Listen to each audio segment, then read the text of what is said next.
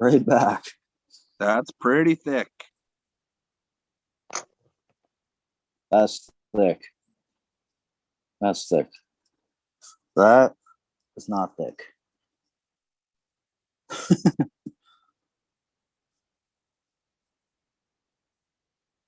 And these are my 9-month-old moms in the 3-inch pots. Nice. Nice big thick stalks on her. About 3 feet tall. So looks a lot like what kind of looks a lot like what Bingus has going on. Well, everyone's talking about, oh, males are so hard to keep, how it's so difficult. Once again, mindset. If you say it's difficult, it's going to be difficult. You say it's easy, it's going to be easy. Even though it may be hard, it's going to be fucking easy if you have that mindset. So keeping a male in a 3-inch pot for 9 months since August, since you made the clone, is feasible. When you have so many plants, you have to do it that way. It's not like I want to do it that way. If I had the space, I'd fucking put that guy in a 10-gallon pot. But the fact is, you don't need to. So no, not with a male. You don't need to at all. No, of course not.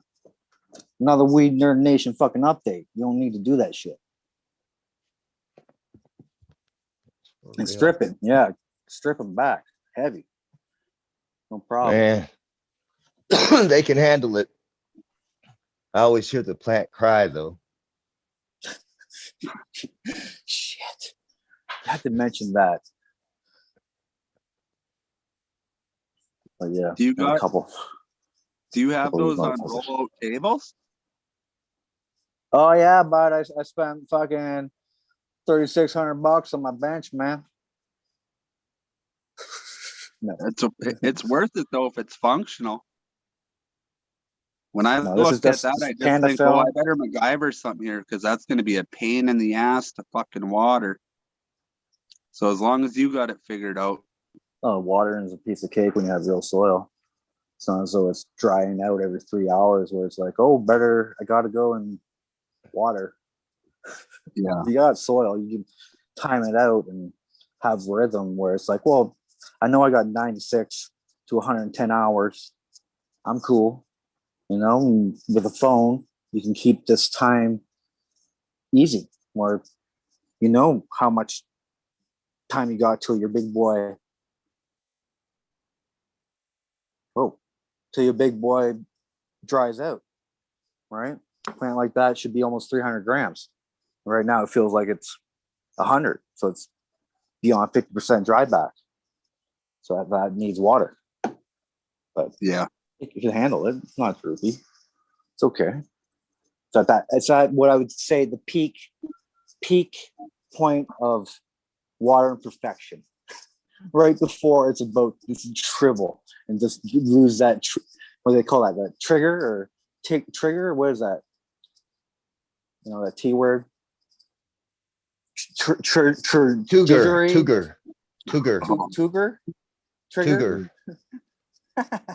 Whatever that word is. Cougar. Right before they lose that ability to have their leaves up, right? Like it's just starting to droop now. Maybe a little past primo.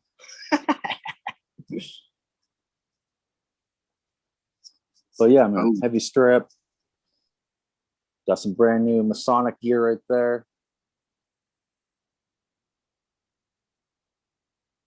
Got some great dream cake. Which Masonic you got going? What the fuck did I grab there? Oh yeah. Screaming Eagle. It was Duke Diamond's gear. Screaming Eagle and Sangria Punch crossed with the Wilson. Yep, decent. Oh, that's one plant I've never grown as Wilson.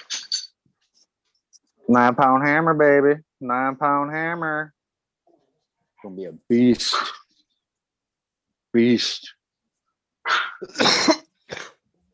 Yeah, one of One of my buddies tried to work with 9-pound hammer and did not have much luck at all. A lot of people say that because it's the V2 version, right? It's not the original 9-pound hammer.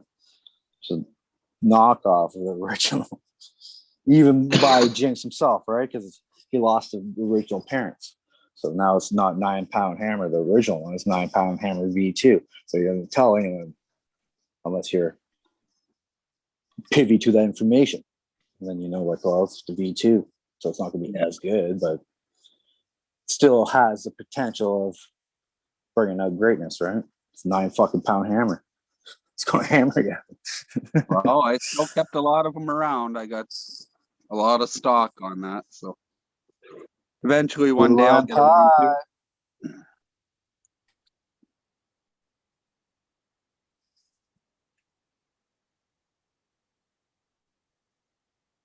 Making me jealous right now. I wish I was at work.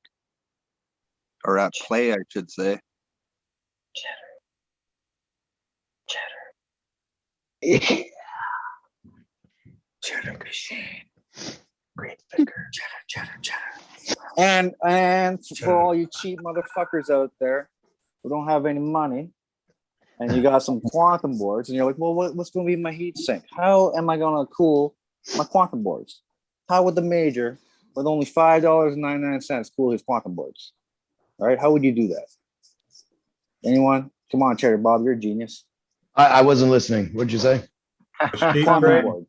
You want to cool heat sink. Exactly. You only have a quantum board, but you got to have the heat sink because you'll run it more than 50 watts. What are you going to use? Cheap motherfucker, yeah. What are you going to use, huh? This is for all the aluminum sheet cheap tray. motherfuckers, right? For a heat sink? Almost. One of those $5 cheap fucking 4-inch Lasagna fans. trays, yeah. Bake a cake, man. Bake a cake. That's what you want to do with that, right? Bake a little cake, baby. Totally Canadian right there. Yeah, 2x4 framework, baby. Look at that, 2x4. Fuck that. I'm not paying customs for that fucking heat sink. I'm getting a couple fucking baking pans. Well, I got aluminum sheet right there. But you know how much aluminum is? Keep your heat sinks. With all the tariffs? God damn it. Fucking Americans and their tariffs. That's fun. That's cool. Are you re-vegging all those? Is that what's going on? No, it's just a strip, right? Yeah. They look like that usually. Just a crowded fucking mess, right? So you gotta organize them because they're so stupid and they just grow leaves all the time. Oh yeah. Right. So just gotta strip them back once in a while. Simple process. MeAul, how was your trip? Did you head over to? He's muted. Oh, he's muted. A good trip. Good trip. Good to see you back. You didn't get Just handcuffed. loads of edibles. Too many edibles. Shitloads of edibles. You feeling them now, huh? Yeah. Yeah. He's shaking the bag upside down. Yeah. That's what not even crumbs. I saw. But they you have like doing little that. numbers on them, and you've got to enter little competitions to see if you know. Oh, nice. I thought that was a regular pastry, bro. Really nice, really good. Yeah. It's crazy. I'd say lots of distillate. You ate the whole Some more thing. so. How's Kyle doing with the monster drink? Has he punched any holes in the walls or like got his 4x4 stuck in the mud yet or anything?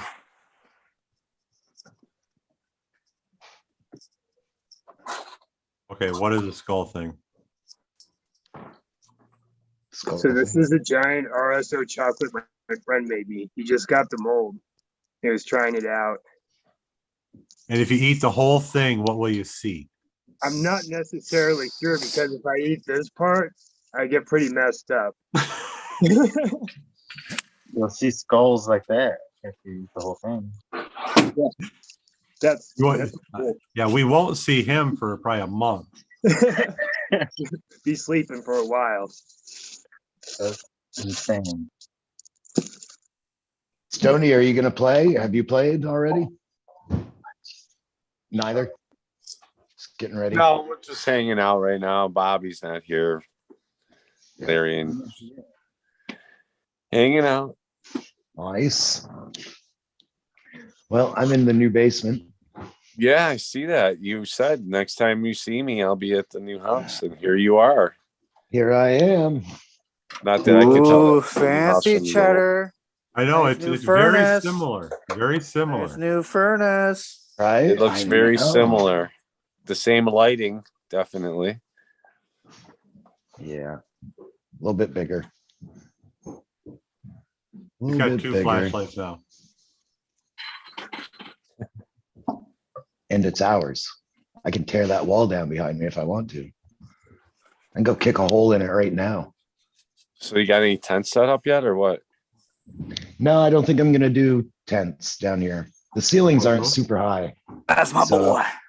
Say goodbye to tents. Yep, I'm just gonna build out a little room here and paint it white and go from there. How big a room are you gonna do, you think? It looks like it's gonna be like probably about 20 by 10 or so. Nice. Like Gonna a split 20 it by up 10. again? Yeah, like a 20 by 10 L. So Okay. I'll use that L, the short part of the L for veg and the long part for flower. Get a couple more beds or something like that, or hook up some sips beds or something. Yeah. Options. Options. Oh, nice. The light behind you. Nice. Who, me? Yeah. Oh, yeah. I got the Nice. 720 Ion, the Is that the 465 Pro Tech, Pro. Phototech? Yep, it's a Photon Tech Photon Tech, right? horizontal, and then a Fluent Spider 2i underneath that. Ooh, nice. So, and then I got a lit lighting strip 520 watt that my buddy Cooney's using right now, and a 500 watt ceramic metal halide that my buddy Lee is using. So a couple more lights that I could hook up, but we're gonna rewire the house. Yeah, you're saying that you So- have to, right? Yeah. The breaker, the box is it's from like the 60s, and those don't work anymore, do they, Stoney? That's not 60s, dude. That's older than 60s. Yeah. That's Got that's those like screw-ins? 40s. Yeah. Well, so there's 2 I had the boxes. push button. There's one box that is Push 'em screw-in, back. and it looks like they've kind of disconnected that one. And there's a newer box, but those are the push-o-matics Yeah. or something like that, which I don't even think they make anymore. No, they Yeah, do. they do. They do. They Very didn't for a expensive. minute. They stopped making them for a while, and then when I was in the heyday of doing service changes like that and stuff, and then there's some people were like their box was like brand new, and they're like, "Oh, I just really need a breaker," and trying to find them, and then I found a guy that had a bunch, but they weren't cheap, especially anything over like if you got into like a 2-pole, like a 2-pole 20 or 30 for like a dryer or something, yeah, you'd be paying a couple $100 for them. But then somebody picked up the contract, or picked up, I don't know how they did it, but somebody started remaking them again. So they're available. You can get them online, and they're affordable again. So Yeah, That's when the the guy sister. did my service change, he gave me like $150 for my push-o-matic meat box. oh yeah, the boxes Say are still something, worth Cheddar. a lot of money. Can't see you. You Yeah. gotta say something, Cheddar. What's that? You gotta say something so we can see you. Hello. So that's the box. I know nothing about electricity, but Lots of open spaces. yeah, lots of open spaces. It looks like it And- anyways. And then there's like this one here, Whoa, ouch. which I think that one's been maybe disconnected, but yeah, this one Probably. needs to be. Probably. That looks That's like a good sign. three-phase. That looks like a 3-phase service. That looks like a great sign. Yeah, I don't know. That's shit newer really than like- that that's much newer cheaper. than 1960. Cheddar Bob, In the- can you zoom in on the top breaker there, in the very top? Oh, okay, no, never mind. It's a 2-pole. That's fucking weird looking. I don't know. Yeah. It's definitely so- an older panel. This is the cistern. It's 6 feet tall. What is it? It's a Well? cistern. Indoor well? Yeah, basically like an indoor well. This Oh thing's shit, filled with- Cheddar Bob, it's like put a light over that. 1,000. It's a 1,000-gallon cistern, which is basically like 1,000-gallon reservoir for nutrients. Yeah, please. put a light over it, man. Hydroponics. And then Aquaponics. Aquaponics. man. Yeah, that's it. I'm That's losing. it. Aquaponics. Some there's fish. some light bulbs left and right. Aquaculture. That's kind of the room that goes to the other side of the cistern, and then like I don't know if you guys can see, but that's the shower. Can't quite see it, but cool. Need a bigger one. Rip the door Oh, off. exactly. That's what Robert Then- says. yeah. How do we start? So that's the basement. All of us playing. Nice. Home sweet home, brother. Home sweet home. Kind of a nice relief, you know. Fuck yeah, Cheddar. Congratulations, dude. And like you said, thank God for the good woman, like all of us. Ain't shit without a good woman. So, you know, you ain't the full you. You're only half the heart, not the full heart. You got ripped away. We lost You know, him. half-hearted. Where's Eagle, anyways? I hear someone eating ham. It must be Eagle. Oh, I'm here. Fucking, I ain't got no bandwidth, man. You guys been fucking robot voice for the last half hour. I had to shut my camera off to get some fucking bandwidth. I'm here. I'm here. Fucking kids. Looking at still pictures, but I'm here. I even Kick tried 'em to off the switch to the internet. fucking Wi-Fi. It ain't working no better. When I disappeared the first time, I restarted the fucking computer and came back. It didn't help shit. Would it matter if somebody else was the host, Ego? Or does it still go through yours that way?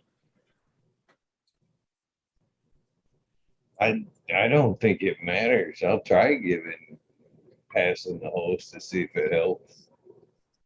I don't know. I just was thinking that Well, more people that got on might, you know what I'm saying, if everybody's going through your computer as host or whatever.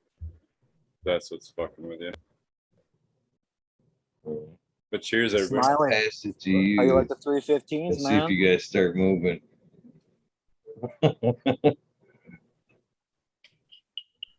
The ceramic metal halides, I take them. Yeah. Are they 630s or the 315s, man? 315. 315s. You got 3 or 4 of them going? 3. To replace 2,000 watts with only 930 or 945. Yeah, dude, they crank. I mean, I'm getting, depending on how close to the light they are to the light, they'll be 350 UMOL to all the way up to like 500. I mean, they have a great spectrum too, right? That's the advantage of that shit too, right? The beautiful spectrum they have with a bit of UV, I think.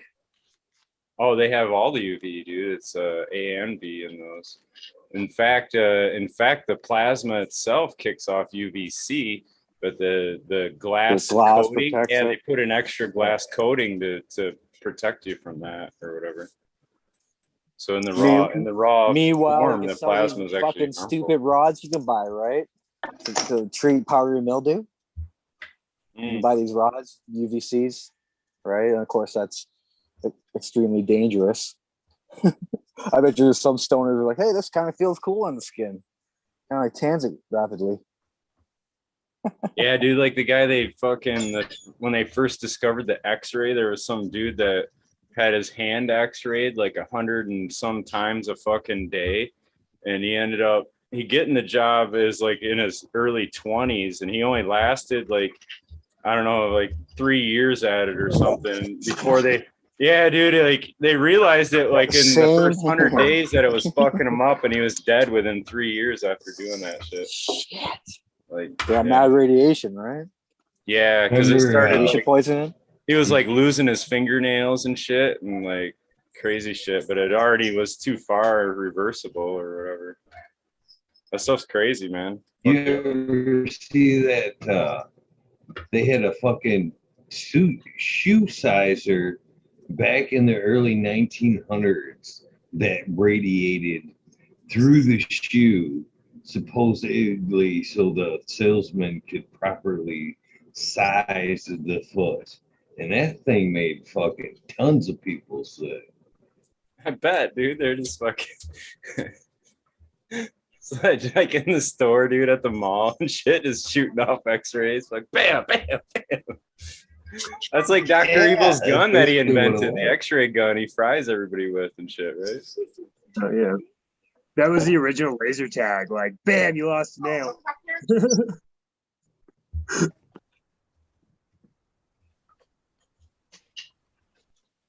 funny shit though. But yeah, I like the 315s, man. My favorite light though is that Hortilux 1000 watt metal halide, the blue, they don't call it that. It's like a day blue or something like that, but it's supposed to be the closest to the. Is it like 6500K or something like that? Something like that, yeah. But the plants love those things. They grow in such a cool color, and like you get that waxy layer real visible to them, like that sheen. You get them too close, do they go purple on you? No, they fry if you get those too close. Damn. Yeah, that's the thing with the LEDs. Yeah, like you can really increase intensity without increasing leaf temperature necessarily. So like, yeah, like you used to be able to check your light height based off how hot your plant was, basically, right? You ran it as close as you could to not fucking cook the leaves and shit. Like I still use my hand. Like, yeah, you can run them right on top of it. 14, 18-inch range. Generally, it's pretty fucking sweet. And you know, if it's droopy all the time, it's gonna be like too many fucking micromoles, and it doesn't like it. So, you know, move that plant off to the side. Right. But like now with the LEDs, they're actually putting out more U-moles than what the fucking sun can. So like, you know what I mean? So your outdoor growing is a myth. Fucking busted shit. Motherfucker. Just when I thought I had it figured out, man. Well, at least now I can move indoors. Get no tan, I guess. Get the tan. Yeah.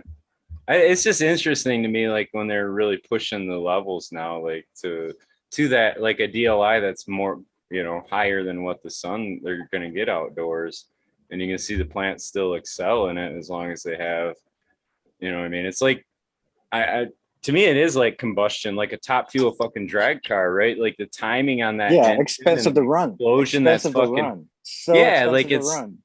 It's amazing what they do, right? It's totally amazing, but they're obviously pushing the limit, and they fucking explode all the fucking time because it's basically a controlled explosion the whole time. And I look at it like that too. Like if you're really trying to push performance and you're fucking beating them with a shit ton of DLI or whatever throughout the day, they're gonna have to try to run at that pace, so to speak. Like if it was a marathon, or do that what that marathon runner photo respiration. Yeah, because once they hit the saturation level that starts going backwards, those photons get used to eat up proteins, actually. So it's even worse than players need the proteins, man. Burn the carbohydrate. Well, they're breaking the proteins down to release ATP so that they can have the energy to deal with the photon and it does that through the carotenoids and shit too. Shit, I just read something about ATP, where it's located the most. Where the fuck was that? Shit. Mitochondria? No, I think they're actually measuring how far that ATP level is the ideal zone. I don't know if it's like the top 2 inches of the soil level. I forgot exactly. But apparently, the oxygen, wherever the highest oxygenation happens within the soil profile, that's where the highest level of energy can be produced. Right. Yeah, because the oxygen is necessary to release the energy. It's the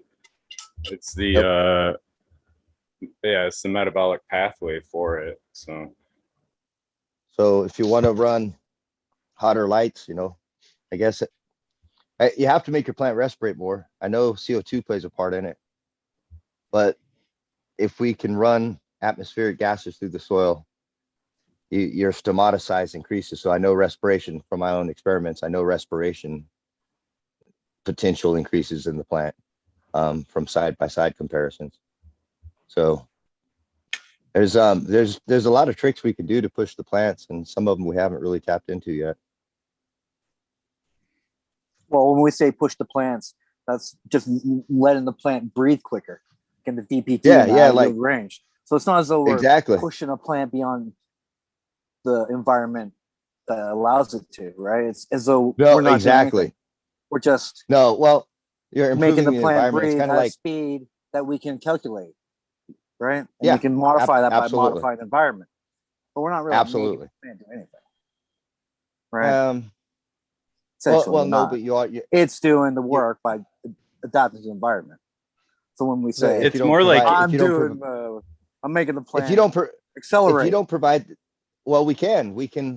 That's the one thing about us hairless monkeys is we can process information and we can affect the environment around us. Hairless monkeys. Monkey man. So we can affect it. Since we can, I can affect a lot of things. I imagine we can help the plant perform better, or I know we can make them sick. I've made millions of plants sick in the process. So trying to learn. Let me explain it like this. So we've all done this because I'm pretty sure most of us in here are out of shape, right? And if you go run a half mile or a mile, your muscles start to burn and they start to ache, right? And what's happening there is your muscles 30 seconds out the door, man.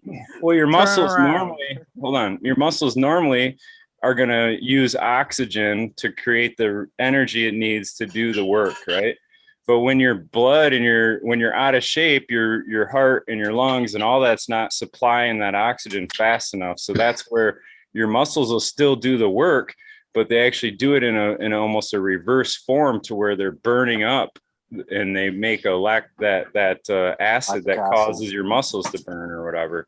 And that's where like somebody that's in shape, like a marathon runner, their circulatory system operating so functional that their muscles don't hit that point where they're starting to produce that acid as fast. So as long as you can supply it with oxygen, that's what's happening. Is that it's that process of metabolism. You know what I mean? Absolutely. That's super important. It goes with the nutrients. If you're giving a plant too many nutrients, but you don't have all the conditions right for the process of utilization, it's really pointless, right? That's the clincher. So what it sounds like you have some experience with working with that. What's your experience with it? With what? With running increased aeration in your soil or pushing that kind of stuff to the limit. I've experienced the opposite. I've experienced compaction. Okay. How did you achieve that, Smiley? By following the Coots recipe. No, boom, Coot. That's what the frown is. It's compaction. It's years of compaction, age compaction. Yeah, no, it was the rice holes at that time. The recommendation was not about having the lava rocks like is there now. It was all about like rice holes and whatnot. So I had a majority of rice holes as the the aeration to it or whatever, and they definitely compact. Silica. They degrade and they compact really quick though, and then it left me with kind of a almost a hockey puck in the soil layer spots or whatever. Yeah. I accidentally called 911. That's why I What? dipped out. I was I'm trying to put my fucking phone in this fucking makeup holder thing, and I put it in on the button, and if you hit it 4 times, it calls 911. So fuck, man. This Bruce Banner keeps just fucking me over, man. I was just gonna say that's some stoner shit right there for sure. I would say disable that function. That's some fucking- 100%. I know. I'm going Relay the Call fucking location. call. The 420 show to 911. That's hilarious. Oh man. So 911, there's some fire on YouTube. I think, have you guys, I hope everyone's seen that one where the people ate the pot brownies and they call in and the guy's like, I think we're dead. Yeah. He's like, time is moving really, really, really, really, really slow. Are we going to die? It's pretty funny. That is awesome. I tell you what though, edibles will fuck you up fast, man, for sure. Oh yeah, you like Yeah. eating them, Smiley? What's that? Do you eat a lot of them? I do not know, because they take me out, man. I'm out of commission if I eat a ton of those. You just go to sleep? Yeah, I just go to sleep. I don't get loopy or anything like that. I just go to night. Yeah, I get almost like drunk feeling. Yeah, I've been drunk off of it before. Balance is off and woozy, Drop shit. sweating. To the bed. Where's the bed? I don't care. We got So big this sharks is, jumping in again. what time are we going till? 4:20 in the morning? Yeah, we got the West Coast takeover. I think 11:30 ends the 420 thing, and then it goes into the West Coast takeover. Whatever time we fucking feel like it, Bob. Yes, sir. Yes, that monster's kicking in, Kyle, isn't it? That's a little. That was a little. That's awesome. Hey, Eagle, man. Did they used to call you Red on site? Is that just a figment of my imagination? Or did they actually call you Red on site? Or that's not you?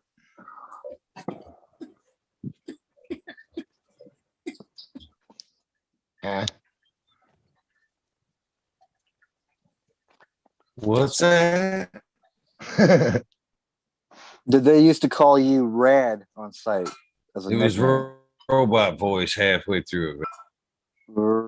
Robot voice. Did they used to call you Rad on the No. construction site? No, that's not you. But you're the guy who shit on a block, right?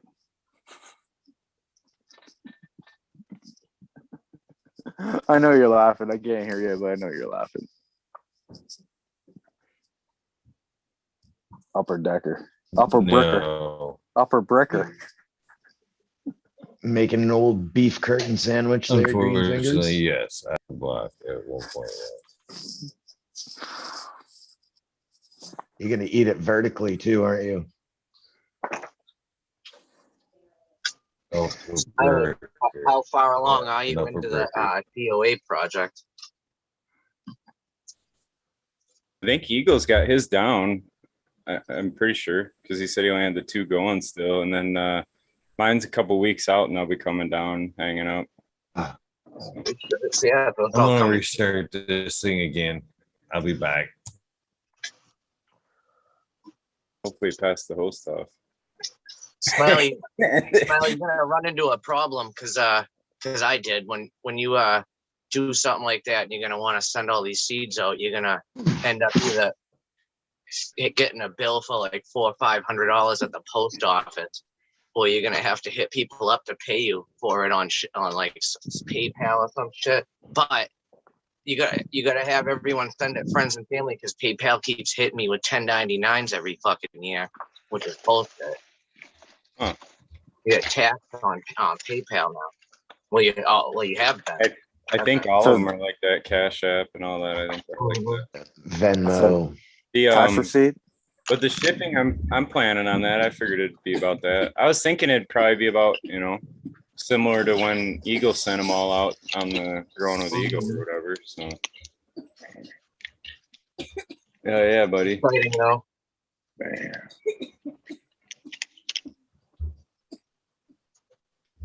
But yeah, picking one together, this week, Smiley. Nice. The plates are empty, so. I think it's kicking. But yeah, it'll be we'll have to figure out a date on that too, because I have noticed one thing, and Seth, you might notice this too, but like when they first dry the seeds, like if I was to dry it like my flour, I would go an extra week so they're extra crusty, right? So I can get the seeds out easy. But even at that rate, I'm still like when I if I were to go to pop those like the next day, so they're just 2 weeks off getting cut, they don't have as good a germination rate as if I were to go a month after cutting them or 2 months after cutting them, you know what I'm saying? So they almost have like that 8 weeks to kind of cure in the jar almost. And then I've been getting better germination rates the longer they've been away from the plants a little bit. You know what I've been doing is I just took down 6 seeded plants and I put them in the MyHerbs Now to dry it, and I put them in for 4 days so it's a little extra crunchy. And because of that, by the time like I can just take it out of that thing in 4 days and put it right in the fucking in the water and then right in the soil, and it'll germinate. So that thing's actually works really good for seed making. Shout out to Stoney, by the way, for helping fucking promote my 420 sale. Thank you. Yeah, how'd that go? You got it going on right now? Yep. As a seed vendor, we got to make every holiday some sort of a fucking sale. Yeah, man. You guys know. Oh yeah. What sale you got going on? It's sales for every breeder that I have, just like cheaper price. Everything. It's always free shipping every day anyway, but I just lowered the prices on everything. It's pretty much what's going on. Oh. So Smiley, where can we find that? What's it? Where Miranda? Where can we find that? You can email me or DM me. I post things on my Instagram. I don't have a website because after Subpool got raided, everyone was all shaded out. So we actually took the website down, and I just never brought it back up. We ducked down for a little bit, and I don't know. There's a lot of people that have websites now and everything. It's just way easier. But I'm until a couple of weeks ago, whatever it was, where they made feeds actually not as shady as it's been for the whole time in the gray area. It's been kind of and that's helping a lot. I don't think that's actually the other end. It's not putting in anything, I don't think. Oh, yeah. That's why I do a lot of local events, though. I don't have a website, so I just vend at local shit. So I'm getting ready to do my first vending at MeAul's Turptown event. It's fucking this Saturday. It's popping off. You're going to Ireland? No, not in Ireland. His cousin lives in my fucking. Actually, he lives 7 minutes away down the road, which is pretty cool. Oh, nice. Yeah. But he puts on an event. It's a monthly thing, and then in August is a festival instead of an event. It's a bigger thing. So that's kind of cool. But it keeps me busy for the. It starts Saturday, and then there's one a month till November, and then I'll do a Gene Trader, something local, and I just went to a dispensary down the street from me. My buddy owns it, and they had a little 420 pop up. They had a DJ. You can't smoke on the property, so we just step across the street and shit. But there's a company in my town that makes edible chocolates, and they don't sell them to people. They sell them to all the dispensaries in Massachusetts, and so they were there as a part of the pop-up, I already talked to them at like a different event, but I needed my buddy that owns the dispensary, so all three of us could be there together because we all do like community cleanups. So we're gonna collaborate and do like one big community cleanup, which is cool because like I'm not a fucking LLC, I'm a broke guy. So like these people are like companies, so they can actually like fund and do it like cool compared to because it cost me shitloads to like give away get t-shirts made up, and I provide like bottle of water and like this trash grabber, gloves and trash bag and shit. It all adds up, you know what I mean? But it's going to be cool to partner up with actual companies that are in my town. So that's kind of gonna be something looking forward to. It shows all the people in the town that we're not a bunch of fucking bum just melting away in the couch because people still think that. Oh, dude, I give you a lot of props, Seth. That's cool shit, man. Sorry, go ahead, mate. Oh, I can't wait to get over to that Turp Town and see the boys. Yeah, you'll see me up there on stage. I already know I'm winning again this year. Fucking contest to grow. Hell yeah. You know I'm gonna enter take your weed personally. You guys. Are you going, Meow? Are you going? No, I'd love to. No. Oh. You guys mentioned Odie Diesel earlier. He's going to be there as a judge. So why not enter one of his strains into the grow contest? So when I go up and win, he'll be like, oh, shit. You know what I mean? Because one of the short ways of winning is I'm growing Oregon Tsunami. It's a CBD strain. There's not a lot of CBD fucking entries. You know what I mean? And I know it's going to be good. I can already tell. So I'm going to enter that. And I'm also going to enter like regular THC flower too. But that CBD one, I think I got a pretty good shot at winning because there's less people entering in those categories. You know what I mean? It's kind of a sneaky win, but fuck it, right? I'll maybe get a couple wins. No, dude, ain't nothing sneaky about it. That's a category that's pretty tough, I think.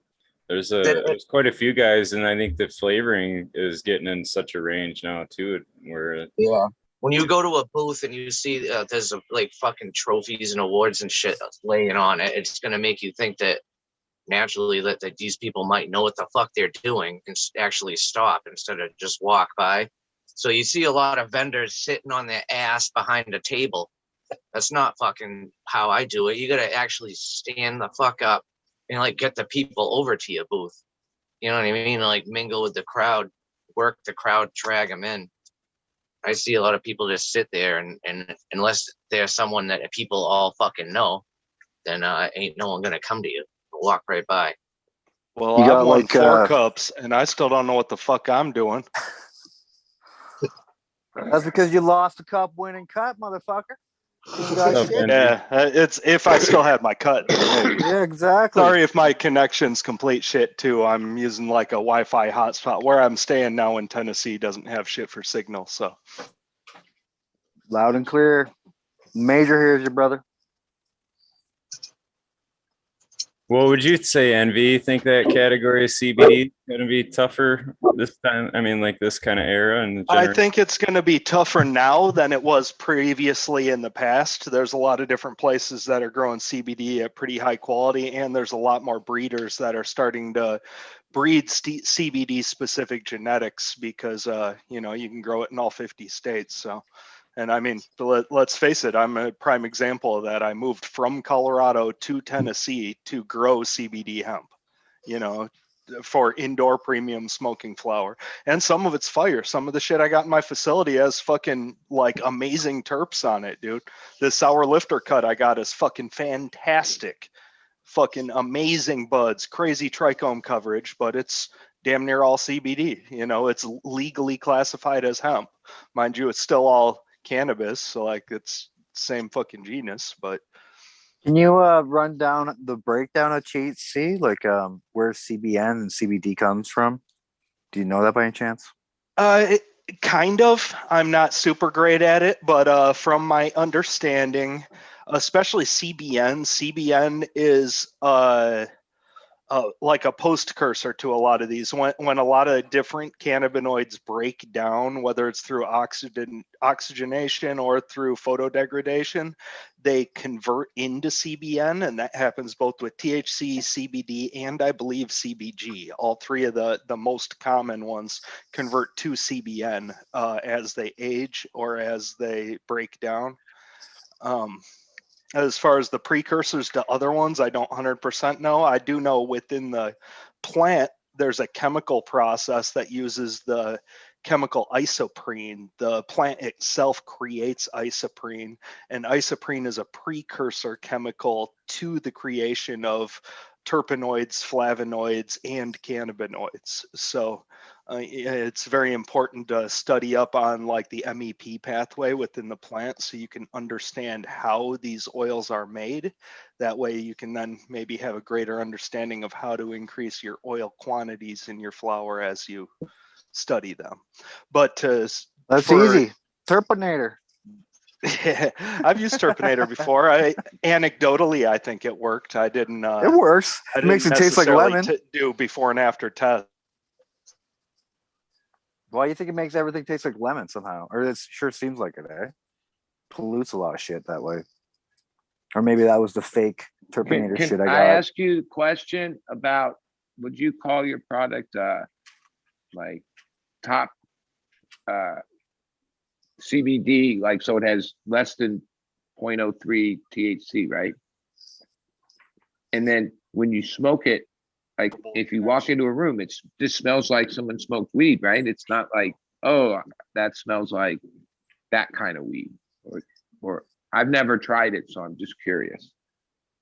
No, there's really no smell distinction between CBD cannabis and other cannabis. You get different terpenes created within the plant, more or less based on the genetics of the plant. And both CBD genetics and THC based genetics both grow a lot of terpenes, and a lot of breeders are specifically in both aspects are breeding for higher terpenes in both those counts. So, I mean, I have some CBD genetics at work that smell and taste sour. I have some CBD genetics that, you know, smell and have fruitier flavors. I have some that are a little gassier, you know. They get terpenes just like any other cannabis plant. It's fucking cannabis. I don't give a damn if people call it hemp or not.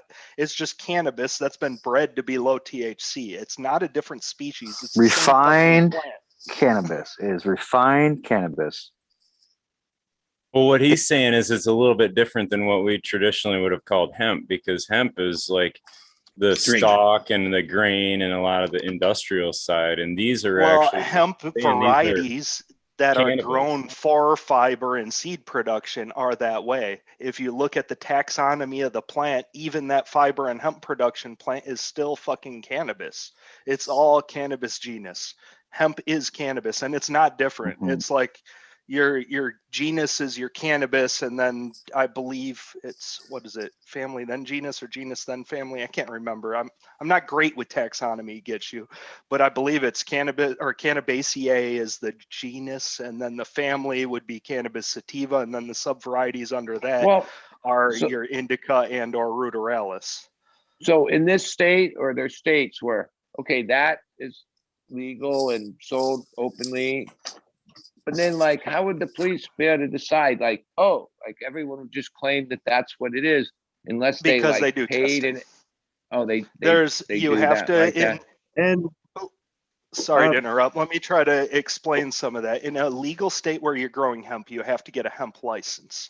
And then, for instance, here in Tennessee, in order to make sure my plants are legal in order to sell them in the market, I have to get a testing done that's 30 days before my target harvest date. If that testing comes through and it's above 0.3% THC, I have to destroy those plants and I cannot sell them. But what I was kind of referring to, maybe misunderstood, would just be like somebody pulled over with a bag of weed. I mean, in a state like that, I mean, how would they, like, I guess they would just, for the most part, if you have hemp on you, yes, there's a couple things. First of all, police do have field tests for THC, so they can put your flower in a field chemical and see if it changes color and turns into THC. So there is that. Second of all, In my situation, being that I grow hemp and work for a business with hemp, I actually have COA files linked to the business, so I can transport hemp in large quantities all around Tennessee. And I actually have a paperwork that's signed, from state Tennessee State of Agriculture, and has our business license and our hemp license number on there. So in quantities, the business can move it around because we have paperwork that says we're legally doing this. And for personal amounts, you can buy CBD at the store here on the corner in Tennessee, and it all comes in labeled hemp packaging. And if the cops wanted to be a dick, they could test it on the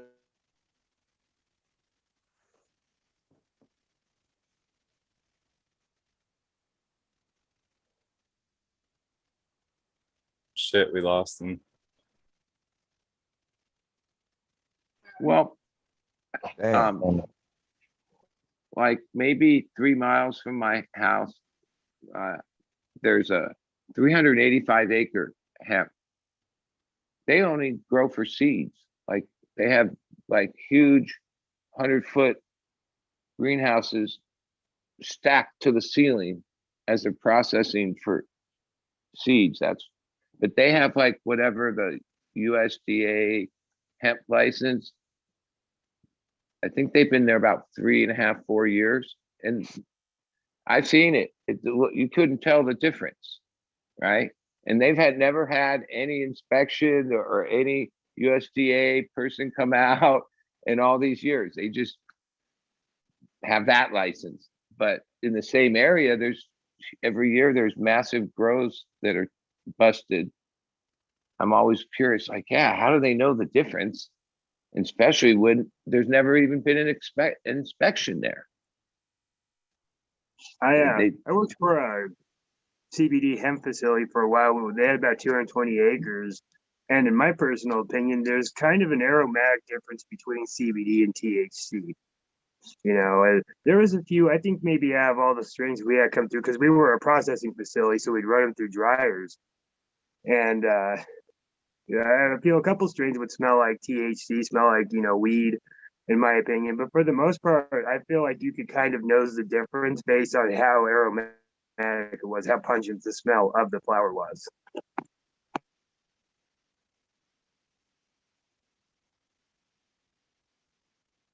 But with now so much attention to these products, just in the last few years, it seems like they're getting much better and more variety of smells. I haven't seen it. I'd be curious to look at it, but. Oh, sorry about that, guys. I told you my connection's horrible. With that being said, let me get out of here so I quit interrupting the show and make an eagle take me in and out as I get booted off. Happy 420, everyone. I'm going to take a dab and head the hell out. I do appreciate y'all, though. I wish I could be involved more in the conversation, but my bandwidth won't let me. We appreciate you. Yeah, man. Thanks for the knowledge, man. Yeah, thanks for stopping in, man. Appreciate it. Always great to talk to you, bro. Super intelligent guy. The hemping shit's the fucking way, man. That's what Dankovich is in chat saying. Fucking hemping. Well, no restrictions. Like a very influential panel I happened to be in. I probably told this before. Was with this guy Ken from Trichrome something for his company. But basically, he was talking about when weed's $50 a pound in the future, it'll have more value as a crop for terpene, industrial like terpene and essential oil production. And then he listed all these other crops, like 90% of rosemary grown around the world.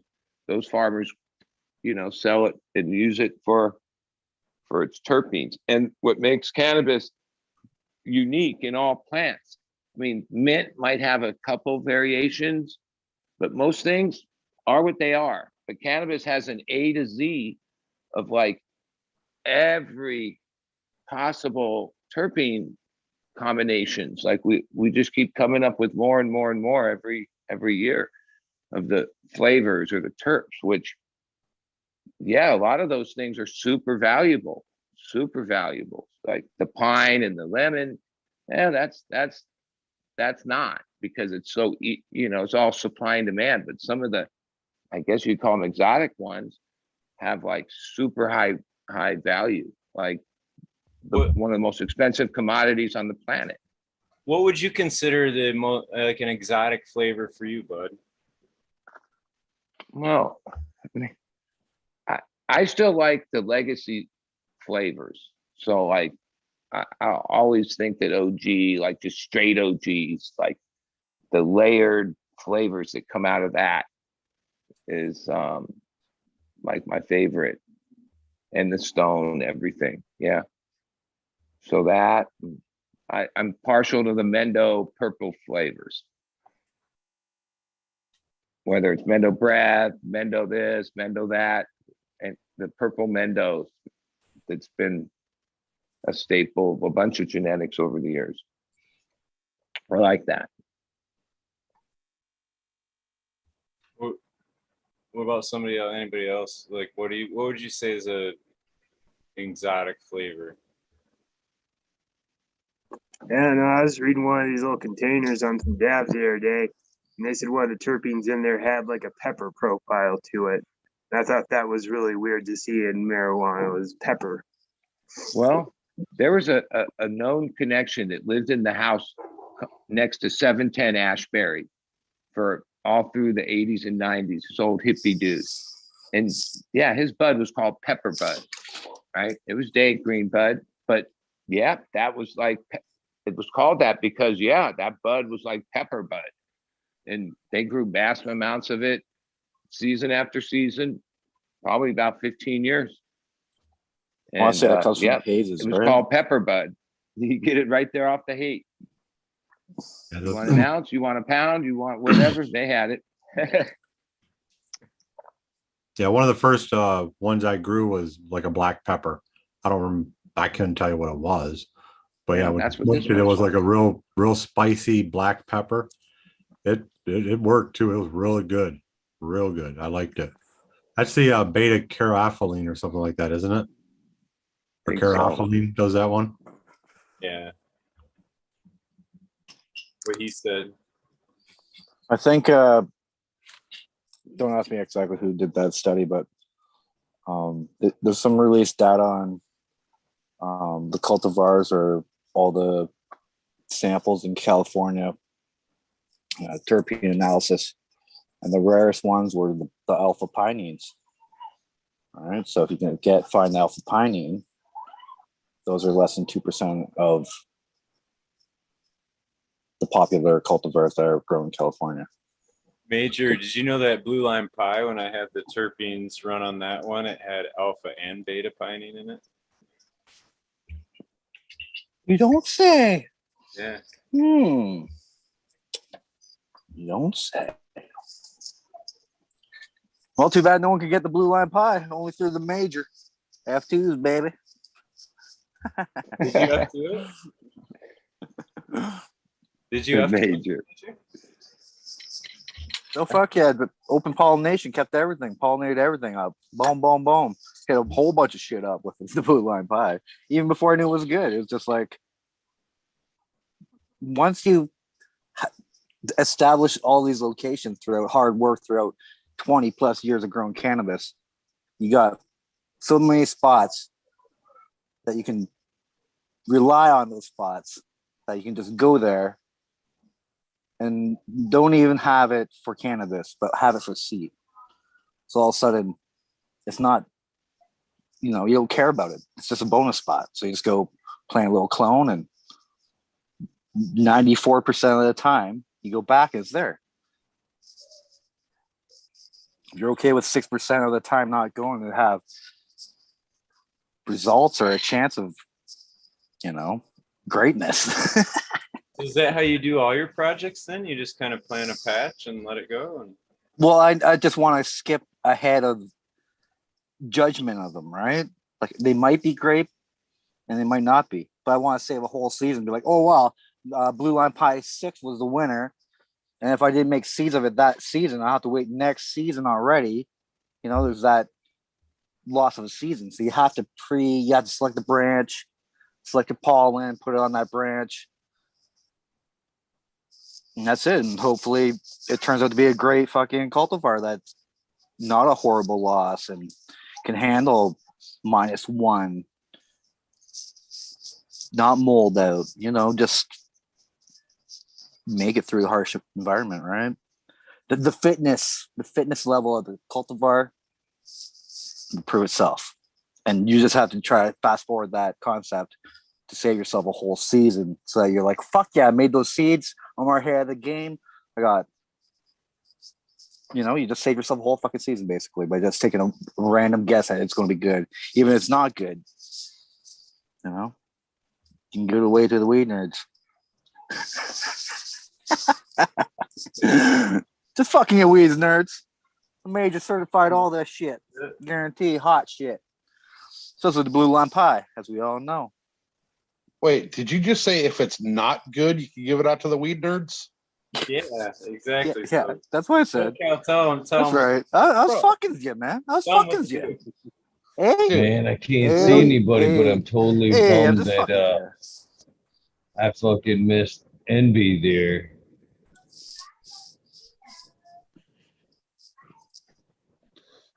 I mean, wouldn't you kind of want to make sure it was good if you're going to give it to the people that know the difference between good and bad? No one knows that, right? Everyone's used to crab apples, not ambrosias. So you just give them any seed, they're happy. Yeah, not everyone. I'm fucking with you, man. I'm not being serious at all. So yeah. Of course you want it to be a decent cultivar. It has to fucking be at least an 8. If it's not an 8, I'm not going to keep it. I smoke 8. So when you're talking about skipping a step or skipping a season, do you mean because you're testing it outside in the elements so the weak aren't going to make it? At the same time, I can test it as I'm pollinating. Right. Even though it may not be turn out a good cultivar, it's easy enough to have enough pollen to have it. All right. Just in case it's a great cultivar. It's like, oh, it's pre-made seeds already. Boom. It might not be great. It might not make a number 8 qualification, so you just destroy everything. It's no good. It's just biomass, like autos. Just point of smoking it, just throw it away. Boom, auto. We've been taking shots at it all day, man. The Major's up here throwing blows. Doing blow, yep, a little bit. I mean, no, yeah, it's throwing blows, baby. Throwing blows. Bad motherfucker. Peace out, Stoney. Later, Stoney. Good Stoney. Hey guys. Rock and roll, Stoney. Rock and You guys roll. going live? I don't know. I think not for a while yet. Hey, Smiley, you the boss? You could probably somehow make a little split screen so that everyone can see this live shit. Maybe not. I don't know. Maybe that's too much. I want to see it live. It's like catch it on the replay. A little one. I think. Yeah. But anyways, I gotta bounce real quick. I'll catch you all soon. All right, later, man. Cheers. Peace out, dude. Cheers out, man. I think after they do the future cannabis project, they should come over here and do a live for us. I concur that. Yes. So, Cal, just because you can't do circles on a bike doesn't mean you cannot come up with great ideas. I'm about to fucking ride my ass up there and just fucking do circles in your front yard. Good. I can teach you. I'll make some pylons out there, and we'll make a little course for you. So I have no problem going in circles and doing donuts and all that shit. I just can't do it at 3 fucking miles an hour. You think it's your balance that's the issue, or you think it's your custom bike, like we were saying? Well, when you get one of those mini scooters, the mini scooter deal. No. I told him that, and he said no. Come on, just for the license. No one's going to take pictures of you. I already went and got the license. Oh, you got it? Oh, man. Yeah. So you can do circles. No. No. Just cost you what? That's when the QP slipped out. Half pound. Oh shit! How'd that get there? No, I had to go because I failed that stupid fucking test twice at the DMV. Oh yeah, right. You took those special courses. I had to go take that class through the Highway Patrol for fucking $400. And on their final test, everything they do is actually fucking things you will do in the road, you know, not going a goddamn circle. But their circle they want you to go in is like an 8-foot circle. Well, You realize you're only mad about it because you couldn't do it. 8-foot circle and a 6-foot bike, that's pretty fucking hard to do, right? Right. Right. Like 3 miles an hour. You see these guys on like the Harley Road Kings or the Goldwing or any of that shit. There's not a chance in hell that physically, just pure physics alone, will prevent you from doing that circle. You cannot take something as unbalanced as a motorcycle and go that slow in that small of a space. So, yeah, fuck it. Now, if they want me to go out there and do donuts and shit for them and fucking, you know, do stoppies and, you know, wheelies and shit like that, fine, no problem.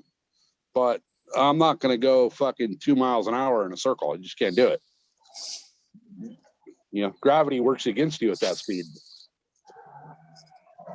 Laws of physics. Right. Right. It's exactly what it is. Physics. You know? Amazing anybody passes that test. I was talking to one of the guys that does the highway patrol course I took, and he said that they have a 75% failure rate at the DMV. So you almost think that would be a clue to the situation. Like, no one can pass the test. Maybe there's a problem. No, there's not a problem. It's how it's designed. Who's making the money off of charging you to go take that class now? Right. Person that's failing you on the test. So yeah, I don't know what your state's DMV is like, but California's has been a nightmare for 15 years. Right. Okay, so you go to the DMV, right? You take the little written test, which gets you your permit when you pass that. That's $35. Now, that $35 includes your behind the wheel test. Unless you fail the behind the wheel test, then you got to pay another $10 for a separate test. Well, here's where they fucked me. So I went and did the behind the wheel test the first time before I crashed and got hurt and failed it. So I had to pay the $10 to go do it again this time and failed it. So then I go do the highway patrol course, 3 days of my life wasted, $400 down the fucking drain. They give you a certificate at the end of the highway patrol course that you take back to DMV so you don't have to do the stupid DMV driving test. Well, they charged me another fucking... just driven through their hoops to begin with, you wouldn't have been having to do that. Right. Right. Can't you show up there like in a moped or some shit and just fucking do it? And like, or does it have to be the bike you're licensing? No, it could be any bike you want. So why would you just show up with a fucking moped? Because I'm not going to go pay $250 an hour to rent a moped. Yeah, and I think I think a moped isn't actually classified. It has to be what's classified as a motorcycle, which I'm not sure a moped is. Now, could you use certain ones are? Can you use one of those Can-Am 3-wheelers? You have to put a license on it. Yeah.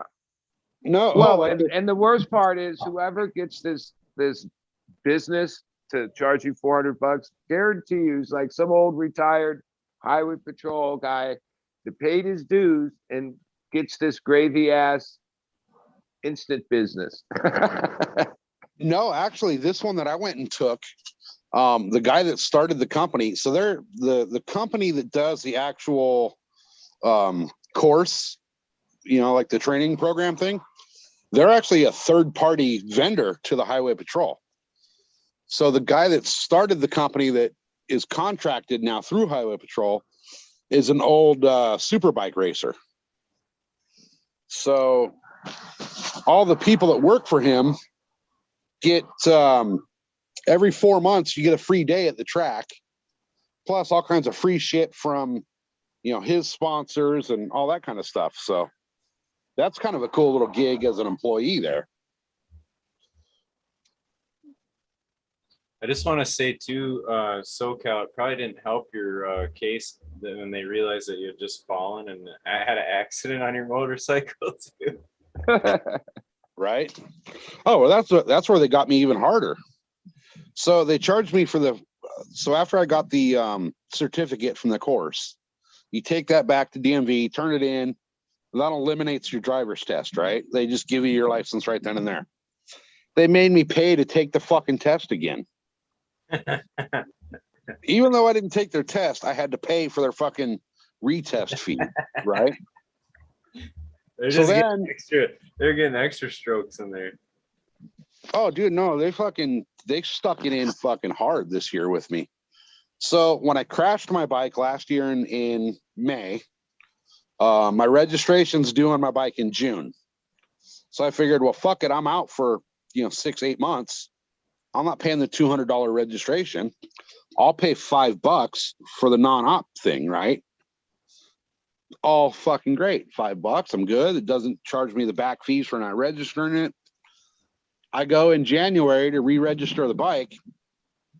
They charged me for fucking the whole year. And now my registration's back up again. I just got the renewal notice in the mail the other day. So by non-opping the bike, I got to pay 2021's registration twice. How fucked up is that? Well, the entire what they charge for registration, I'm sure if we compared to other states, we'd be like, holy moly. $5? Like registering cars out here is big money. They charge a lot. It's super easy in Oregon. I know people who literally got their license because they were a few points off and they cried and they gave them a pity pass. Like, they'll give a license to anyone up here. Register your vehicle. I don't care. Nope. It's a pain in the ass here. Okay, so those stupid like backwards 3-wheeler fucking things you see on the roads all the time now? Yeah, that was my question. 30,000. Yeah, what do they got to do with those fucking things? You cannot take the fucking motorcycle test on that bike. However, that's all you ever ride. Right. But you're required to have a motorcycle license to ride that bike. It's the same here in Michigan.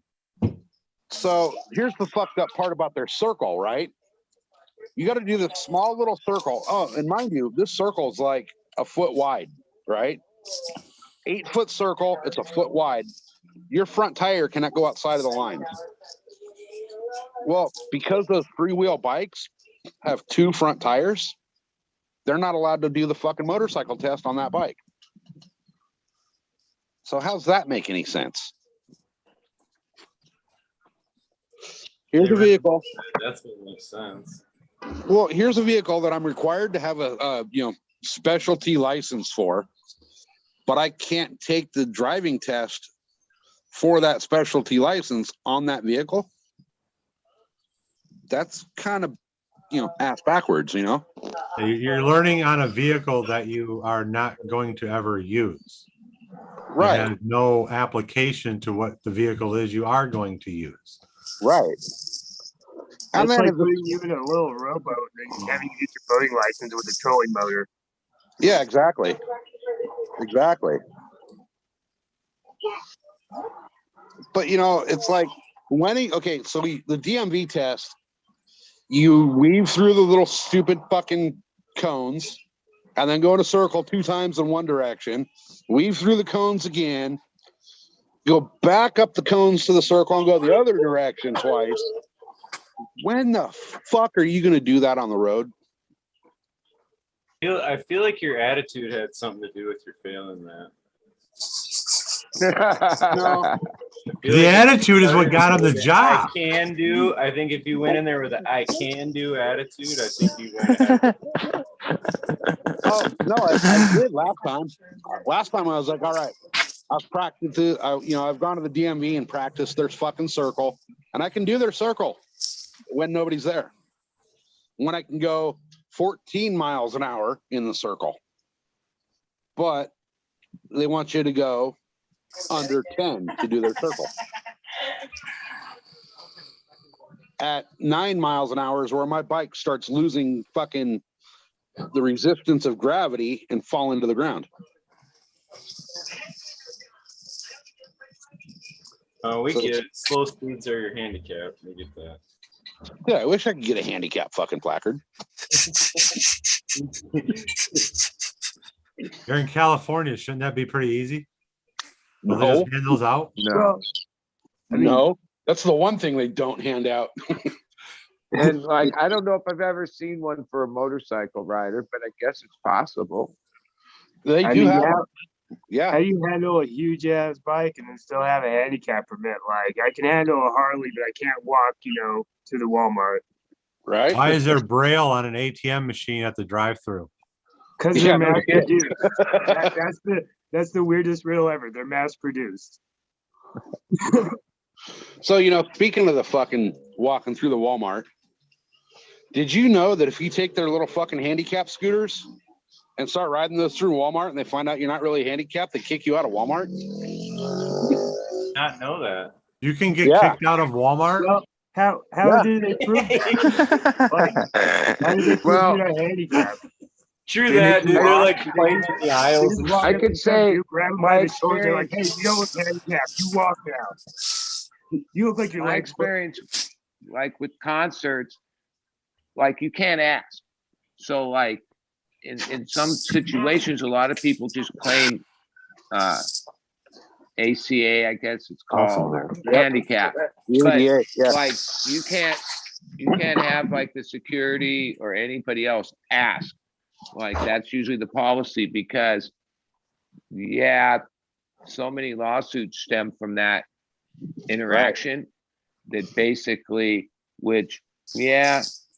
I don't know. I mean, when you see it obviously taken advantage of and there's not room for people who really need it, which in October, you guys remember a guy that was on here a lot, SoCal Matthew? Yeah. Somehow I had extra ticket to the show. I didn't know him. That afternoon, I said, yeah, meet me at the park and ride. Let's go. When he got there, I helped him. He's fully in a chair. And then when we got down to the venue, like we had carte blanche, like special parking, special everything, but there's a lot of people that take advantage of that stuff that, I have a weird thought about it myself because like, I don't think I have many ailments, but some of my friends I know that have played this shit had handicap placards and are not that handicapped. As life goes on, they're the ones that end up with the ailments. Like it's like one of those things, if you perceive it, it's going to come. And so like half of being well is thinking well. Most of being well is thinking well. So if you're already playing sick, well, most likely sick is coming. It's like a karma thing or something, Well, I think if they gave out handicap placards for being a dumb fuck, I'd have 2 of them already. I'll send you one, bud. I got a couple of them. There you go. Yeah, so if you take the little electric rascal scooter at Walmart, do not stand up to get shit off the top shelf, and I think you'll be okay. Now, were you wearing like your hard boot because I know you hurt your ankle or no? No, this is before I hurt my ankle. No. So you were just fucking around riding on the scooter then? Yeah, it was a long day. It was after work. Okay, I was tired. I didn't want to fucking walk through Walmart. So you were the lazy fuck riding around the scooter that you would normally yell at when you see on the scooter. Right. Okay. Just wanted to be clear about that one. Yeah. Did you bump into anybody? No, I didn't run nobody over or nothing. Oh, okay. No. It was when I stood up to grab shit off the top shelf that they started getting upset. So you're supposed to just bump into somebody and then say, "Can you please get that for me, sir?" Right. At least that's what the old ladies do at our mire. No, see, this is California. If the old lady on the scooter runs you over, it's your fault. They start getting. Oh, it's still your fault here. Being in the way. Yeah, it's your fault because you didn't put it in her cart without her asking you. Right. Right. So I was watching this old lady climb a shelf, and I'm super tall. So I walk over. I was like, "Hey, you want me to get that for you?" And from like the second shelf, she looks down angrily. She's like, "No, I don't need your help." And then she proceeded to keep climbing up the shelf.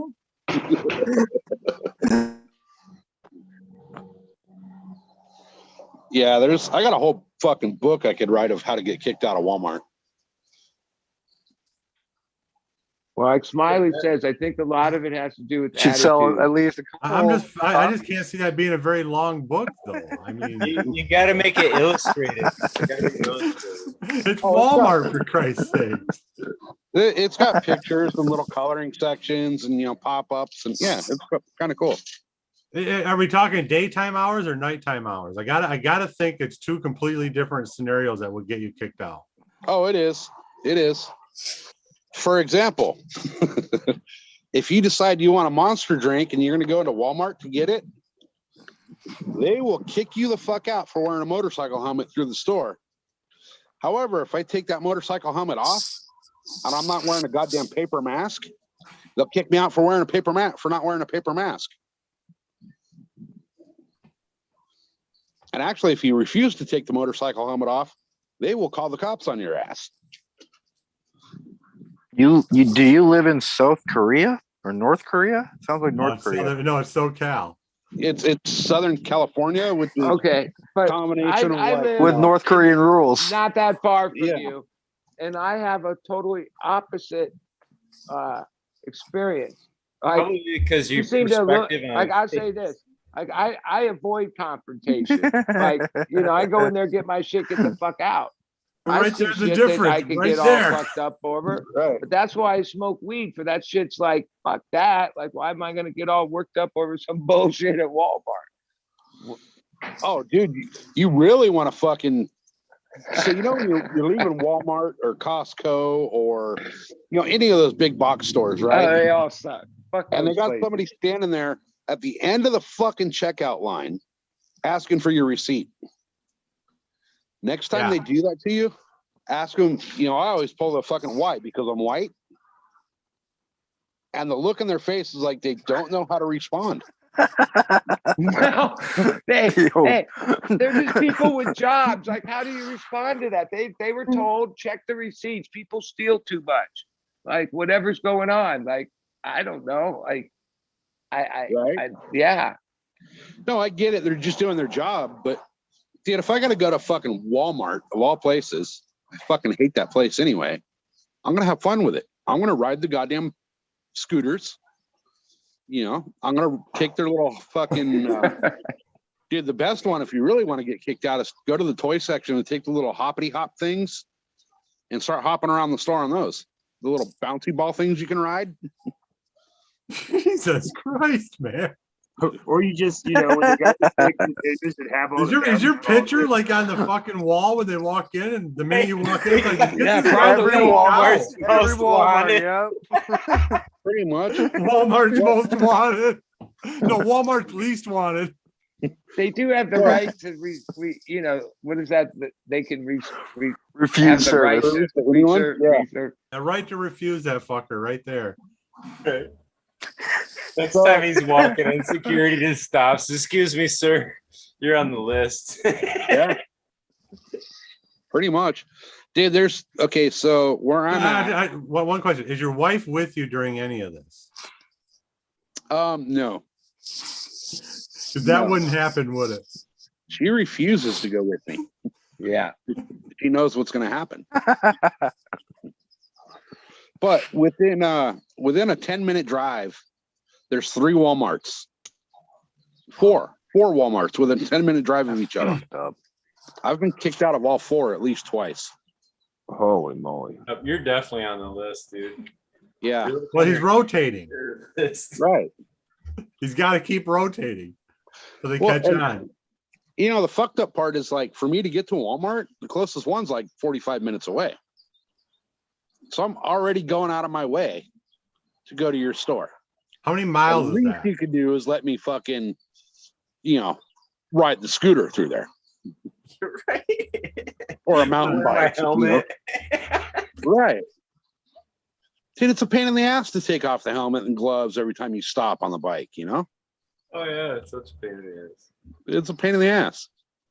There's a process to it. Plus, that's just more shit I got to carry through their store because they won't let me ride their goddamn scooter. Fuckers. See, just put a basket on your bike and take your own bike in. I thought about it. I mean, just add in one more way to get kicked out of Walmart. Right? Right? Dude, did you know that if you go to the women's clothing section in Walmart and Target and pick up a dress, they have to let you try it on by law? Oh. How many dresses have you tried on, SoCal? 30? 40? Just one or two. Do you ever go outside the door and just ask their opinion? You know, just like, does this make me look bad? Oh, every time. Every time. Dude, I've had to go shopping at Costco on a Sunday afternoon wearing a dress, high heels, and makeup. What? Wait, where did you have Wait, you had to? You lost the bet. You lost the race. Let's just say this. I will never bet on the Chargers again. Ever. There you go. Yeah. Kudos to you for taking on and living up to the bet. Right? Yeah. Fuck there's yeah. pictures, Most people right? wouldn't do Your that buddy shit. has pictures, right? Oh, there's pictures. Yeah. Yep. Unfortunately. Did you have the beard too? I had the beard. You sassy motherfucker, man. Which, hey, this is San Diego, man. Like bearded women. It probably wasn't even out of the fucking norm, was it? Probably wasn't what? Probably wasn't out of the norm down there, was it? No. It's normal here. Did you get hit on? No, thank God. Thank God. You didn't feel all self-conscious about it and wonder why? You know he did. You know Marcia got hit. No, it's not his first time. Put this on a fucking dress. You're gonna hit on me. If you're gonna hit on me in a dress, please just talk to me. I'm not worried about me. I'm worried about you. I'm just picturing you getting hit on in a dress. That's fucking hilarious. The look on your face would be like, really? What I'm more impressed is that he can walk in high heels, but he can't drive in a circle. Right? Can you ride in those high heels? Fucking wife's over here laughing at me. Can't go in a circle and shit. At least you're moving around, man. How's your? The swelling's down on the ankle, but it still fucking hurts. I caught your live stream today. That was pretty cool. Oh, did you catch it before or after I fucking outran the cell service? Both times. Oh, okay, cool. I was watching it, all of a sudden everybody's like, well, he either is out of cell service or he crashed. We'll find out. How fast was he going before it went out? That would About 70. Yeah, then he didn't crash. If he was going like 5 miles an hour, he might have fucking crashed. Yeah. Well, no, what happened was I had no plan on where I was going, so I was just riding, you know, and decided there's an old dirt road that used to cut through way back through to the mountains and all that from kind of down off this little Indian reservation. But it kind of goes between, like, you know, some hills and canyons and pretty cool spot. I mean, if you saw the spot I was at, it was a pretty killer little spot, but it's just a dead zone for cell coverage. So the stream was good. What we've seen, I mean, up until it died, it was pretty cool. Yeah. Then I went looking for idiots in traffic and I couldn't find any. Really? You used I saw a couple of your other videos. It looks like you have a pretty good time with that. That's the problem, SoCal. You go looking for it. Well, yeah. When I got the camera on, I'm looking for it. Yeah. But no, I did. I don't know if you saw it, Big Jar, but there was one spot where I was going through like little Old Town area, and they have a car show down there every Wednesday night. So, you know, people are starting to bring their cars and, you know, find parking spots and all this.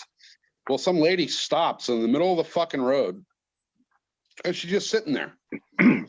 So I pull up next to her on the bike and I look at her and I'm like, hey, your license plate fell off. Well, she's like, I mean, all you can see is this, dude. You know, she's full fucking burqa, like head to toe covered with a little fucking split that she's looking out, right? So when I pull up to her and tell her her license plate fell off, she looked at me all fucking confused and put her seatbelt on.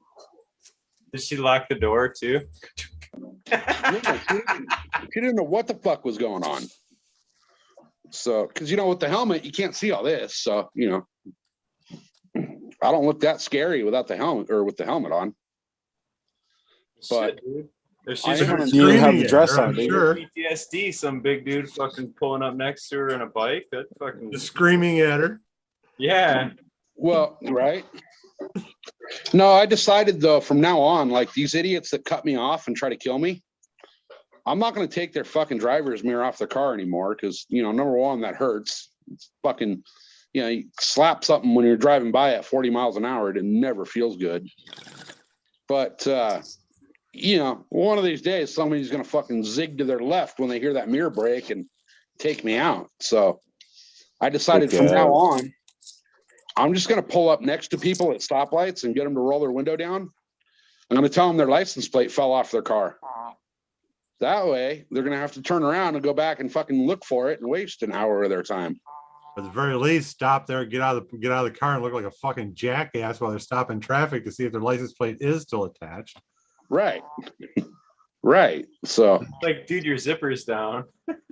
Right. You can just keep a fake one on you and just be like, hey, you lost your license plate, and then just take off with the license plate.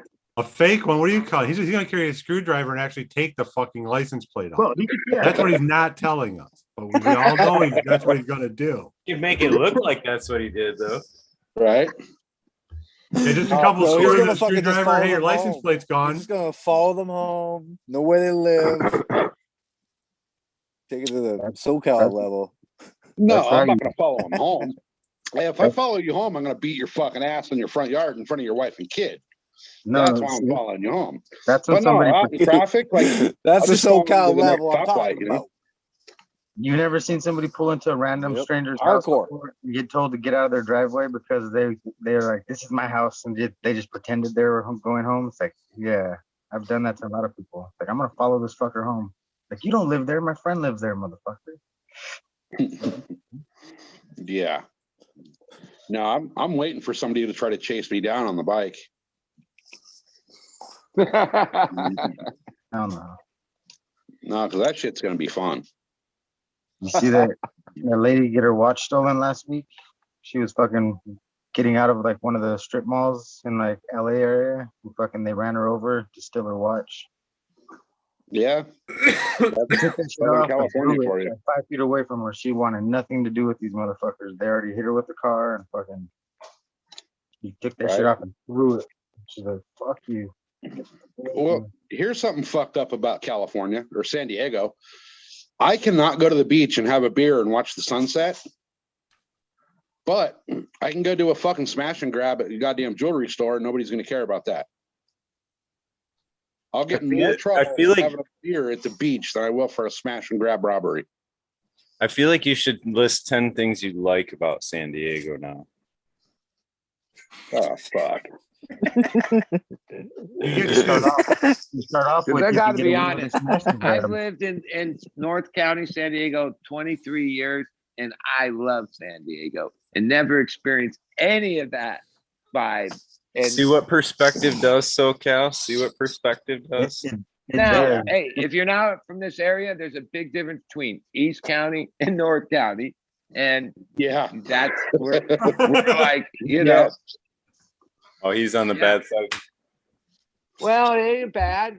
It's just, I guess I would say it's a little rougher over there. I mean, we're both like out in the hills areas, but yeah, they got this asshole that shows up to their Walmarts all the time over there. Fucking. It's a little more uppity in North County. We'll say that mainly due to the coastal. Oh, okay. The coastal. You know, Carlsbad and Encinitas and asshole with a helmet and a dress on.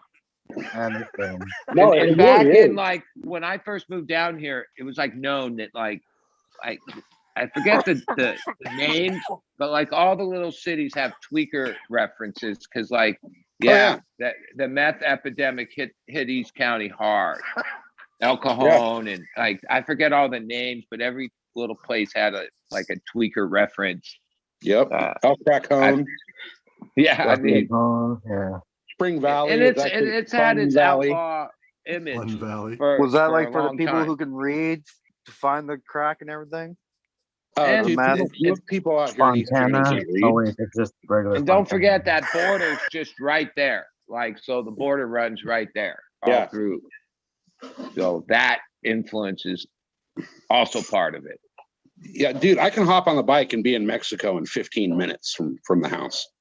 Okay. So, you're all the way down there. Whoa. How far away are you from the base, from Pendleton? That's only the reference I have. I live right behind the Pendleton. Like if I went on my patio and showed the mountain right here, everything on the other side of that, all the way to the ocean, 20 miles, is Camp Pendleton.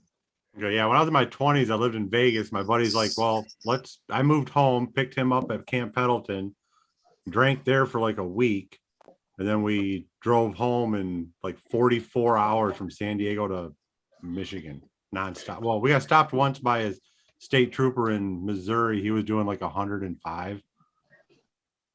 Nice. Yeah, So Camp Pendleton is basically the borderline between San Diego and Orange County. Okay. And then on the far east side of Pendleton is Riverside. Riverside. Yeah, that's where I'm at. Like I could throw a stone and be in Riverside. Okay, yeah. Yeah. And then where I'm at, like, I live on the backside of Pendleton where all the war games go on. So like, yeah, it's like mini Iraq out here sometimes. And then they got a lot of gear. Buddy and me are about the same distance away from downtown San Diego, just opposite direction. He's north, I'm east. Okay. And he's got the whole border patrol madness, which is yeah. So you live in the buffer zone for Buddy. Well, actually, my road used to be the only road through without going through the checkpoints. Right. So years ago, you'd come around the bend and they'd have like checkpoints because it was, a lot of the things they wanted to move, they'd take these back roads. I don't know how many years ago, even the border checkpoints that are at San Clemente and right in Fallbrook, they don't even operate them. Oh, there's a few guys there, but it used to be when I crossed those things thousands of times.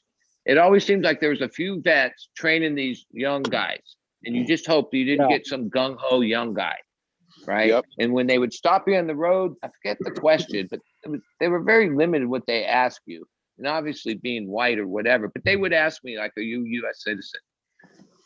And actually, all the pickers that come up here, the avocado, strawberry, tomato, none of those people stay up here. They're all unique to each of those crops. Come up here, work, live out wherever they do, and leave after their work's done. And when the Border Patrol would interrupt that, the big farming outfits, you could tell, like, don't disrupt this, because it's like kind of our dirty little secret, because we act like we're going to try to do something about this border thing, other than we're reliant on all the labor, period. It's like there's no other way to get the crops picked. Yeah, that's true. See, we need third world workers. If you want to buy 89-cent tomatoes, you want to pay $5 a pound, well, try to get somebody under minimum wage, $17 an hour or whatever to pick tomatoes. First off, physically, people just no one's going to do it. Yeah, exactly. That's the problem here in Ontario.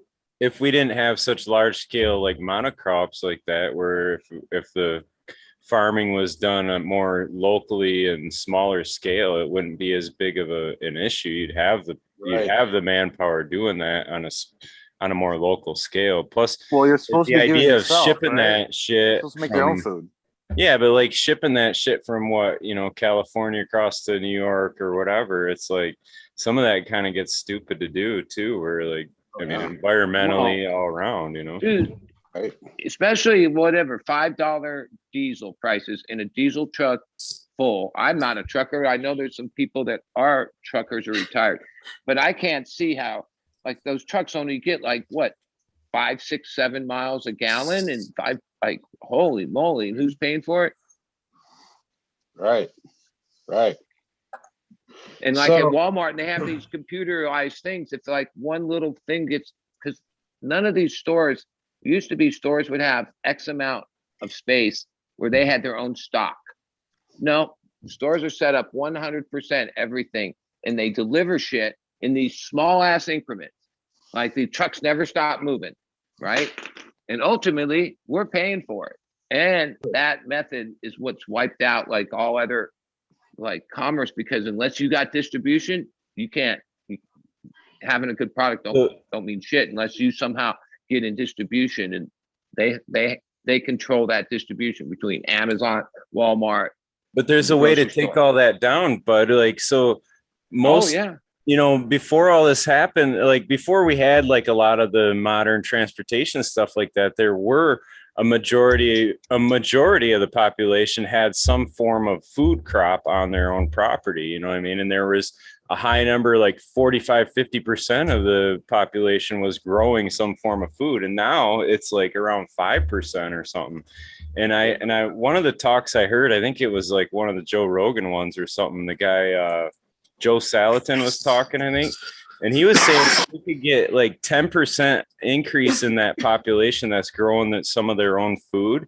It would literally like cripple a lot of what Monsanto does and like some of the bigger ag like that, because they're so dependent on people consuming that. If we can just increase, you know what I'm saying? Like just get that, it seems like a big gap, but it's like 10% doesn't seem like a lot, like all of a sudden it's a little. Well, I talked about it last night a little, fight them with. But in my town, and I've lived here 23 years and owned a fruit stand. So I, for 20 years, dealt with local people, and it was called green gold, right? Because avocado business, so many retired people from LA area bought relatively small amount of land, 5 acres or less, and grew avocados, Haas, and there's different ones. And yeah, they made money for all these years. NAFTA and some weird water deal that this North County water thing, where we don't have an ag rate, right? That and global weather changes. Yeah, there's hardly any groves anymore. It costs money for small people.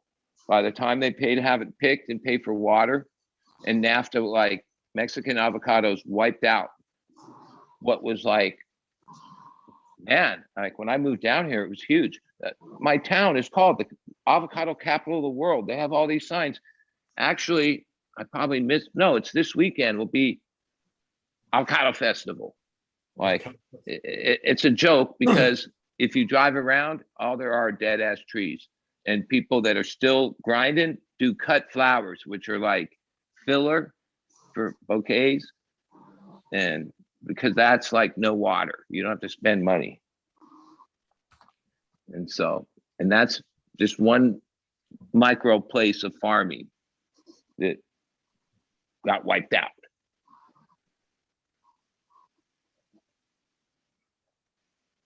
Yeah, and I'm just talking about being, each person that can starting to just grow, even if it's a few meals in your yard, what I'm saying, some potatoes or carrots or whatever. But if everybody started doing that and more people started doing that, it would put a big dent in a lot of what we know as what the bad thing about that stuff is growing. Like the COVID was like a huge thing, because like the seed companies that first year, like I remember the one place said only existing customers, because they were like sold out. So that jump started it. I imagine the percentage went up, and whether people continue doing it, well, inflation probably is forcing some of that. So I think it's probably trending up.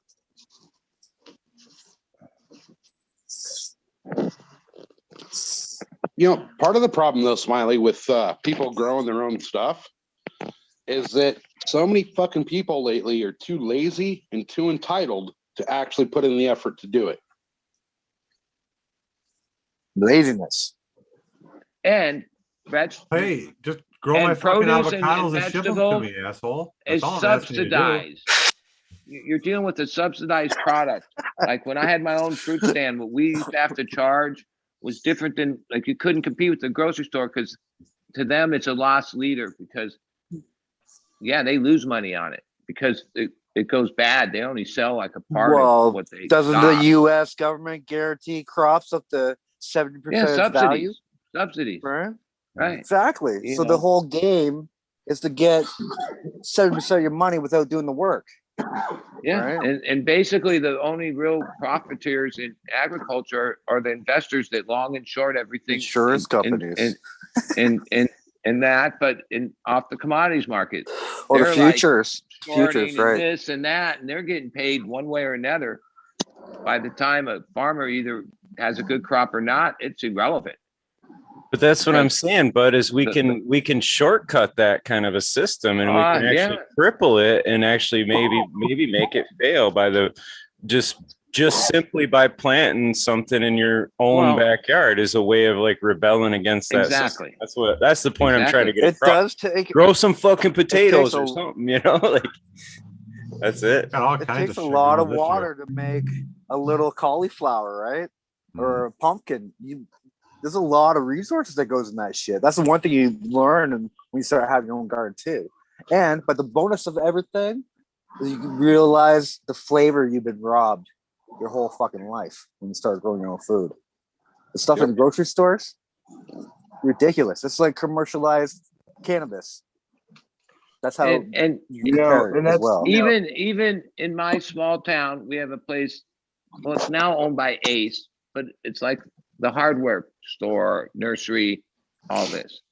And yeah, if you really go walk out into the materials, you can find sphagnum, peat. They have all that, and they sell to a lot of people that grow. But when you get out of your car and walk in the store, especially this year, Miracle-Gro has like 15 different bags for every kind of soil crap you have, and they're like $7.99 a bag, but they're not even big bags. They're like smaller than like 1.5 cubic feet. But I realized when I went there, like, yeah, that's what people do. So like these people that, they're gonna go to a place like that and say, yeah, I need some soil for, I forgot all the names on the package, but they had it. That's how we all fruits started, and vegetables. Right? We all they started had it for succulents, and it was all crap dirt, right? And it's Scott's Miracle-Gro, or it's like, it's you got to break that cycle because that's how probably 90% of chat started on Miracle-Gro, right? Even I started on Miracle-Gro because that's what the parents had. It's like vegetable Miracle-Gro. And you know what it is? So you tried it. Worked. All it is marketing. If fucking Pat went as hard with the marketing for Big Roots and put as much money into his marketing that Miracle-Gro does, you'd be buying Big Roots and not Miracle-Gro. You got to have that distribution. Well, it's the whole fictitious tale of like, we're just growing more and more food. Monsanto's a good person, right? These are great people. They're just trying to feed the whole world.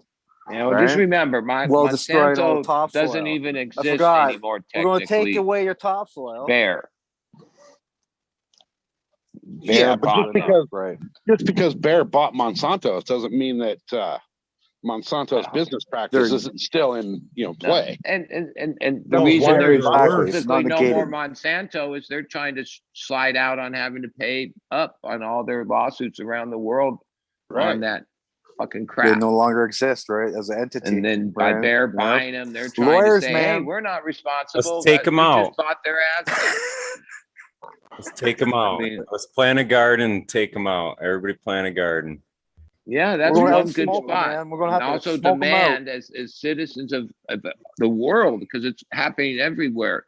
The monopolies and the conglomeration of these huge ass gigantic, powerful fucking corporations have to like be broken back up. There's no the end game of that is just bad, and yeah, no opportunity left for people. But there is. You plant a garden, and we can take them out. Well, that's a good starting point. Exactly.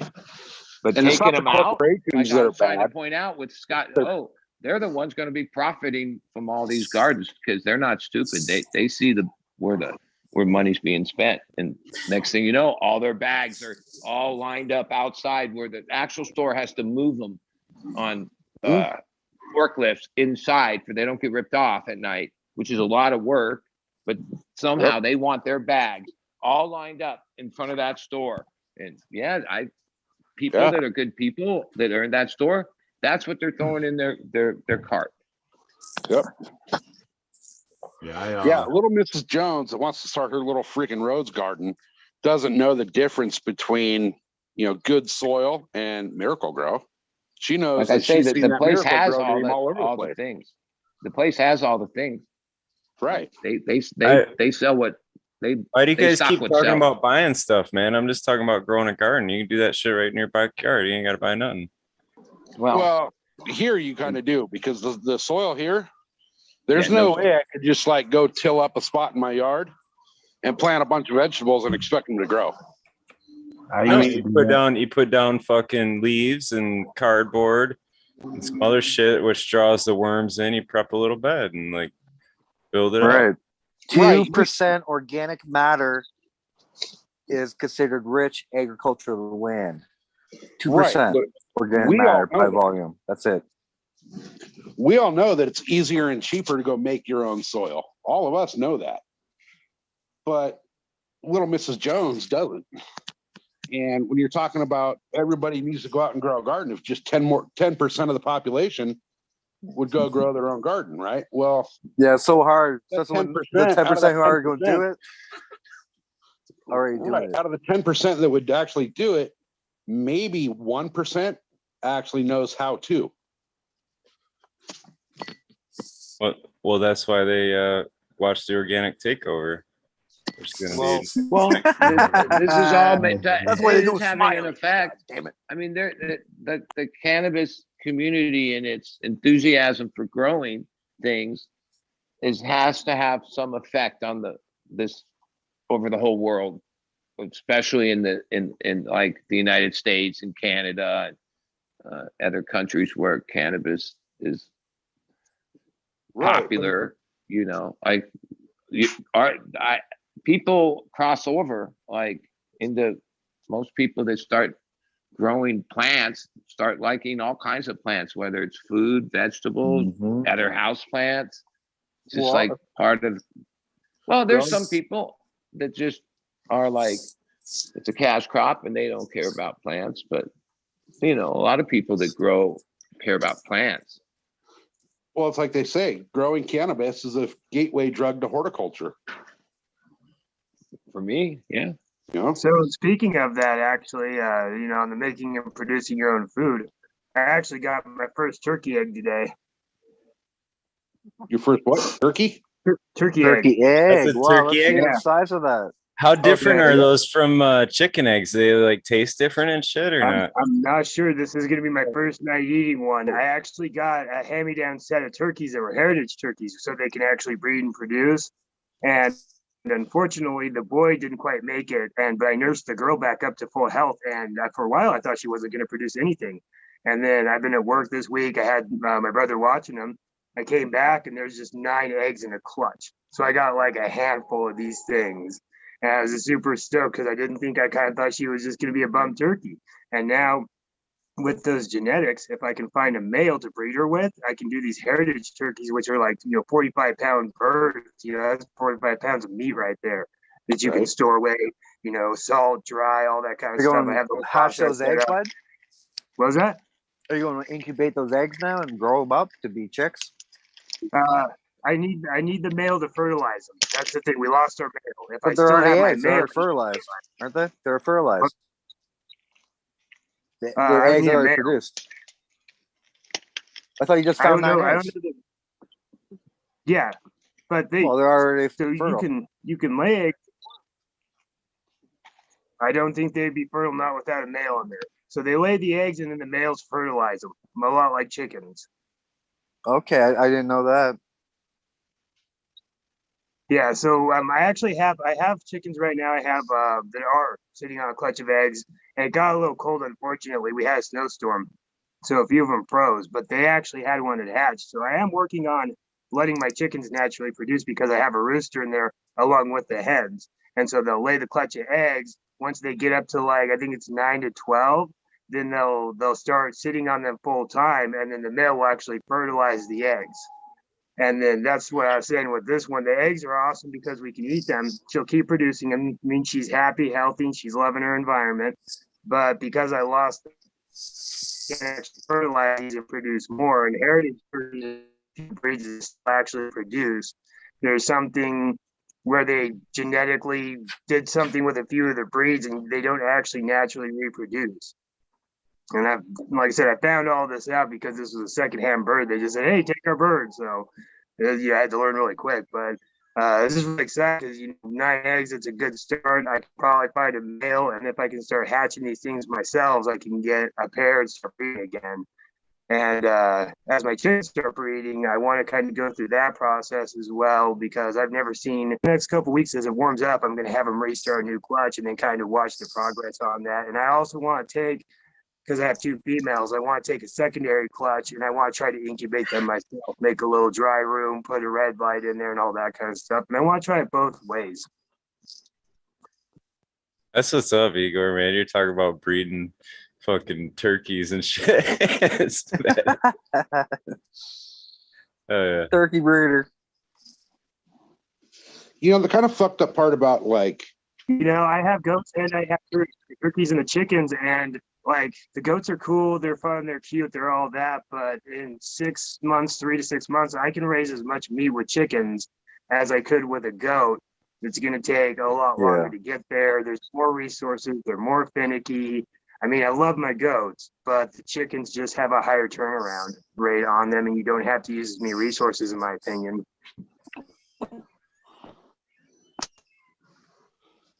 See, I'd love to be able to go shoot a moose or elk or whatever, and be able to throw that in the freezer and have that meat for as long as possible. But the problem here is it's not feasible to pay for the freezer to store it all. In the end, the freezer is cheap. It's the electricity, right? Yeah. Our electricity. Out here, we're going to 25 cents a kilowatt hour or whatever. 25. There's a lot of methods to having a pantry and a dry storage, and then salting your meat, drying it out, putting it in freeze lock bags as well after the fact, and then, keeping them in the right environment. You can store meat without actually needing electricity. You can it up too, right? Yeah, you can can it. You can jar it. Absolutely. There's a lot of old methods out there for meat storage. I mean, I live off grid. There's no way I'm running a freezer on my solar as much as I would like to pipe dream. That's a lot of money. And so, there's also propane freezers. I had a buddy that ran a fridge in the middle of summer of 5 gallons of propane. He had ice cream in there. It was the coolest thing. So for an investment like that too, you can also use other means to store meat a little cheaper. And out here, we also put freezers in the ground, and then I have a little box off to the side. I stick dry ice in it, and I tubed it into the side of a cooler, and then the dry ice kind of flows through there and keeps my meat cold. I get to keep more condiments in the summer, things like that. Yeah, but a lot of that depends on your environment as well. Like the dry storage and ground storage and all that, there's no way we could get away with that here. It would be cooked. Well, that's why there's way less homesteading or that way of life in the South. Yeah. No, that's why you don't live in a fucking desert. Desert, yeah, fuck yeah. I was homesteading on the desert, in a real desert. I mean, if no one can homestead in the desert, that hard. How people live in Africa. Well, no, there's people that do it. They're not supposed to be. You're not supposed to be. You're supposed to That's migrate. a tough life. That's You know, a tough it's life out there stuck in the in an desert. area. Those underground Right? rivers that I was able to work with out there. Tribes never stayed in one spot. Tribes moved around. Yeah. It just becomes the struggle for water. Yeah. Yeah. Yeah, you guys in a record drought still, right, Cali? Well, I got respect for anybody that really is living like that off grid. I've seen TV shows over the years that exposed me to, you know, but those are like some TV shit. But you're out there really doing it. That's like, I don't even know, a lot of respect for that. Yeah, can't you store those eggs in like just sand? Is that how you guys do it? Well, what's really cool about them is because they're naturally produced, they sit on the counter for longer. So I can have eggs out for a while just on the counter, crack them and eat them, and they're still good. That's one of the things I was going to say earlier when Smiley was talking about, or I forget exactly who said it. They said that your food will taste different if you produce it yourself. If you really want a good egg, try something somebody's grown through their chicken.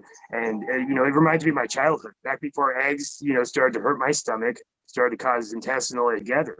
Now I could eat 7 of these things in a night and I feel great the next day. It doesn't mess me up. The flavor isn't off-putting. I don't want to, you know, spit it out. It's a whole nother world. It really shows you how far our food's gone, just even in my generation. I mean, to 30-something years, how far it's gone downhill. Well, when your food has to look all the same, like all the carrots have to be the same size, the same shape, you know, misshapen carrots, misshapen mushrooms, all that stuff's no good to eat. Have a good one, Big It's Jar. a weird standard. Thanks, Big Jar. Big Jar. Peace. Yep, peace out, guys. Talk to you later. But you guys know what? That's the reason why it's so important to be self-sufficient. I just showed you guys my little chickens over here.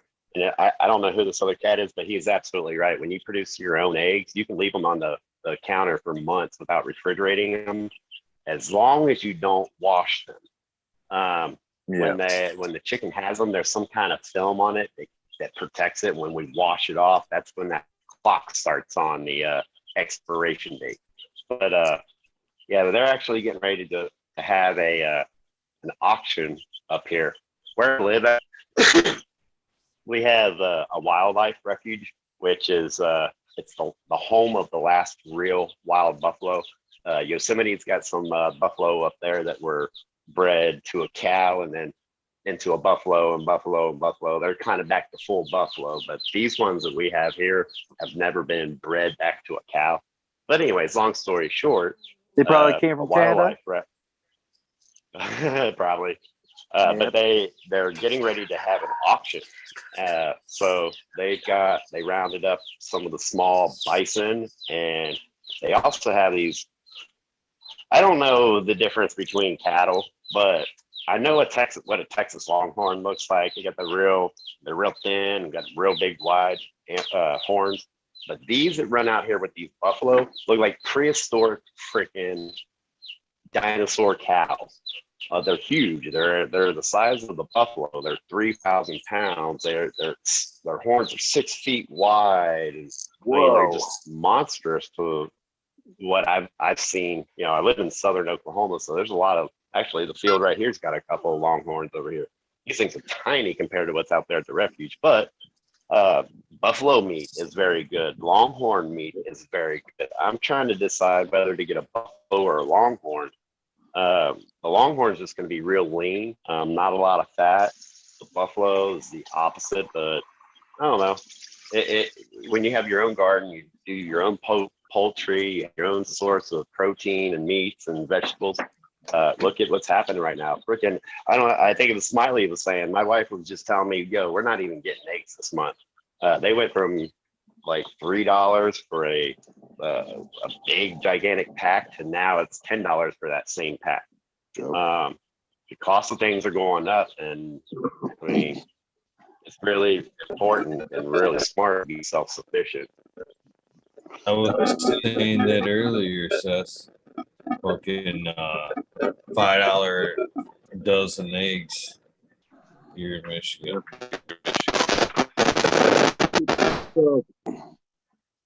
What are you guys all paying for gas? Just out of curiosity. $1.80 a liter. It only cost me 2 fingers last time I went. Yeah. At the cheapest place in Oceanside, premium $5.75. Okay, Here in Southwest Oklahoma, it's $3.22. Fuck you, $3.22. $3.22 is what I paid yesterday.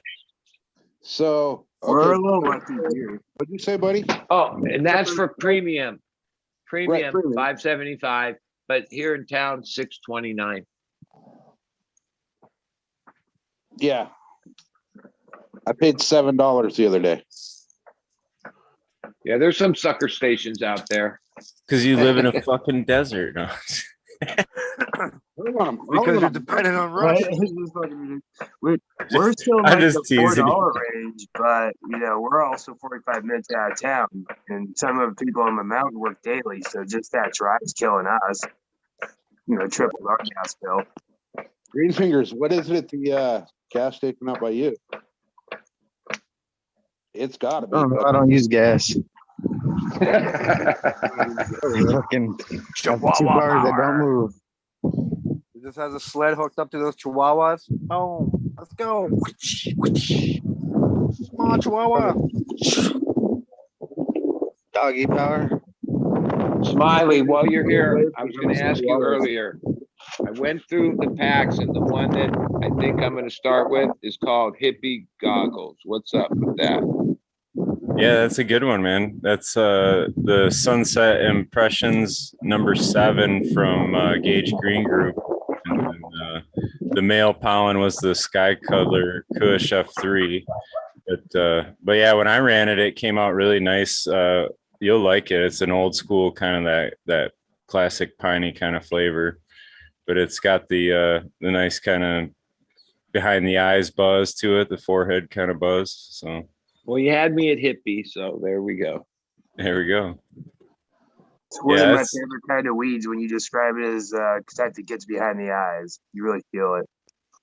Yep. Yeah, it's been getting requested, the ones that I ran through already in my garden. So people are requesting it again. So it's always a good sign. Yeah.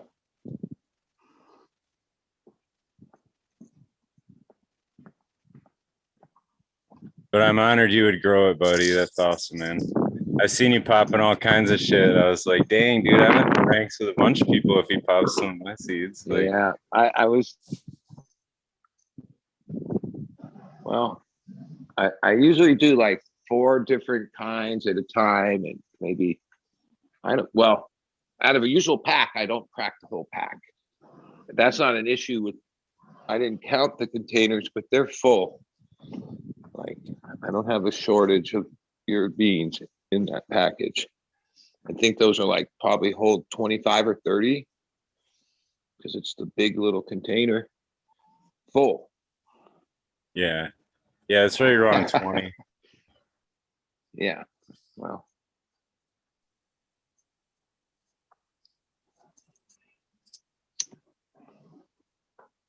But I'm excited to see what you do with them.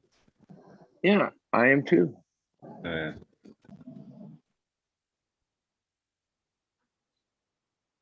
Dude, I keep finding volunteers in the garden. Yeah, from your old soil. Yeah. What would those be? Are those like the Joshua ones or what? I don't know. I have no idea how seeds got where these seeds are popping up. I have no idea how they got there. So they fell off a plant and landed in the soil and got covered up enough that they sprouted up the next year. I think that's what happened.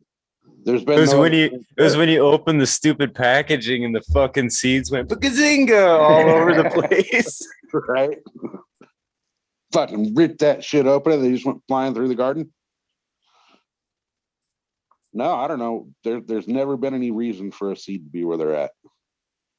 Not that I know of. Must be time for a seed giveaway. Smiley. Maybe that's where you threw out a roach or something. A seed in the joint or something threw the roach out. I'll do a giveaway. Let's do it, man. Oh yeah. Giddy up, giddy up. I forgot to mention everybody's got to go follow smileys.angels. That's who's giving them away actually. The logo is getting finished up yet, but is that on IG? Yeah. IG, yeah.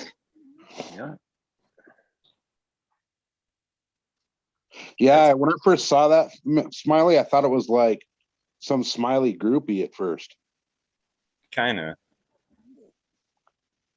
Yeah, it's like my daughter and my girlfriend kind of, I don't know, they have the account and they're going to run some of the pictures and stuff. So. No, I didn't know it was from you. That's what I'm saying. Gotcha. You know what I mean? I thought it was like some freaking smiley groupie, like trying to friend everybody. Yeah. No, my daughters are going to help with it. So that's where the whole like Smiley's Angel kind of came from, was like Charlie's Angels, Smiley's Angel, you know. No, once I realized it was actually, you know, Smiley, it was pretty self-explanatory, but I was like, who's this smiley groupie chick? What does she want following me? Yeah. So anyway, if somebody pick a number, man, let's do it. I don't have a timer or whatever, but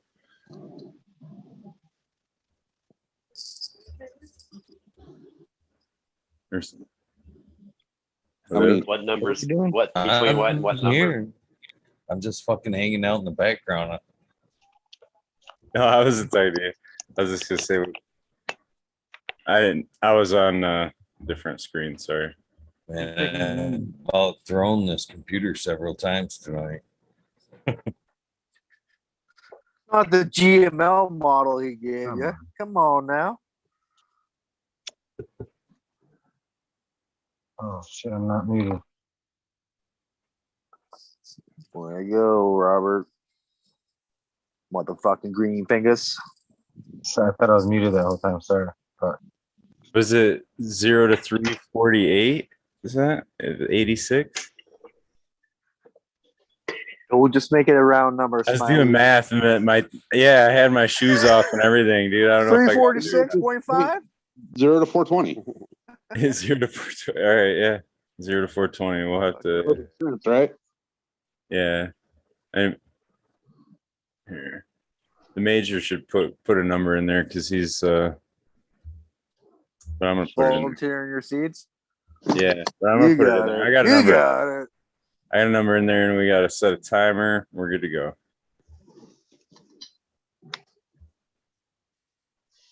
good luck. Everybody's typing numbers and shit already. You gotta hold up. Wait for the start. Yeah. There's no holding up. Greedy. Ego, you got it right. Yeah, I got it. All right, sweet. There we go. And Smiley, what you giving them, man? Come on now. Hype I was it up. just thinking that now I got to say what I was gonna give them, right? The well, we'll do hippie goggles because that's what yeah, I'm talking about. Come on, let's hear more about the hippie goggles, though. Besides it being requested by a bunch of hippies, indoor smokers. Yeah, it's yeah, man. It's they're pretty kick-ass plant. I'm excited for people to grow them out. So it's different, man. I don't know. That's it's a kind lineage. of one of them things. Like you guys are all talking, like you grew your own chicken eggs and shit like that. It's kind of like that. Yeah. It's my babies. My babies are out in the world. That's a scary thing, huh? It's exciting. I'm excited. I feel pretty confident they're going to perform pretty well. The sky, I mean, just because, I mean, like I based it off a lot of other quality breeders' work, you know what I mean? So it's not like I'm taking credit and going, oh, I did something miraculous. It's like, no, I know that Jackson from Freeborn Selections is a fucking badass. And I talked to him about the sky color, and he gave me advice and what he was seeing from it. And it's exactly what the fuck I saw from it. And he's, he knows his shit. And so does the Gage Green group. They brought in some other stuff from that. So it's, I don't know. I'd have to bring up the list on the sunset impressions. I'm getting caught with my pants down. Hey, Smiley. So it's Triangle Kush. Not the first time. What was your goal? What was your goal with making this cross? And when you did it, did it come out the way you wanted? So my goal was actually for the Skywalker OG back cross that I've been working on, and so the sky color male that I kind of picked was for that cross, and then these were included in when I pollinated. I just did a whole room, but with the sunset, what I really like about that is it was that kind of real dank, old school kind of flavor to it. It didn't. The mom doesn't really have the pine that came out in the generation I grew up or whatever. So yeah, it'll have some range in that expression, I would imagine. But the male from Freeborn actually brings a lot of great structure to the plant. So it has a really nice growth pattern and a really nice strong structure to it, and the flavor tends to carry from the mom. So like there's the Sky Stomper, that's the Max Stomper cross with it, kind of all is in the orange citrus kind of flavor, and like the Purple Punch is the Sky Punch, and that one kind of comes out like in a range of that grape kind of purpley flavor range. So yeah. So you were hoping to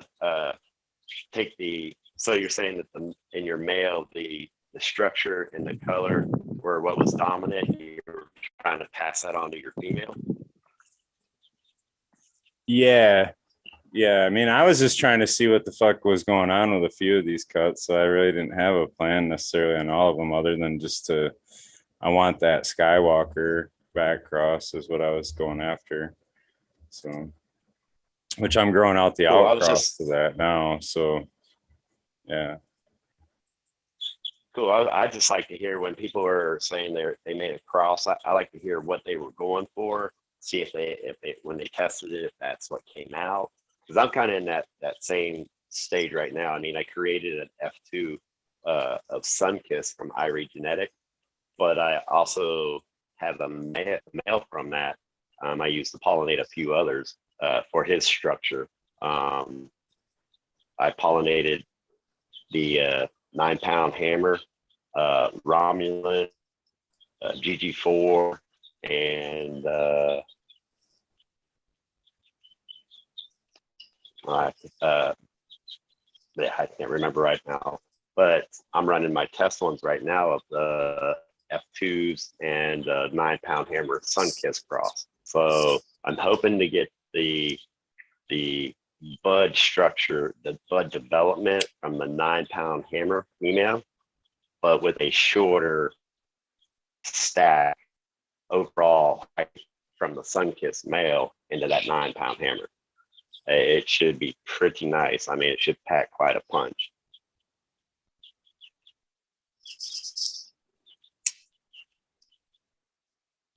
We did have the giveaway going too. I forgot about. Did we hit start on that, Eagle? Is your right to start on here? I see some numbers, and then there's no stop. We're just like talking. That's like, what the fuck? No, we never hit start. My mic was muted. I wasn't for sure if you heard me or not. So I wasn't sure if I was running the timer or not. Yeah. Chad, I thought was kind of patient about it. Usually they're like, what the fuck? All right, let's put that start in chat. Man, it has been a long few hours trying to play with this fucking internet. I can tell you that. Maybe we do need a timer. So I we still don't can't forget, see you guys moving, but I can at least hear you. I see you. Yeah, I'm gonna set one. I'm on. I'm on. You 0 guys, to one guess 420. only. Sorry, go ahead, Ego. You got a minute and a half. Cheers. It is officially started. Cheers. In the last I Thanks heard for the about giveaway, hippie Smiley. goggles, you were going to get back to us on the impression.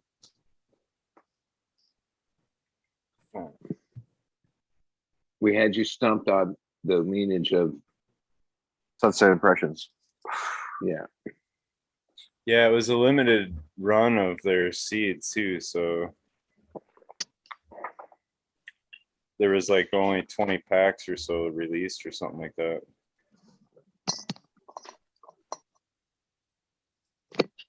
We got some close guesses already. Cannon Minx, cheers. Congratulations on that 10,000, Mr. Minx. Cannon Minx, if you guys didn't know, hit 10,000 subs on 420. How cool is that? Nice. Right on. That is badass.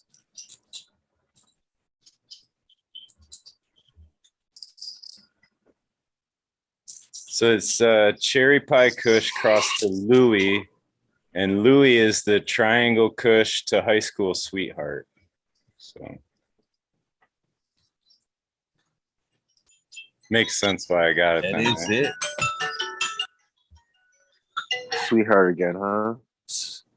So unless somebody hit it dead on, I believe it was Dirt Road Dude who scored that last one, right?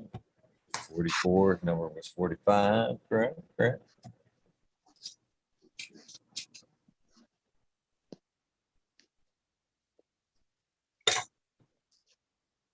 Oh man, 2 hours away for 24 hours, brother.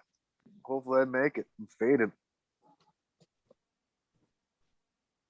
Have you been the whole time, Major?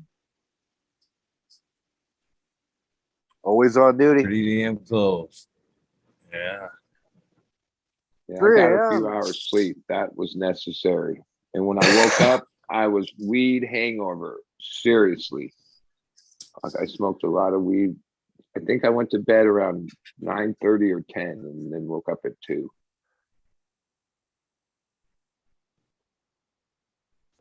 Not saying I don't have all-nighters in me, but nah, not. I got to get a few hours in these days, or I'm just wiped out.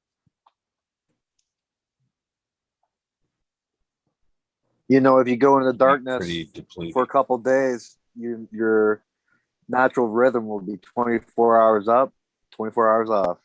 That means to sleep, sorry. 24 hours up, 24 hours asleep. Isn't that fucked up?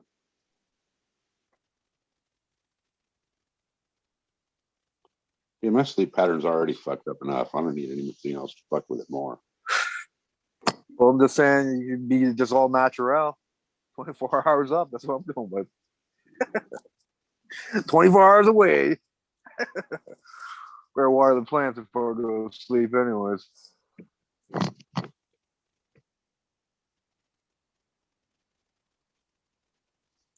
don't know. It seems like the older you get, the harder the all-nighters hit you. For sure. Yeah, I remember the days you go party all night and then go to work. Now you go party all night and try to go to work and you're fucking worthless.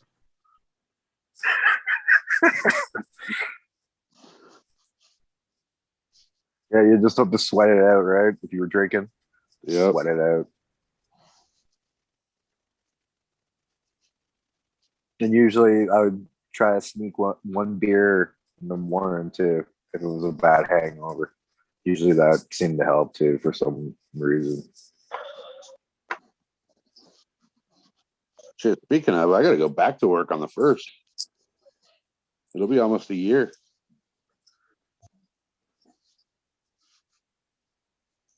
I don't know if I want to go back or not. Are you looking forward to it? I don't know. I don't know.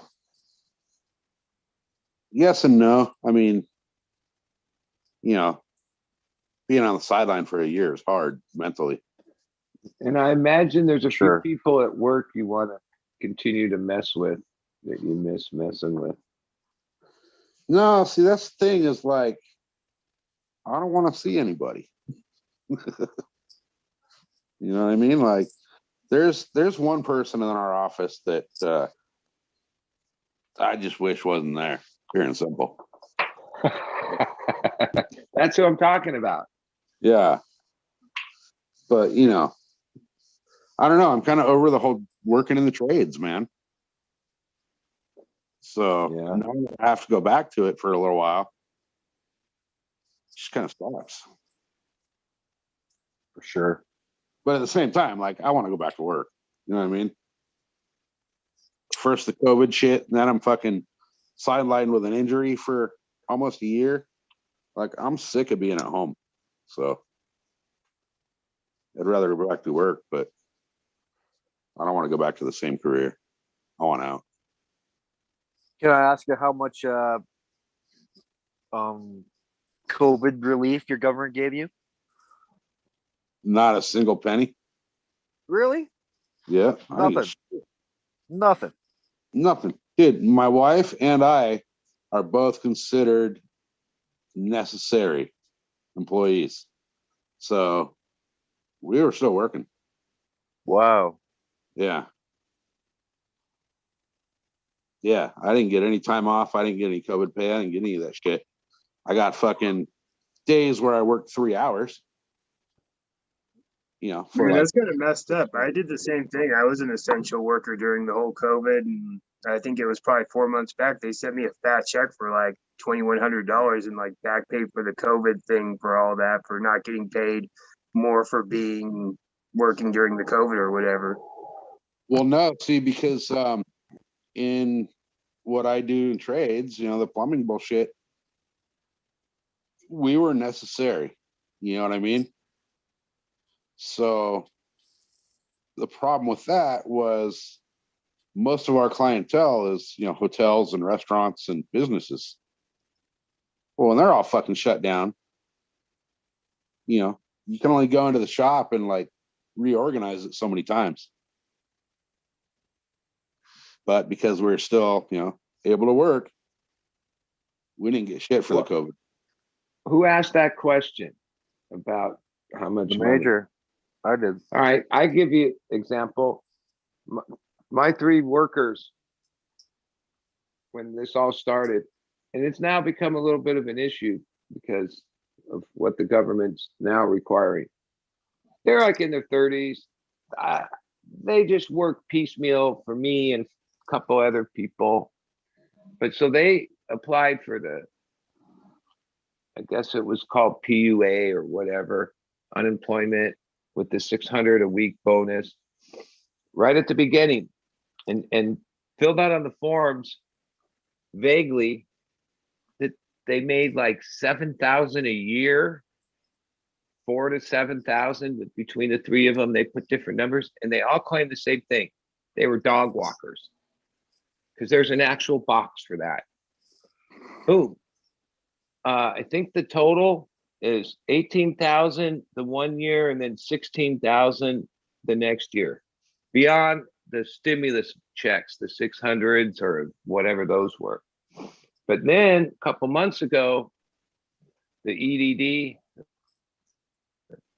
basically sent out notices requiring everyone to like prove up because you didn't, like in the past when you had unemployment, you had to have paid into your unemployment off of your paycheck to be eligible for it.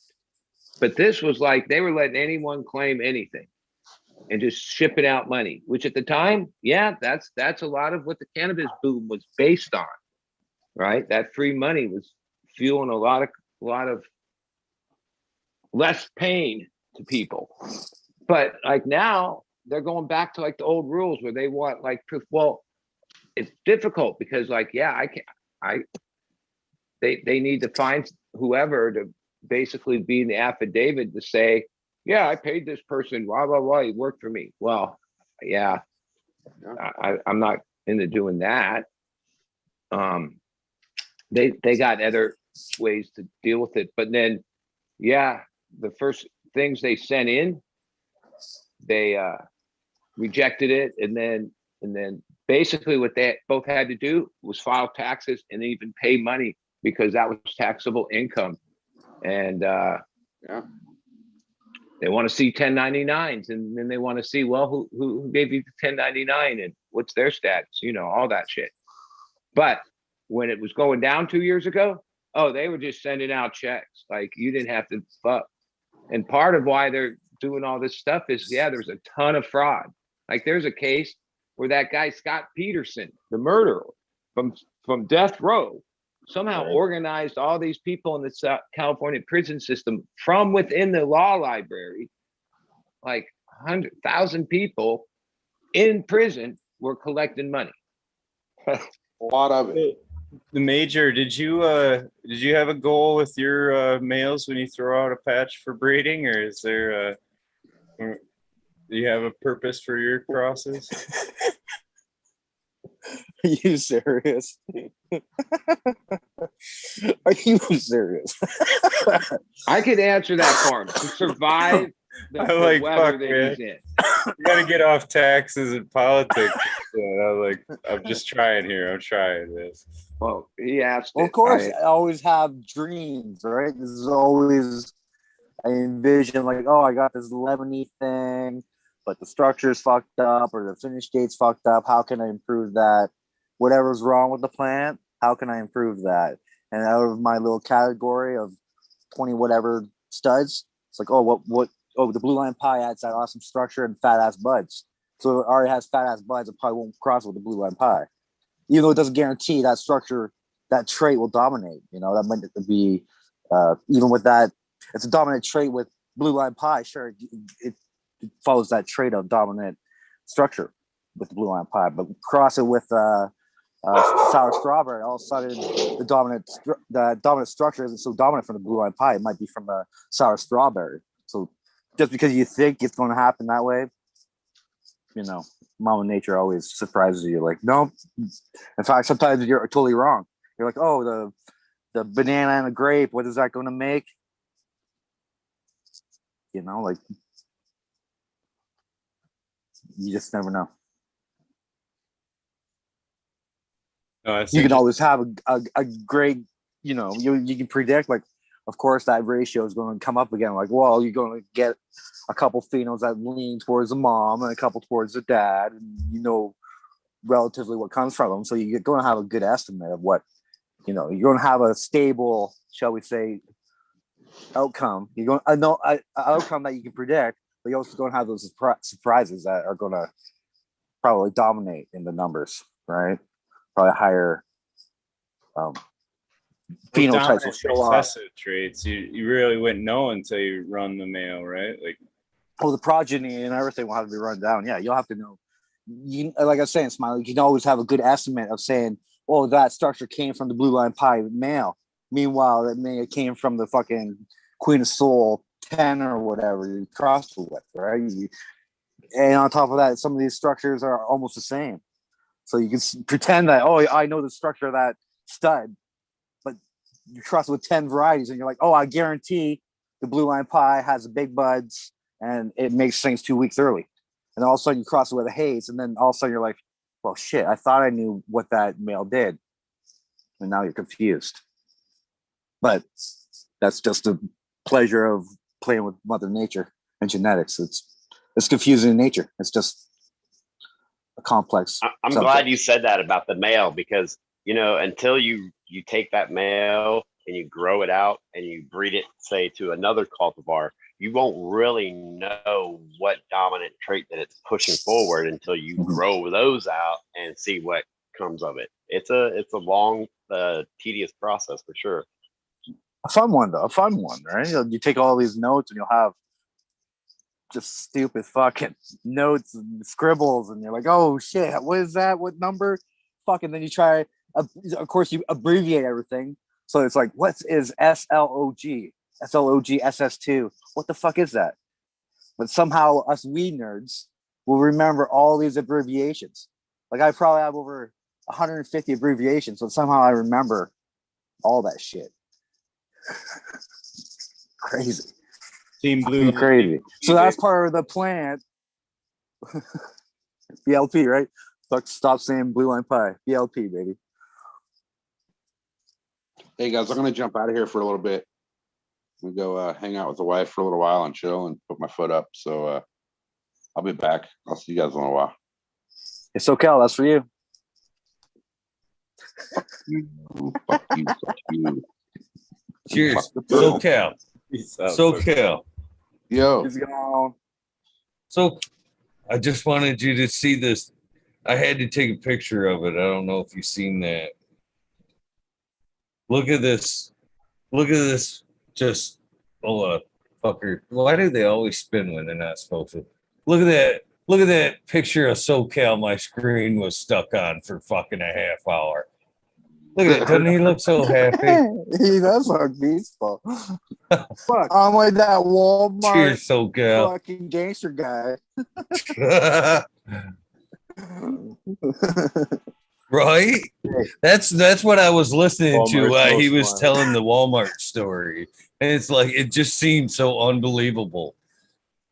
Well, hey man, you gotta be happy if you're fucking sitting here fucking talking shit with Eagle on a 420, right? So on that note, fuck y'all.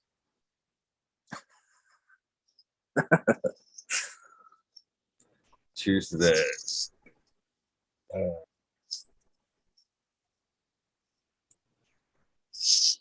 Hell yeah. Spin that wheel. Smoking. Topic wheel. Yeah, who won those seeds, man? Who won those seeds? Dirt Road Dude did. Oh, right. Right. I totally missed that. I didn't even see it. Yeah, I think most of us did.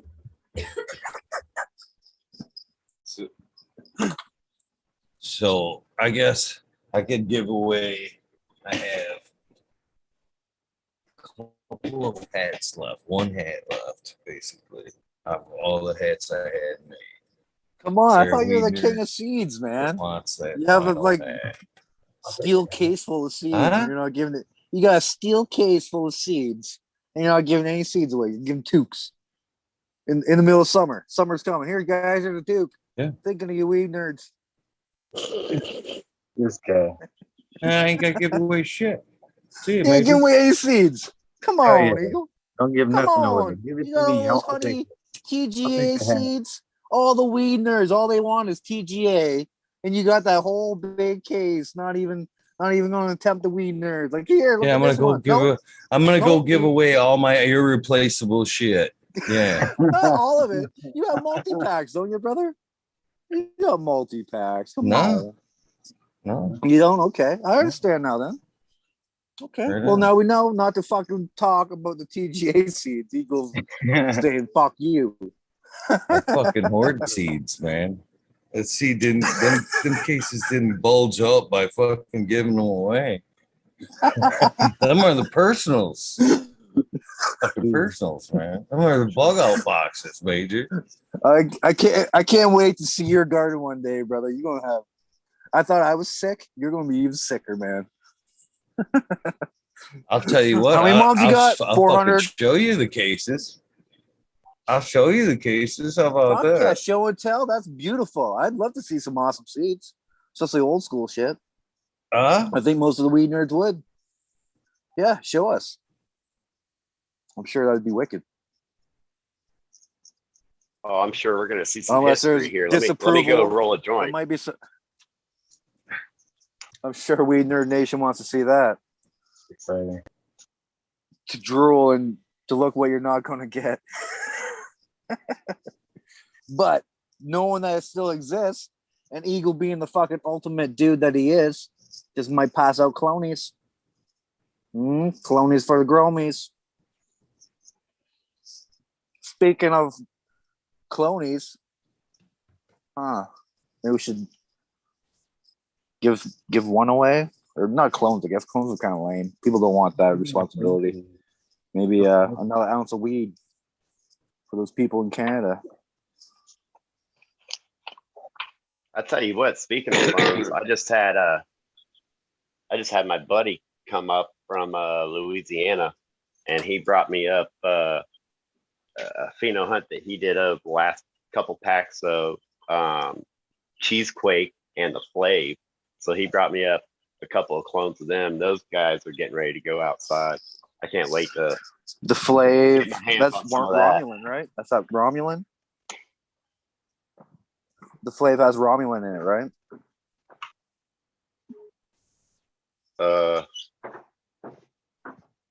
Yeah, I'm pretty sure I want to remember that one. That's why I remember growing that Flav for some reason. I was like, oh, it has the Romulan. That's why I got it, because it had the Romulan. I thought it was almost 9. We'll see. Eagle has it for sure. Eagle has it, and he'll verify it has the Romulan. Yeah, I was gonna say if not, I got either way. The Flav. Sorry, guys. Start off maybe. I thought it had Space Bomb in it.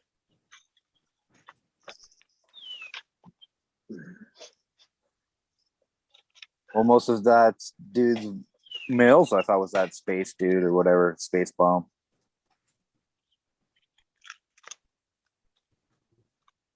Let's see here. That's Book of Dank, Volume 1. No, this is actually. I hate saying who I got this from, so I won't say it. But this is the Dank 2.0. 2.0. There was only a couple of them that made it out of the raid, and I've got one of them. I've been going to our events. It's been really cool. But I've got a lot of signatures from old TGA people. I got Jinx in here, Miss Jill, Soul King, Mendo Dope, and then some other people I don't really care to mention.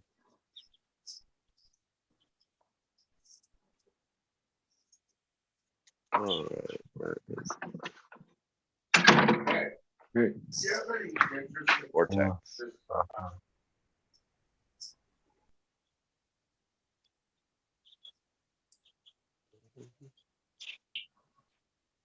How's the market in Oklahoma? Oh, it was warm today, brother. I was out here. No, I mean like the cannabis Taking market. Like is flooded. Is it real flooded down there too? It is, and the price has gone down a bit. And it really needed to, because there's a lot in Oklahoma. There's a lot of cannabis out here, but there's a lot more not so good weed than good weed. So it sucks. It's taken that kind of had to go that way, but where the hell is Hey, Eagle, what's why in the is it not Flav? in this? Remember that strain called the Flav? FLAV, Flav. It's in there. I'm saying that with a too harsh of a Canadian accent. Flav. Flav. Flav. Flav. That's Flav. Yeah. Somebody can Flav. actually pull it up real quick.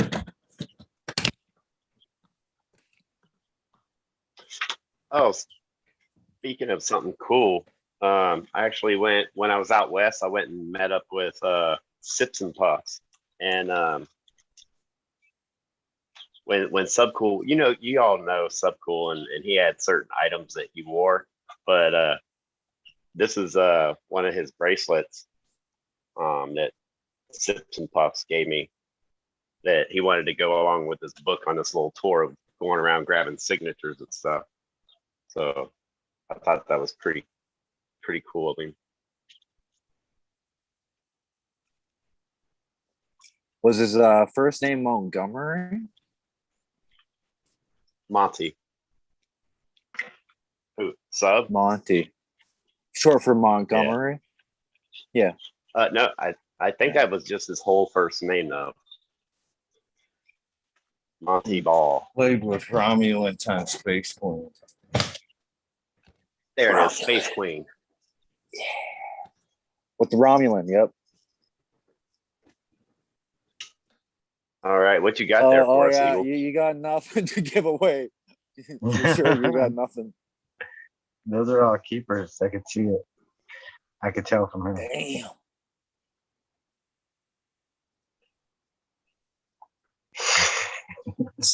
That's the way you restart a life right there.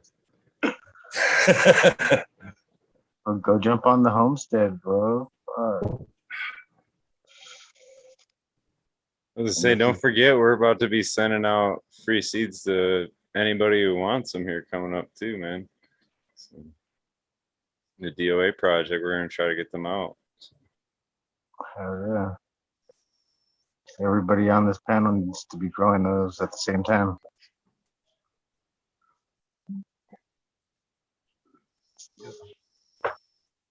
What's up, everybody? Cheers, crickets. Yeah. It's just my delay. Cheers, Modern. Cheers, Modern. What's up, guys? How's everybody hanging?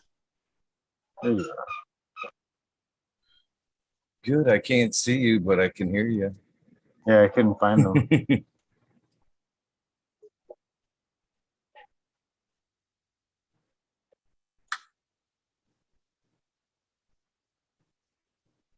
What's everybody eating for our dinner already?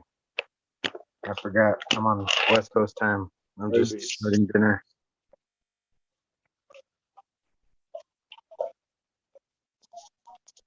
I had some chicken rice.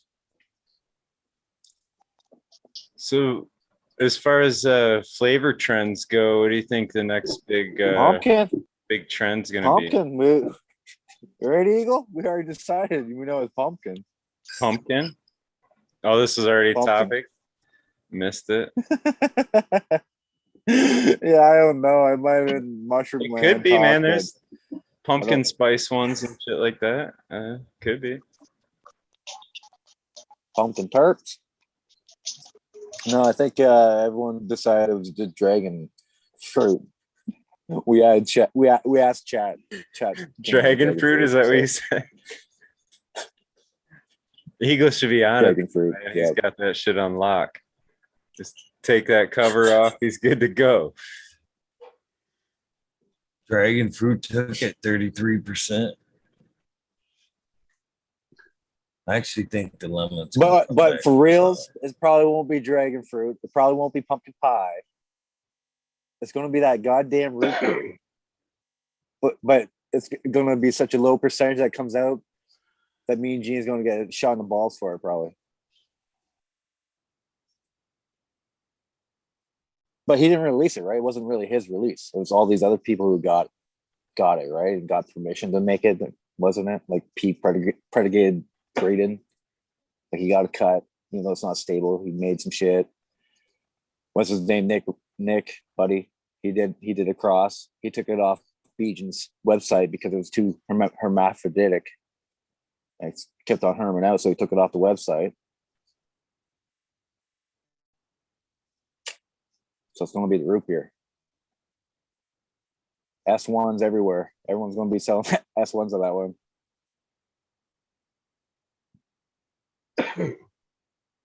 Maybe not, though.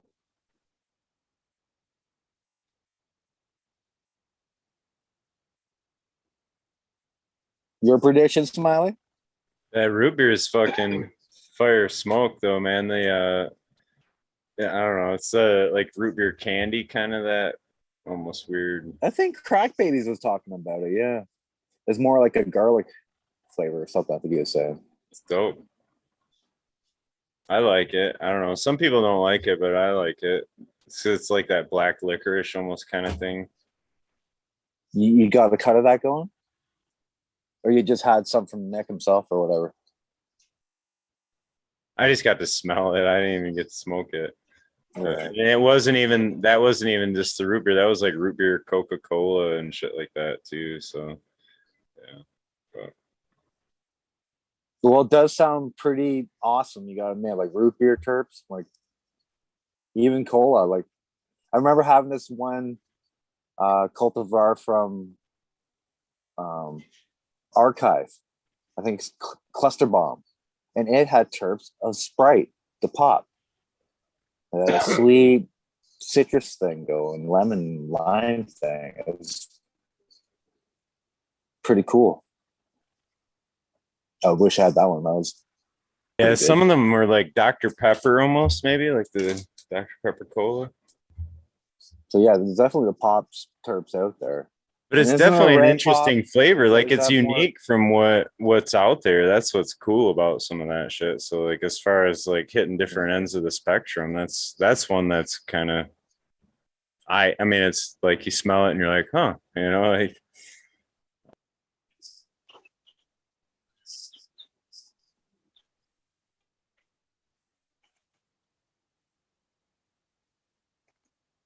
How long's MeAulFlower been sleeping?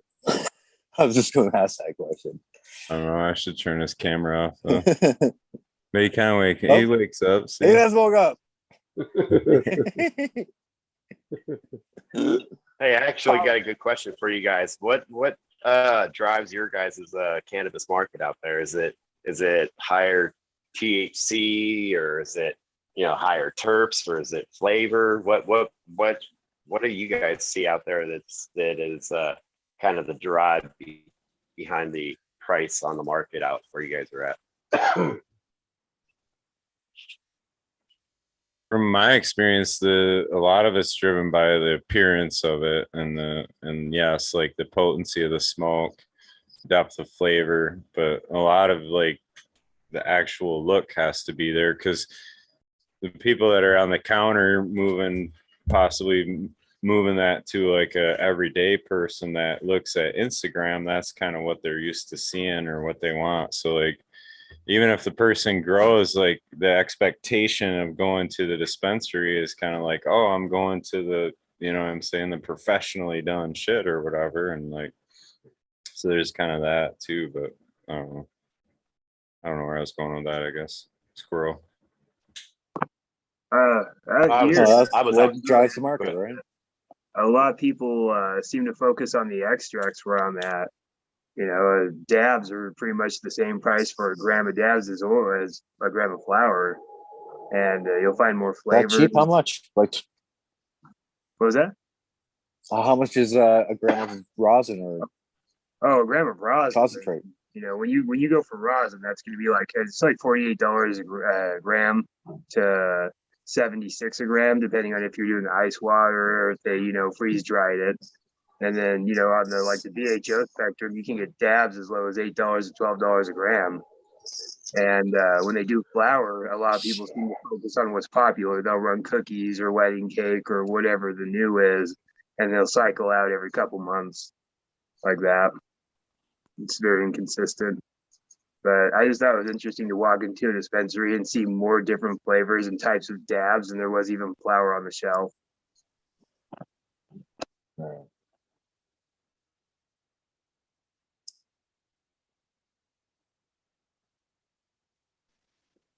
Good way to of disguise course, the you boot. actually see. I'm sorry. And of I was course, going to say you actually looks are consider going hype or to- trendy that are moving the market. Of course, the name people always want to ask if you got the Gorilla Glue, or you have a cake cross. You have anything sweet like this cereal milk, the milky thing. They want to try creaminess now. All of a sudden, shit like that seems to be popular. Of course, desserts. A lot of people want the desserts. I'm pretty sure Michigan's the same. Smiling, what do you think? Desserts are kind of hot. Yeah, there's a lot of that, the wedding cake kind of stuff. Yeah, wedding cake processes. But I don't know, man. Like, I do see it kind of turning a little bit to where in a flooded market, like a high terpene or really that smell seems to be a real standout, so.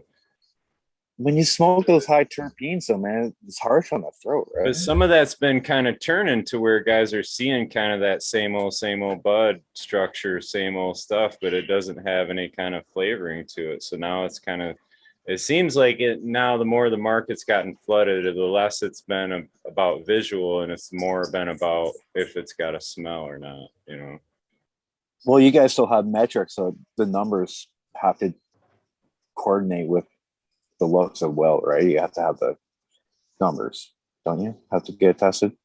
I'm not saying you're. Hey, Well, in Oklahoma, yeah, it's got to be tested. It's got to be on the bottle. And honestly, when I go into dispensaries, they're like, "Oh, we have this at this." As soon as they start saying a THC number, That's or what they start start out with, THC, right? I'm like, I don't care about the T. Yeah, that's what they lead the sale with, and that's usually kind of what I see out here is your top shelves, your top dollars are going to be your high Now, THC. can And I it could ask you? only be like maybe 1.5 in terps, maybe 2. I personally get a better overall effect from like the mid shelf stuff where it's anywhere from 18 to 20, but I'm getting like 2.5 to 3% on the terps. That entourage effect is way more important to me, and I can get that at a lower price, like the mid or bottom shelf. Now, can I? Do you have any knowledge of the testing procedures down there? Is a standard like DA standardized bank? Like this is certified by the DA or? Well, that's some of the issue. Third Like party? we use in California, it's the standards.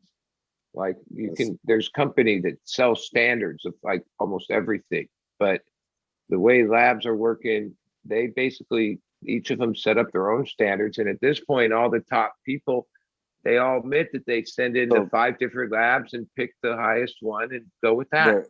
And with that so kind everyone of has their own climate, standard. So somebody's going to push, so, and because no one can smell or look or touch, the customers are forced to buy off of Definitely the a only thing they problem, can right? see is the numbers. So you can't blame them for going, well, what's the one that's got the high 36 or whatever, whether it's really 41, 36, right? I don't even know. Yeah, 41. At a certain point, you'd have to think it would just be goo. Like there has to be so much vegetative matter for it to be a bud. When you start getting 40%, 50, where is it going to stop? To where, That's the how could problem you smoke with it the if whole there wasn't testing some kind of, right? I tell you this, I hear that Duke Diamond guy really breeds them in high THC stuff. Well, yeah, I mean, Nah, obviously, his I stuff think sucks. there's in the 30s exist. What's I'm up, not sure the Is he here? 40s How you doing, man? Happy Sorry, 4th, Duke. happy 420, bro. We got him in house, man. Hey, chicken beer. Yeah, that's it. Chicken beer drinker. Oh yeah, cheers, Duke. Yeah, I said I would come through. So, man, am I worried, man? Y'all getting like the first looks at like the little background shit and all that stuff. So, yep. Man, am I worried? Fancy. So you getting back? Are you getting back in the swing of things then? Is that? Oh yeah. Oh yeah. Fucking shitting and getting. I got something going on similar as your background right there, as well. But yeah, doing all types of shit, man. Yep. Staying busy, staying out of trouble though. Excited for Obeying the law. Yeah. Wow. Yeah. Try not to, but you know how it is sometimes. Hey Duke, man, I got your sangria punch and your screaming eagle crossed with the Wilson. Oh dang, that's gonna be interesting. How you like those sangria punch? What do you think of that thing? Sangria punch. Any good? It's real potent, man. It really knock you in the head. Oh, that's no good.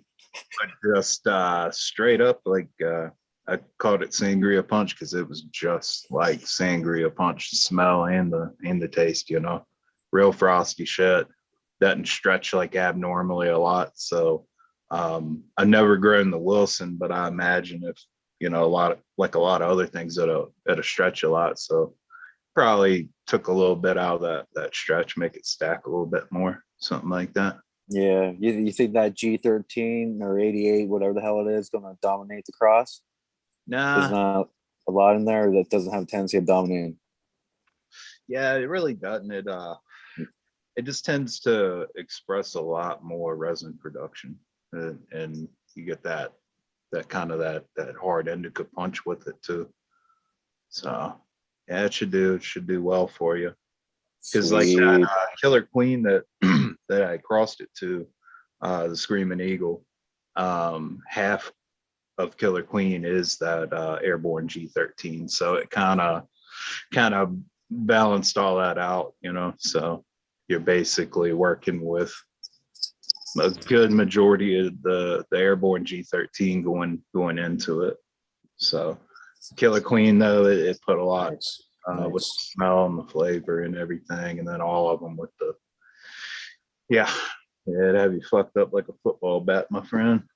That's the goal, right? Ooh, that's one of them. That's one of the many goals there. But that check off the fucked up like a football something right there. I'll check that one off. Solid, man. The Major. Nice to meet you. Yeah, good to meet you too, Major. Yeah, just figured I'd swing through, see what everybody else is doing. I ain't hitting on much myself, just kind of at home working, just doing this shit, trying to make a show. Where the fuck's Eagle at? Where you at, dude? I know you're in here. He's somewhere. all quiet. I think eating ham. He's on his ham binge. Oh yeah, I'm here, sir. Been all day. Right on. Oh, yep, there he is. Wow, you made a couch out of a bud. That's well done, sir. Is you modern? Yeah, that's What I do? Oh, I'm sorry. I'm going to Doobie. Shit. Where's everybody from? Canada. All right, buddy. Yeah. Hey, Canada, eh? Yeah, don't you know they're From the United States. No, they're the boot. Just the boot, yeah. Just the boot, you better. we were talking about Canadian listen. last night. What's happening, dude? My name's Cass from Vets Pro. I reside in Oklahoma, Southwest Oklahoma. I'm originally from Cincinnati, Ohio. Super cool, man. Super cool. How I'm you like I'm it? an old Appalachian growing. Nice. Yeah. Some old Meigs County action. Hell yeah. Yeah, I know a lot of good growers come out of that area too. Yeah, I got a lot of kinfolk from right across the river down there too. So we kind of ran the Ohio River. Ohio River Valley. Yes, sir. It's a pretty spot too, man. Real beautiful there. Really humid in the summer. Mm-hmm. That it is. I built a cryogenic fractionation plant in where was that? Kensington or Hanoverton, Ohio. It's like over there, like closer to like Alliance and all that shit, a little further north. Man, goddamn, I was a human motherfucker there. Yeah, Duke, what do you design something also? You must be some kind of engineer? Yeah, Or technician? Yeah, I was a master electrician, instrumentation technician, and then I started getting into like programming, automation, and doing startup and commissioning for plants. So call me a field engineer, just a fancy word for I didn't go to college and I learned a bunch of shit, so they had to pay me more. Yep. Yeah, I did it all, man. I was able to weld and do all types of other shit too. So it came down to it and everybody was gone. They were starting up a plant, you know, whatever needed to be done, I could run out there and could weld something if need be, run some wire up a new control panel, fucking program and commission the frequency drive and troubleshoot it all, calibrate flow meters, level transmitters, thermocouples, whatever, man. I could do it. It's making my back hurt thinking about it though. That's dope. Like setting up a grow room. He's like setting up cryogenic fucking. That's Yeah, dope. I did all types of shit, man. Yep. Yeah. So what do y'all do, or what'd you formerly do, like back in the day before your full-time farming expeditions, or maybe you still do a little bit of both? Get a ball from here, man. Get up on the eagle. You can tell by their arms. Yeah. They didn't work hard. Saltburn. Yeah.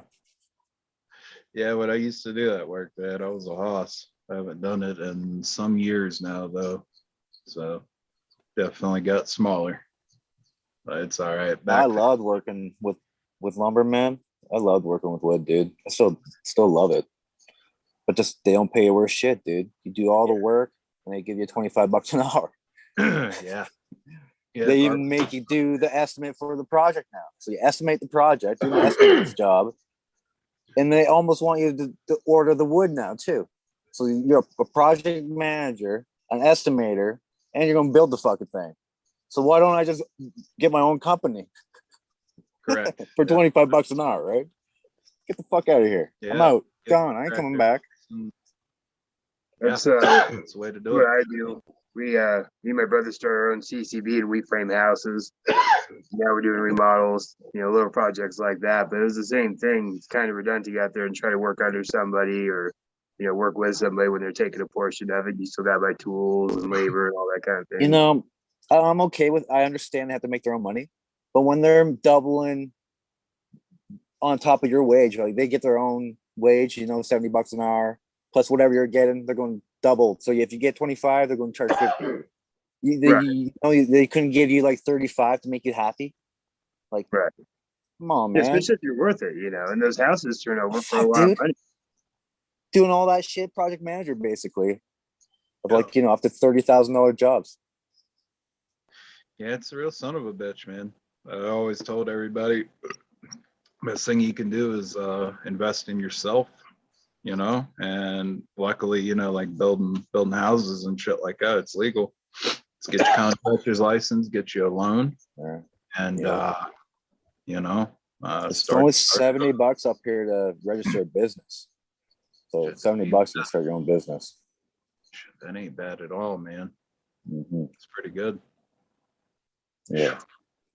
But then you look into like internet hosting and all that shit. It's only $19, but to start up a internet, they want like $1,600 to set up your web page and all this shit. Yeah. I guess it's worth it eventually. I just start out with some business cards. You know what I mean? Yeah, just start out. Way to make money.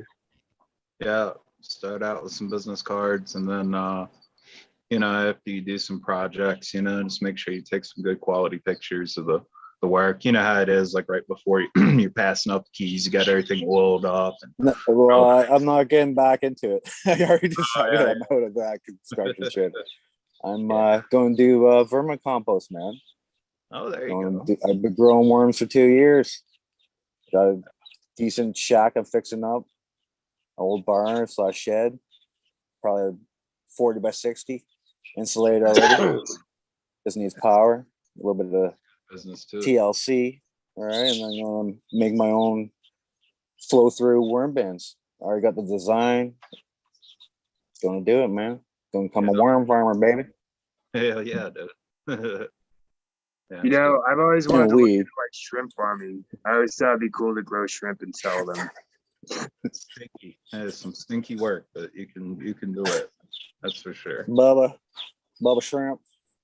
Bubble gum shrimp. Bubble gum. That's it. Bubble gum shrimp. Bubble gum. Yeah. I went to that restaurant when I was at Mardi Gras back in the day in 2000. This is pretty good.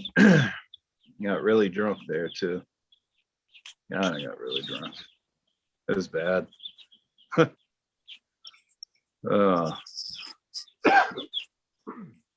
So how'd you spend your 420, dude? Just working. Designing screens and shit like that.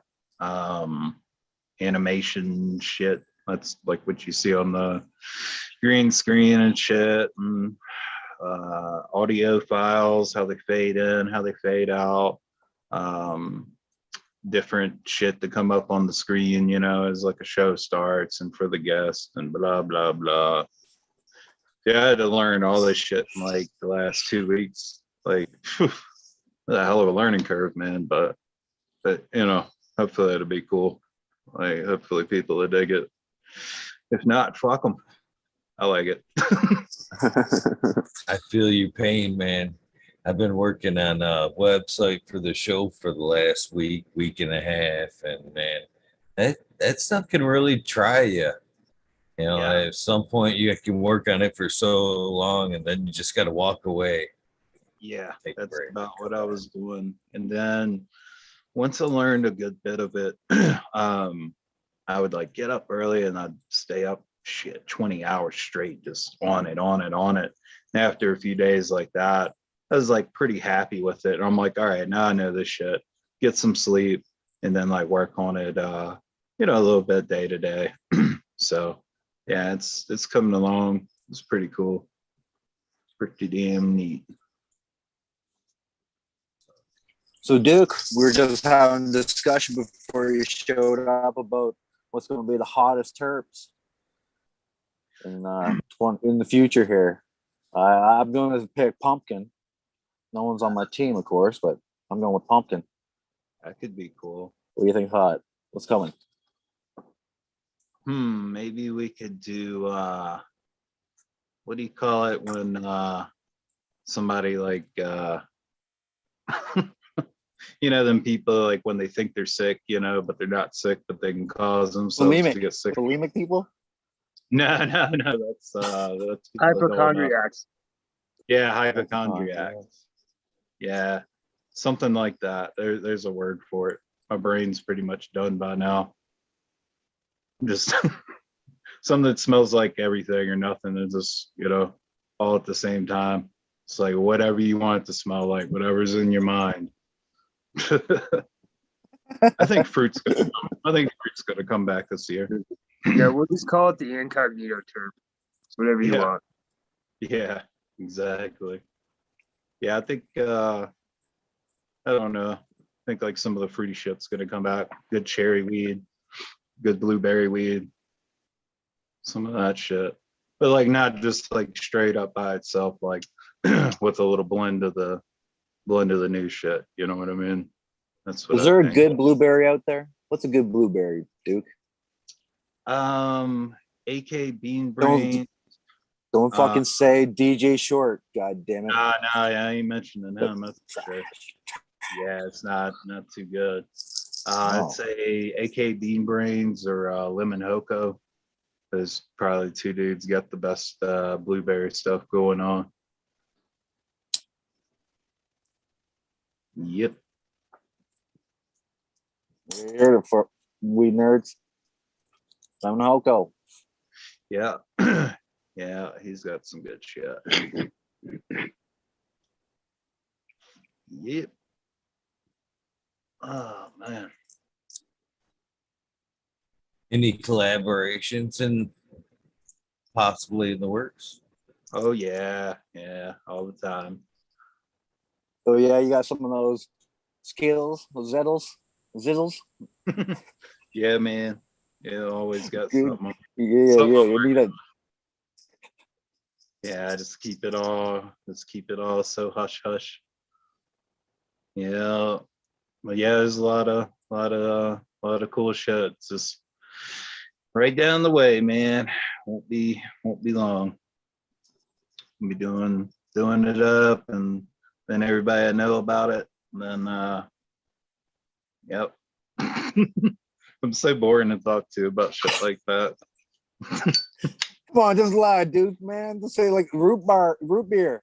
Everyone's talking about root beer. It's like, oh, I'm probably gonna be working with the root beer.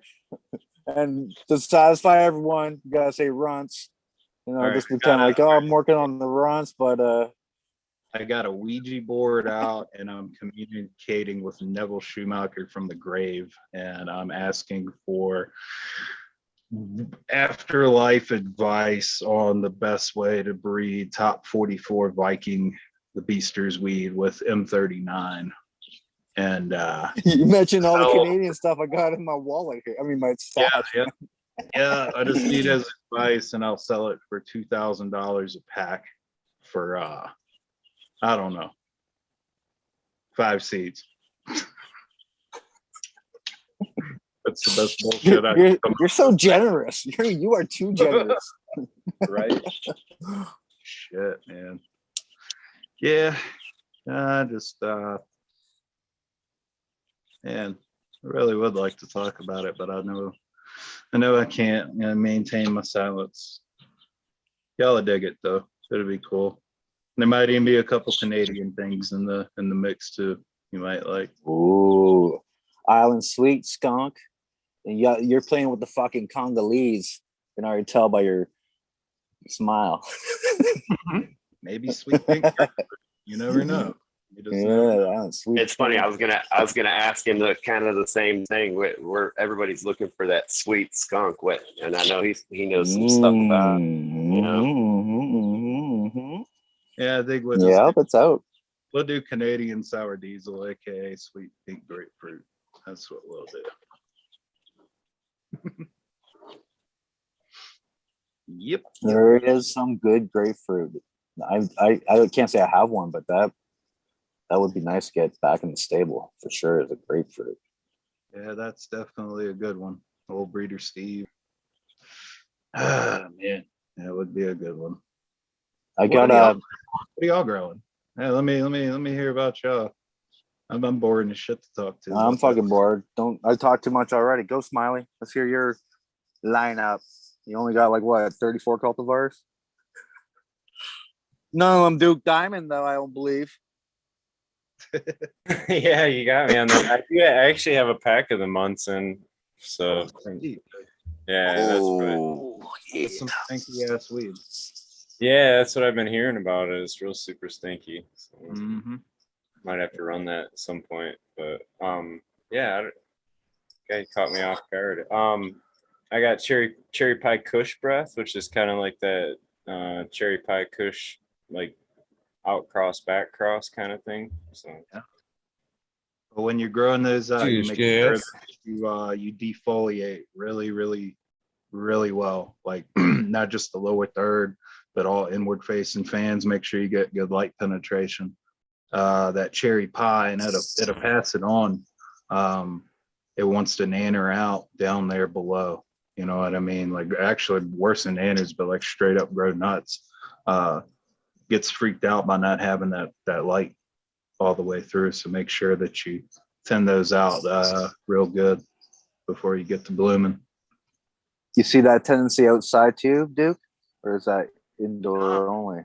I couldn't give you a good honest answer on that because I haven't really seen a lot of it outside. But I know. Yeah, I did the cherry inside. pie. I was lucky enough that it didn't really do anything outside, but inside sure has that tendency of doing exactly what you said, and like you almost picked a male. You're like, oh, that's not the cherry pie clone. It did great outside. What the hell is that? That's a male. Yeah, straight up grow fucking nuts. Right? Yeah. Right where the stem intersects the main stalk there. Yeah, just see them just boop, 2 balls, ready to ruin your good time. Yeah. What's up, guys? Yeah. What's up, everyone? Is my audio working? Oh, Ray. Nice. I was having some technical difficulties. Choose I hear you. Buds. Yeah, just wanted to say hi, Eagle, and just hope that you're having an awesome holiday, dude.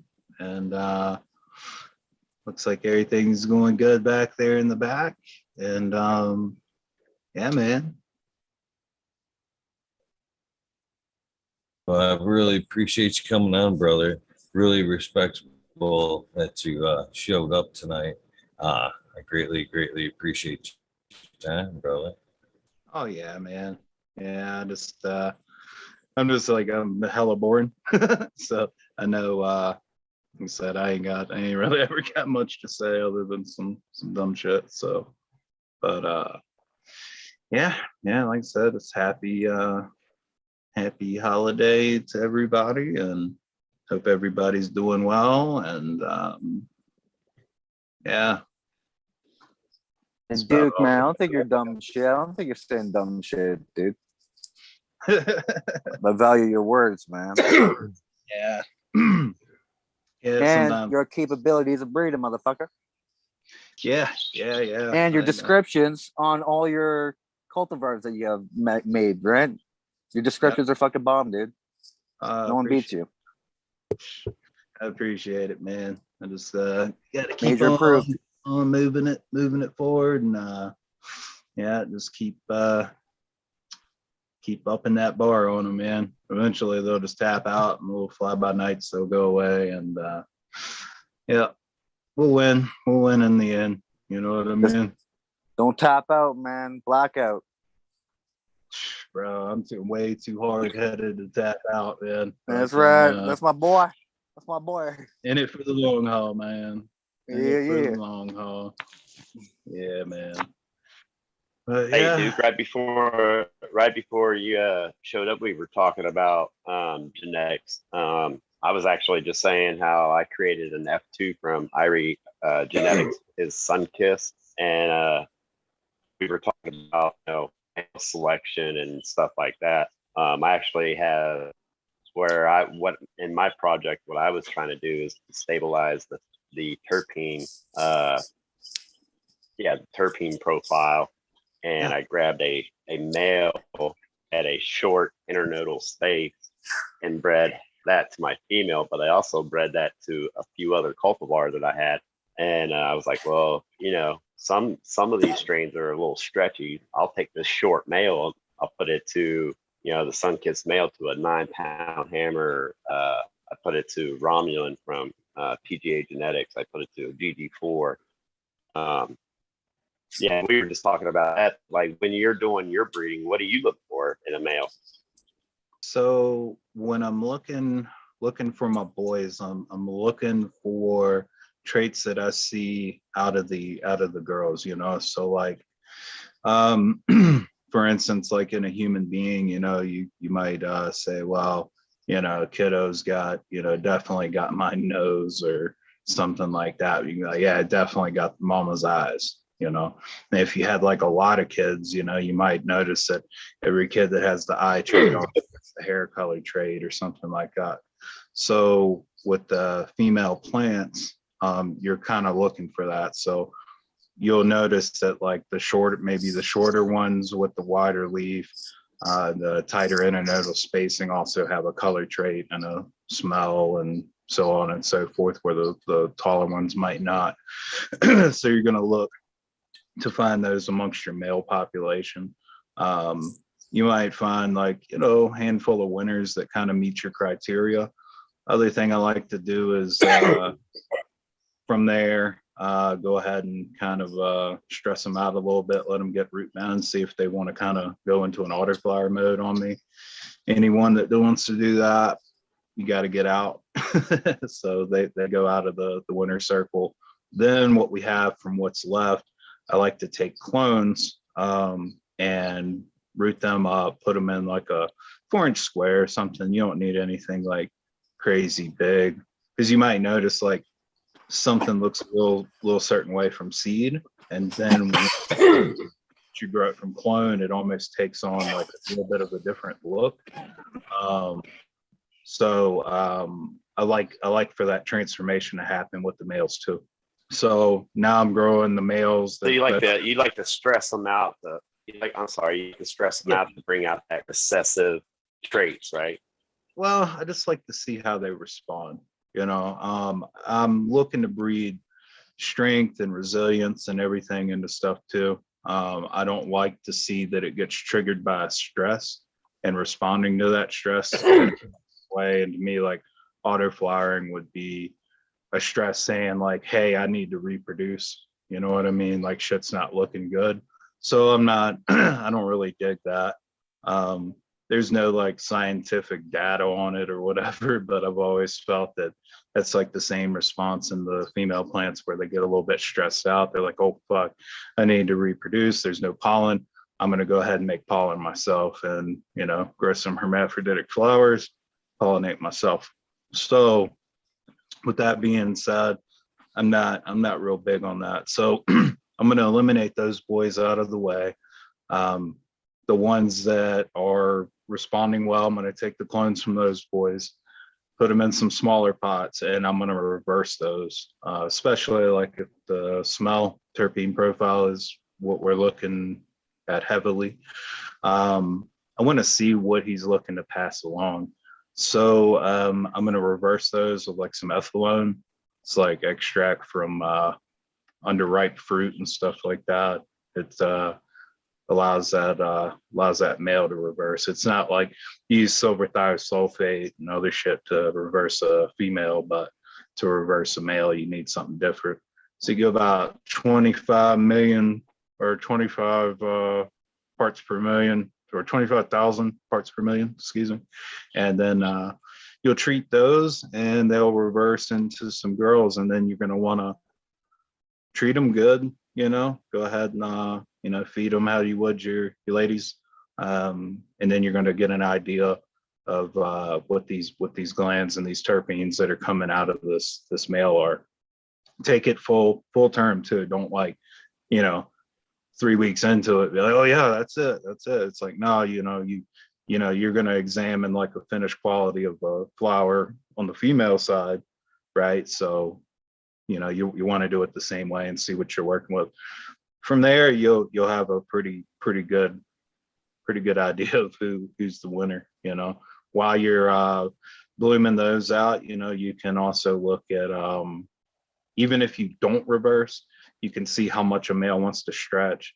You can examine his floral pattern, if they're like all stringy male sacs, or if they're like actual clusters and like make looks like a proper bud. That's something you might want to look at. How long it took for those initial male flowers to set up, just about the same like how you would notice. And they maybe they set up in about 10 days from flower, or hey, maybe they took a little bit longer. So you can kind of look at that with the males too. And there's other things you can look at: internodal spacing, Fibonacci numbers, measuring like from the main apex stem and measuring out to the first node and seeing what the separations are as you go along. See like what that ratio is. You can read all about that shit, the golden mean and the number 42, and man, it is way too much shit. But that should initially, give you a pretty good idea of what you want. Then once you go on ahead and you do that, progeny, and you'll kind of see where you land. But by doing all that shit, at least you're gonna end up a whole lot closer than you would had you not. Hey Duke, have you ever noticed that on some of those finicky males will throw balls no matter the hours of light, right? And you keep picking them off. Have you ever seen a correlation of like trichomes appear? Like you keep on picking them off. Eventually, the plant decides to display trichomes. Like I swear to God, I get that like 15% of the time. When you keep on picking them. Yeah, that's kind of like a stress. Like that's another little trick. It don't have much to do with the growing or the breeding aspect. That's something. No, but I'm just saying that'll give you a little flavor of the trichomes possibly that it may pass on, right? Is that or you think that's a more of hermaphrodite bad tendency? That would be like analyzing the smell of a finished female by the first glands that showed up. Right. Not mature. So yeah, exactly. Mm-hmm. So other ways, more like autos. Be like smoking autos, man. Yeah. Now there is one thing that kind of correlates with what you're saying, and I use it with my growing. So like I like to leave on a few leaves like in that lower third area. So like when I'm in my last like 14 days, I like to start picking those off, because like the plant's response to like stress, it thinks like a rabbit or something's eating it. Mm-hmm. It's gonna want to start producing more terpenes and maybe even some more cannabinoids to try to poison said rabbit. So doing that, triggering that, facilitating that response, and then a nice high blue spectrum like that too, definitely will get you get you pumping up in the smell and the potency department too. That's about it. Yeah, I got a fucking 9-month-old male in a 3-inch pot that seems to be very happy. In fact, I got about, I don't know, a dozen of them that are just, spectacular. That's a real good sign, bud. Real good sign. Thank you. I thought so too. Yeah. Stable enough that they're not freaking out. Yeah, exactly. Just chilling. It's like, yeah, I'm Just chilling. Exactly. Yeah. If it started freaking all the time, I don't like that. So I'll just see you later. Ditch it. It's almost part of my evaluation. Is like, if you don't make the 3-inch pot rule, guess what? You off the majors team, motherfucker. That's right. You You gotta go. That is it. You gotta So, go. dude, you said something about 42. I don't understand, but I'd like to know. The golden mean. Oh god damn. I don't remember who it was. It was Archimedes or god damn. It goes way back, and they talk about like world phyllotaxis and some other things, and like the symmetry of things in Earth can be measured in numbers and ratios. So when they were talking about the golden mean and the number 42, apparently, like, they say that the number 42 is like key to everything in symmetry or some shit like that. But what the Fibonacci numbers kind of like come from that whole concept of measuring out ratios of symmetry and shit like that. I can actually maybe bring it up here. I'm kind of computer illiterate, so you have to bear with me here. That's average for us weed nerds, man. Yeah. Normal. Let's no need to explain yourself, Duke. We ain't no a bunch of fucking suit wearing motherfuckers. Yeah. We cool.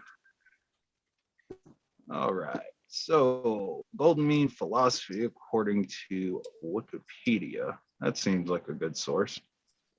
All right.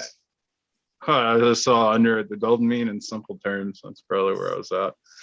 Yeah, I'm just here. The earliest representation of Ionian culture, Cretan tale of Daedalus and Icarus.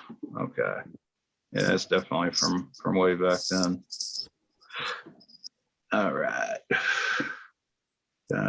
Socrates. That's who I was thinking of. All right. All right. Let's see. All right. And then, yeah, that would have tortured me the rest of the night. All right. What does the golden mean in simple terms? The medium between extremes. Ooh. All right. So that would have tortured me there. So, and then Fibonacci sequence. All right. Fibonacci sequence is a series of numbers in which each number is the sum of the two that precede it, starting at 0 and 1. The sequence looks like 0, 1, 1, 2, 3, 5, 8, 13, 21, 34, and so on forever. That's accurate. Fibonacci sequence can be described using a mathematical equation, and I'm not going to say that. So, what we're talking about in plants, though, is the nodal spacing as they go on, like the distance between the main stem to the first branch, the first node on that branch, and then from that node to the next one. And anyway, you can actually sequence those numbers, and you can actually kind of correlate that to other females that are desirable to you, is basically what that's coming down to. Finding that sequence in those males is what I'm getting at. Yep. Knock it off. Yeah. Fucking dogs. Yeah, great. So what's this ratio then, Duke? It has Depends to equal what? 1 + 1 and 1, or what was that? Well, you're looking at the desirable female out of the progeny that you're wanting to find those desirable attributes in the male. You're gonna look at the sequence on that female, and then you're going to try to find that same sequence in the male. Corresponding male. Put those two together. Yeah, and then that should get you in that ballpark. And then, you know, you might have a few of them that meet that criteria. Then you got the ones that aren't going to freak out in a small pot. That's going to get rid of some. And then you're gonna, you know, ideally look at the terpene profile of said males, and yeah, then you're pretty solid on what you're using. And then when you use that, you'll be a lot better off than just the old random, yeah, that one looks good. You know, The old random selection. Hope for the best. Cheers, Mr. Cass. How was your 420? My 420 is going great. Thank you for asking. How's your 420 going, Eagle?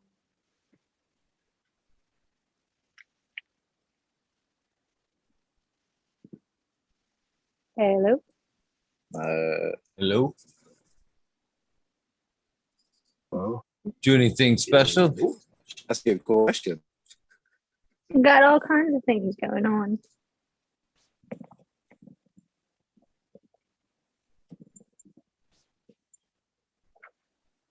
Anything you can tell us about? I know you got a few things in the fire.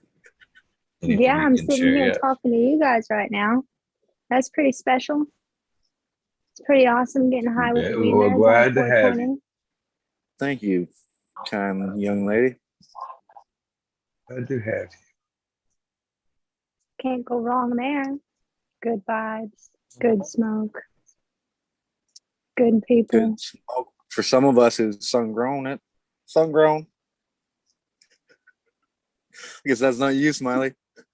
I was gonna say you keep throwing jabs, man. Auto flowers and indoor grown weed. He just keeps throwing. Oh yeah, everyone's gonna hate me. Everyone hates the major now.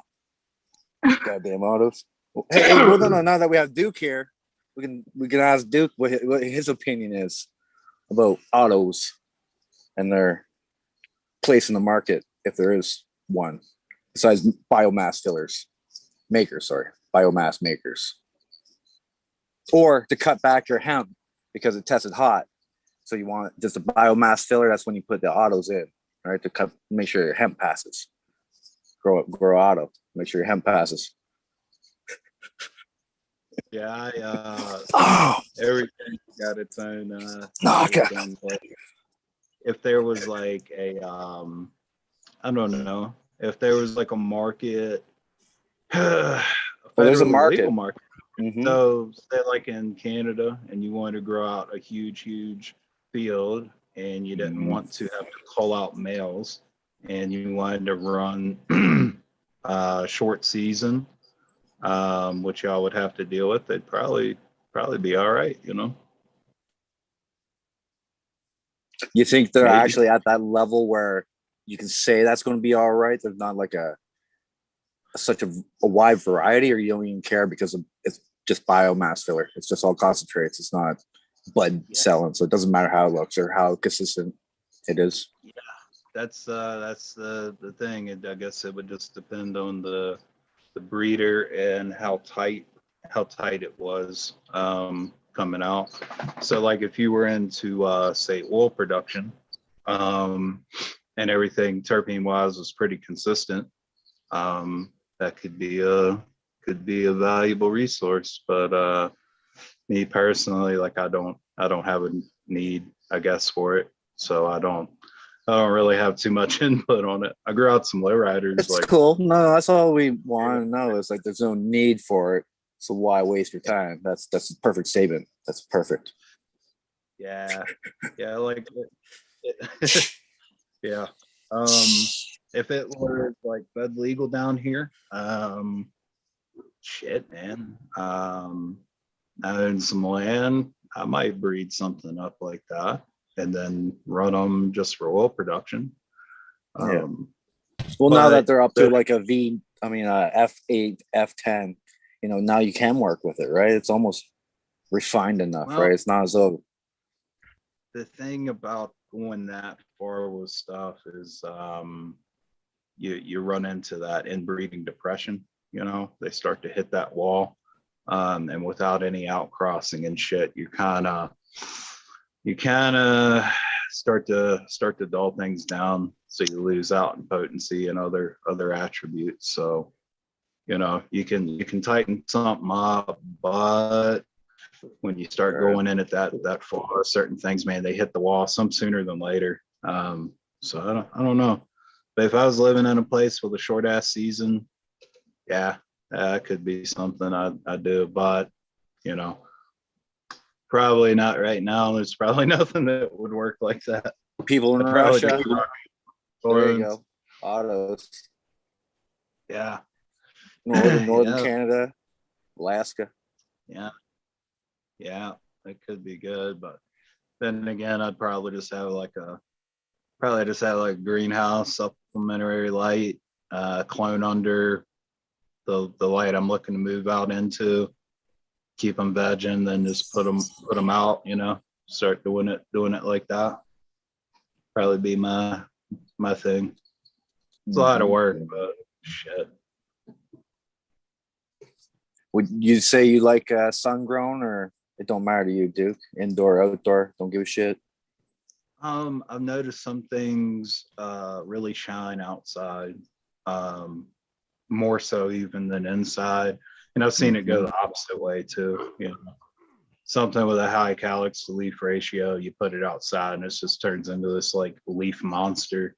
Some things like the taste and the smell and the potency really jam out, and then other stuff, not a whole hell of a lot. So yeah, depending on what we're working with, it could be pretty cool.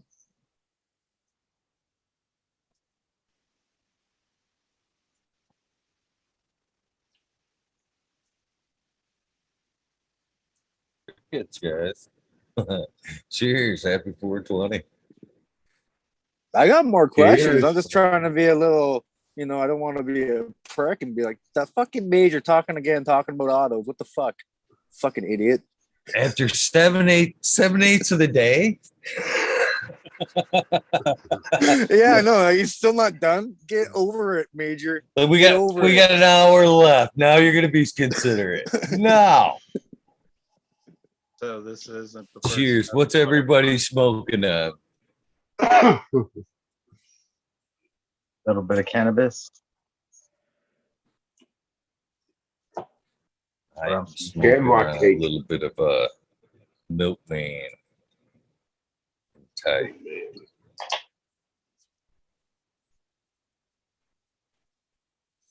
And the milkman It's is that barbecue gorilla, isn't it? Barbecue Grilla times the cereal milk. It's the milkman. Hell yeah. Yeah, around December I'll be blazing again. But until then, I'm gonna be a good boy. We all respect that. We all respect that one for sure.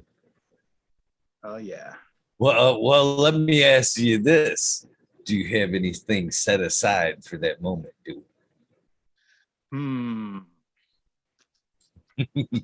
Something well cured, something that just first choice. I'd probably definitely will go with, and then that's about it. You beeped it out there. You got the audio in there. That's We're doing it up over here, man. I'm about looking around for technical difficulties and shit. That's never happened. This mother. Yeah, we got it all good, man. Got it all set up, ready to do some shows. I even got little everything, man. So Duke, shout that out, man. Where's this show gonna be? Is that where are you putting that on? I'll be recording them, and then I'll put them on YouTube. And at some point, I might start doing little live deals like through Twitch, maybe something like that. And yeah, that'd be about it. Yeah. It's badass. So you got Duke Diamond as the channel, or is it under Dominion Seed for YouTube channel? Nah, it'll be a Duke Diamond channel or whatever. The one thing we'll keep like the Discord, that's the Dominion Seed Company. And then I got my Instagram, YouTube, and the Twitch is the real Duke Diamond. Do it like that. Keep it simple. Sounds good, at least.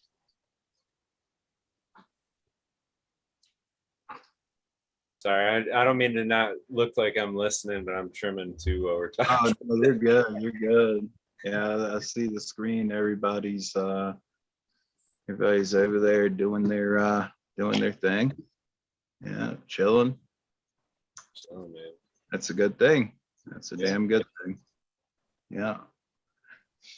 Yeah.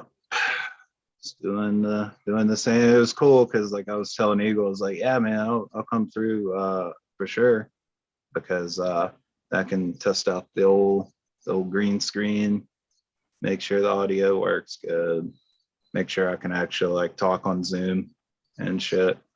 And I set up like a little button and shit too, so I can like mute myself and cut the video on and off, share screens and do all that shit. So been a big learning curve, man. Big learning curve. And what's your show going to be about, dude? I appreciate the weed. I appreciate the fact, Duke. I've been doing this for almost 3 years, and I haven't put that kind of effort into it yet.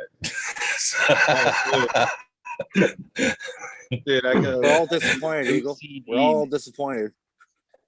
Yeah, I go really OCD when I really want to do something. I'll go fully all out, like, everything I can. Like I said, I'll stay up nights on end, just learning something, figuring it out, and then then I will do something like this with all this shit. So I wonder, let me see. I'm curious. I might be able to hook y'all up with a little preview, but let me see how this works out. Okay. Let's see here. Did that come up? The dank jank? Yeah. Yeah.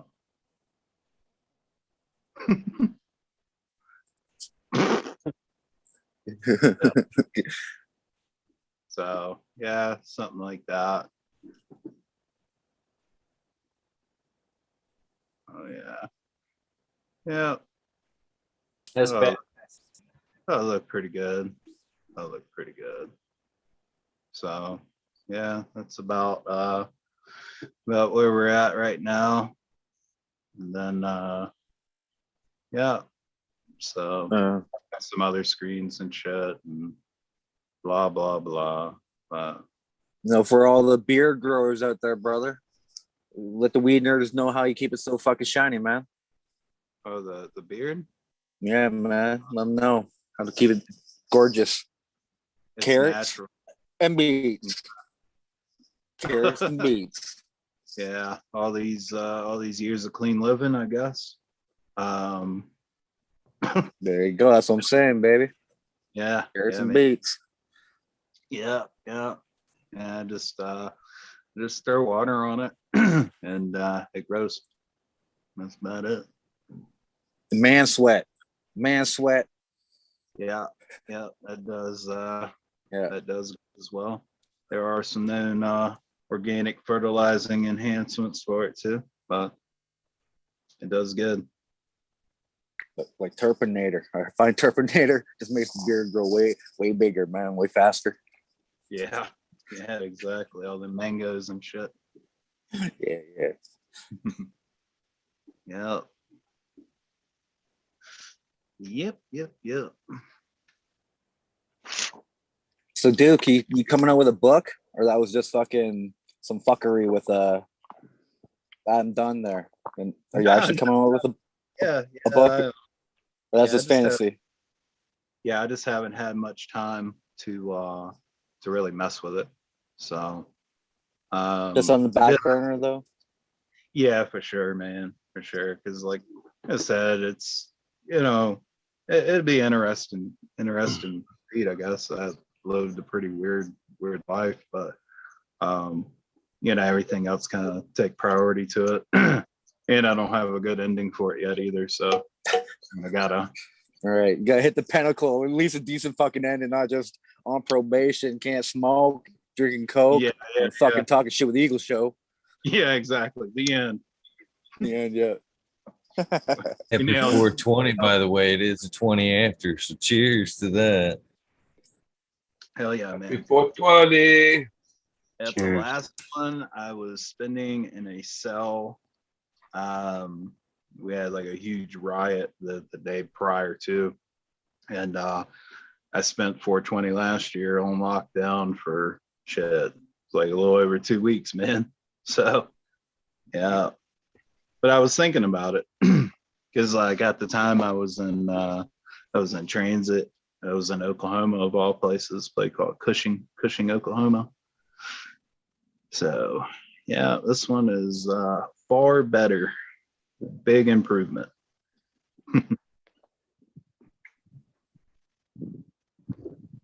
Yeah, I thought about you, dude, because we just did a vacation driving across the Red States and shit, and I'm like, man, this is fuck you up. Yeah, man, you don't want to get hemmed up in one of them states, man. Missouri's a good one, and after that, man, it's all she wrote. Oh yeah. See the city lights. Oh, man. But it is the tab time since we got some silence. Might as well play that bitch. Rock it. Cheers, everybody. Cheers. Take the dab. Yeah, I had some like weird sound bites and shit, and then I had nice. It's good shit. That's what we call the dab song there, dude. It's just long enough. Just long enough for to heat up and cool down, basically. But nobody dabs anymore. We started doing it every 20, but now nobody dabs anymore. When you fired up the new garden, what you do like a new soil mix and shit. And, we got it through Endopharm. So I'll be getting the first batch of that here pretty soon. Be growing in that, making sure everything's all up to snuff, and then after that, put it in a bag with the label on it. I'm gonna make a commercial. It's gonna be stupid, a commercial, but it'd be good soil. Yep. Cheers, Mr. Tal. Have you ever met the legend Duke Diamond? Cheers. To where? Where's that going? I said, have you ever met Mr. Duke Diamond? Oh no. Hello, Mr. Duke Diamond. Diamond. How you doing, boss? Doing good, man. Doing good. Good to see you. Yeah, you as well, man. I'm honored to say hello to you. You are a legend and a living legend. And yes, your genetics go before you, boss. You're a thank real you, man. one. I can tell. We know the real ones over here at WEedNerdWorld with Eagle. Yeah, I know this crowd don't fuck around, man. That's why I'm on my P's and Q's. Fucking yeah, it's good though, man. It's good. Y'all got a good network of good people, you know, and keep it that way, you know. There's a lot of shitheads out there, that's for sure. But I know Eagle, he keeps cool people around him. You know, cool people attract other cool people, you know. That's just how nature works, I guess. Yeah. Where are you from, man? Sounds like Northeast. I'm in New York. I'm on the Long Island, the island of Long.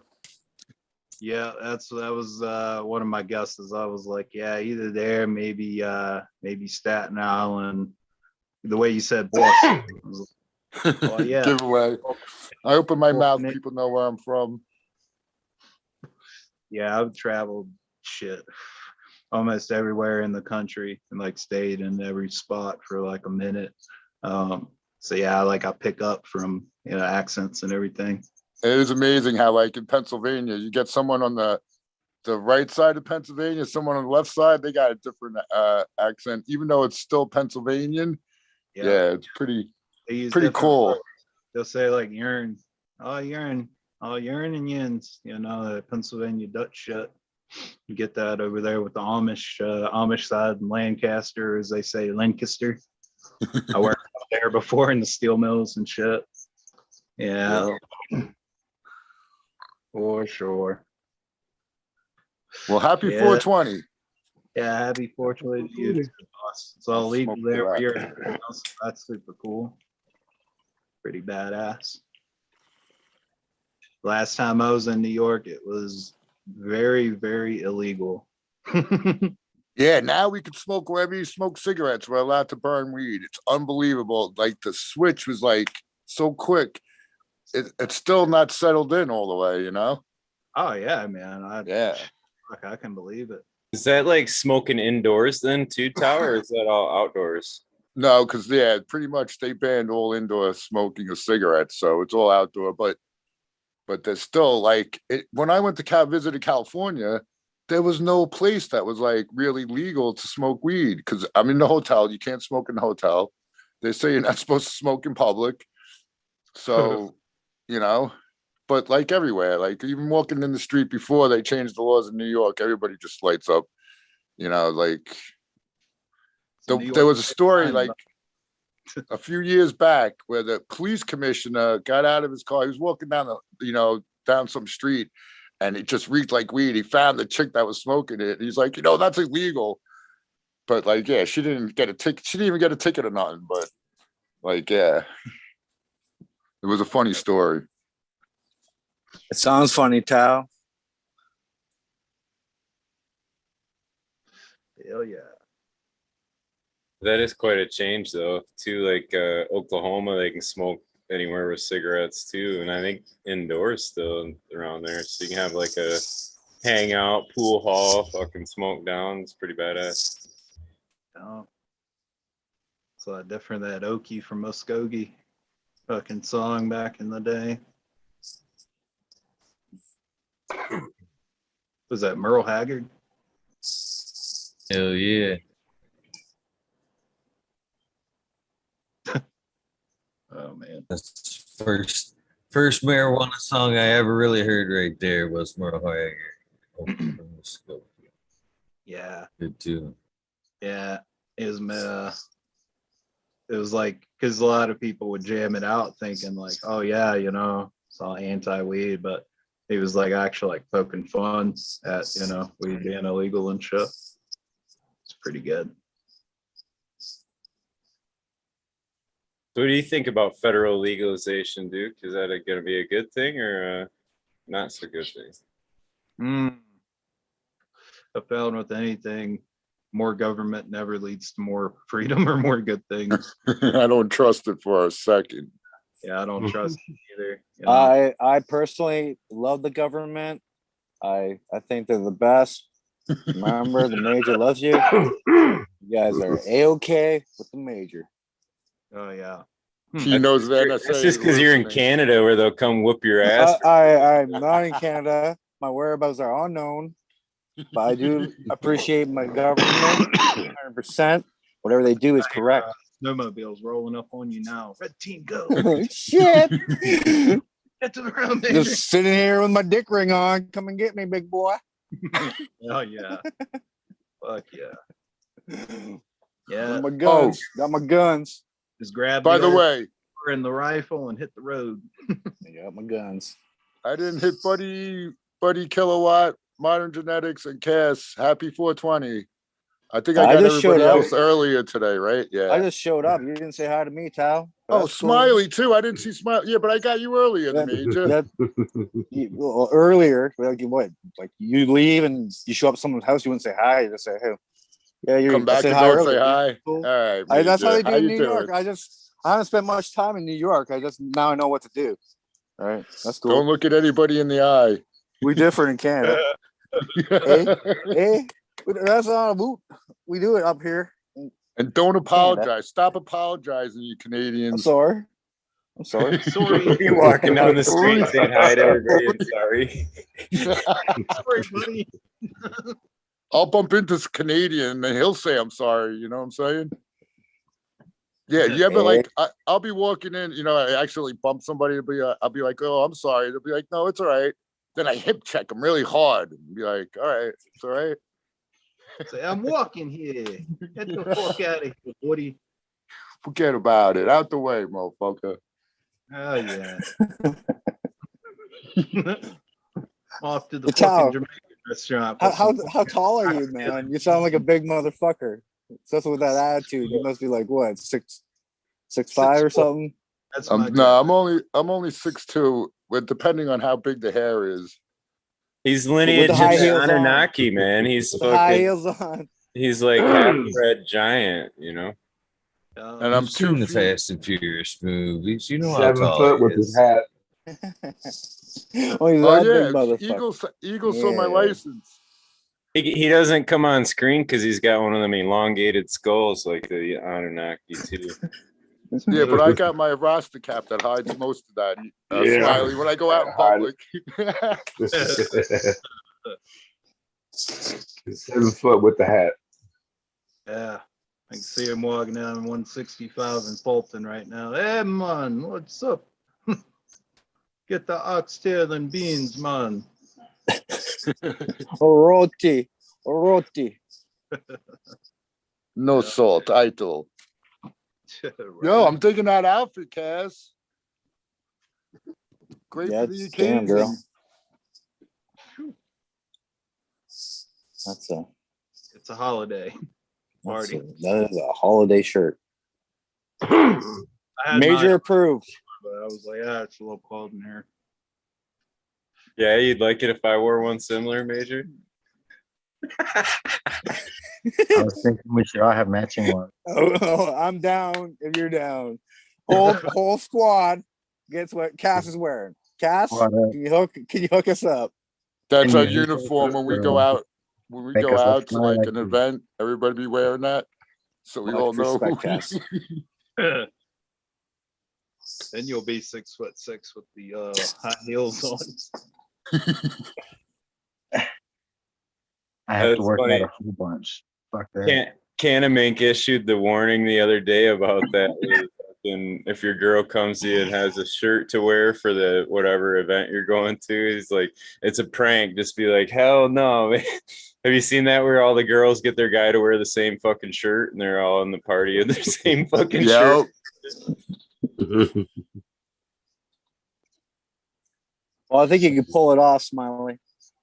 You got that smile, man. You can wear anything. Oh, I can, dude. I can make my chest bump like dance, you know what I mean? Like The Rock and shit. Can you do that, Cass? Fuck The Rock. Fuck, what's your problem, then? You're muted, Cass. You know that? Oh, I didn't know that. Well, now you do. It's good to hear your voice. Yeah, no, I can't do that like The Rock. No, I can't. Mhm.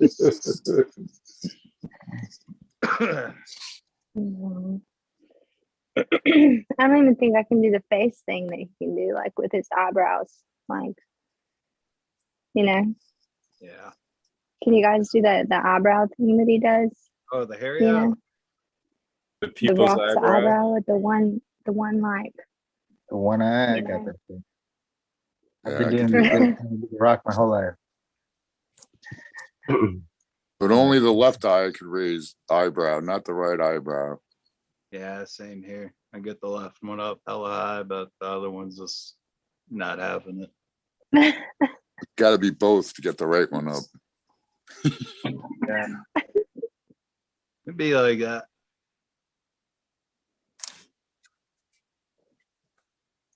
All right, well, cheers. Smoke some more. I'm doing it. Hell yeah. Let's go. Damn, Smoke out, Smiley. No cigarettes too. New rule. Damn Weed in it, our this is a nation. cannabis show on 420. Yeah, don't smoke cigarettes. Some You wreck ganja. wrecking the atmosphere. Swallow some ganja. What's your opinion about that, Smiley? You're a smart motherfucker. Why are you On smoking which one? cigarettes? Smoking cigarettes. Oh no, I'm smoking platinum cake. Yeah, but you smoke cigarettes. I see that when you sneak them in. Oh, the terpenes on it? No, your cigarettes you smoke, not your terpene cigarettes. They're cigarettes. The platinum cake Cancer is sticks. like almond paste and a rubber like burnt tire burn. It's like You know, if we grew our own tobacco, Smiley, they might not be so harsh on us, right? We'll flush it. It'll be good for us. Yeah, we should start growing our own tobacco. I know I shouldn't. Hey, My bad. Duke, I got a quick question.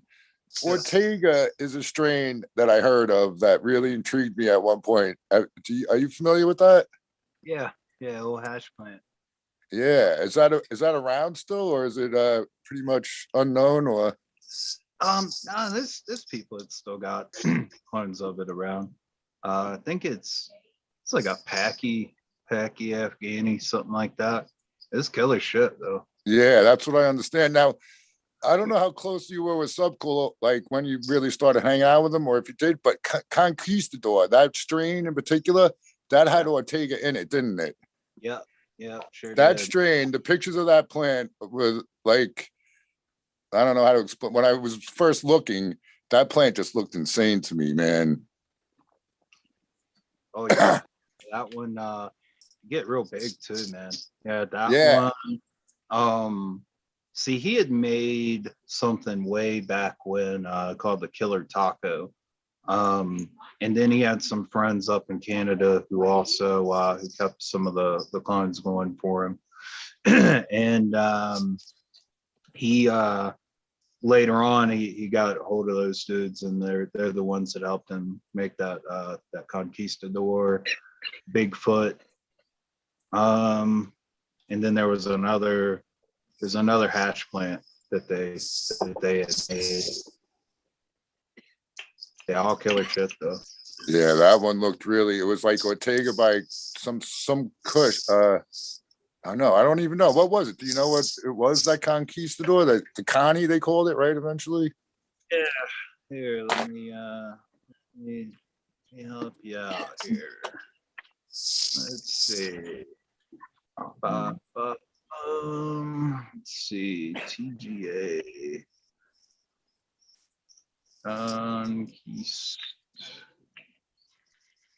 Fuck, I'm horrible at spelling. Fuck it. What's it?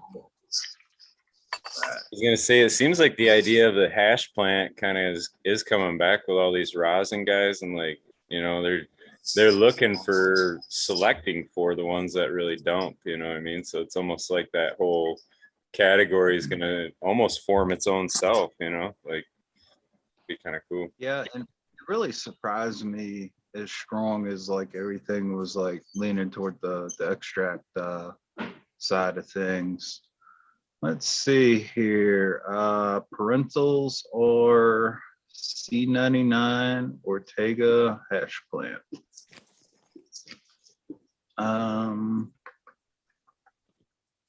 Yep. That's Yeah. it. So there you have it. Let's see. Sega HP. That would be awesome to get a remake of that one, in my opinion. Yeah, that would be that'd be pretty damn cool. I ain't gonna lie. I'm gonna be talking to old breeder Steve here soon. I'll see what he's got going on.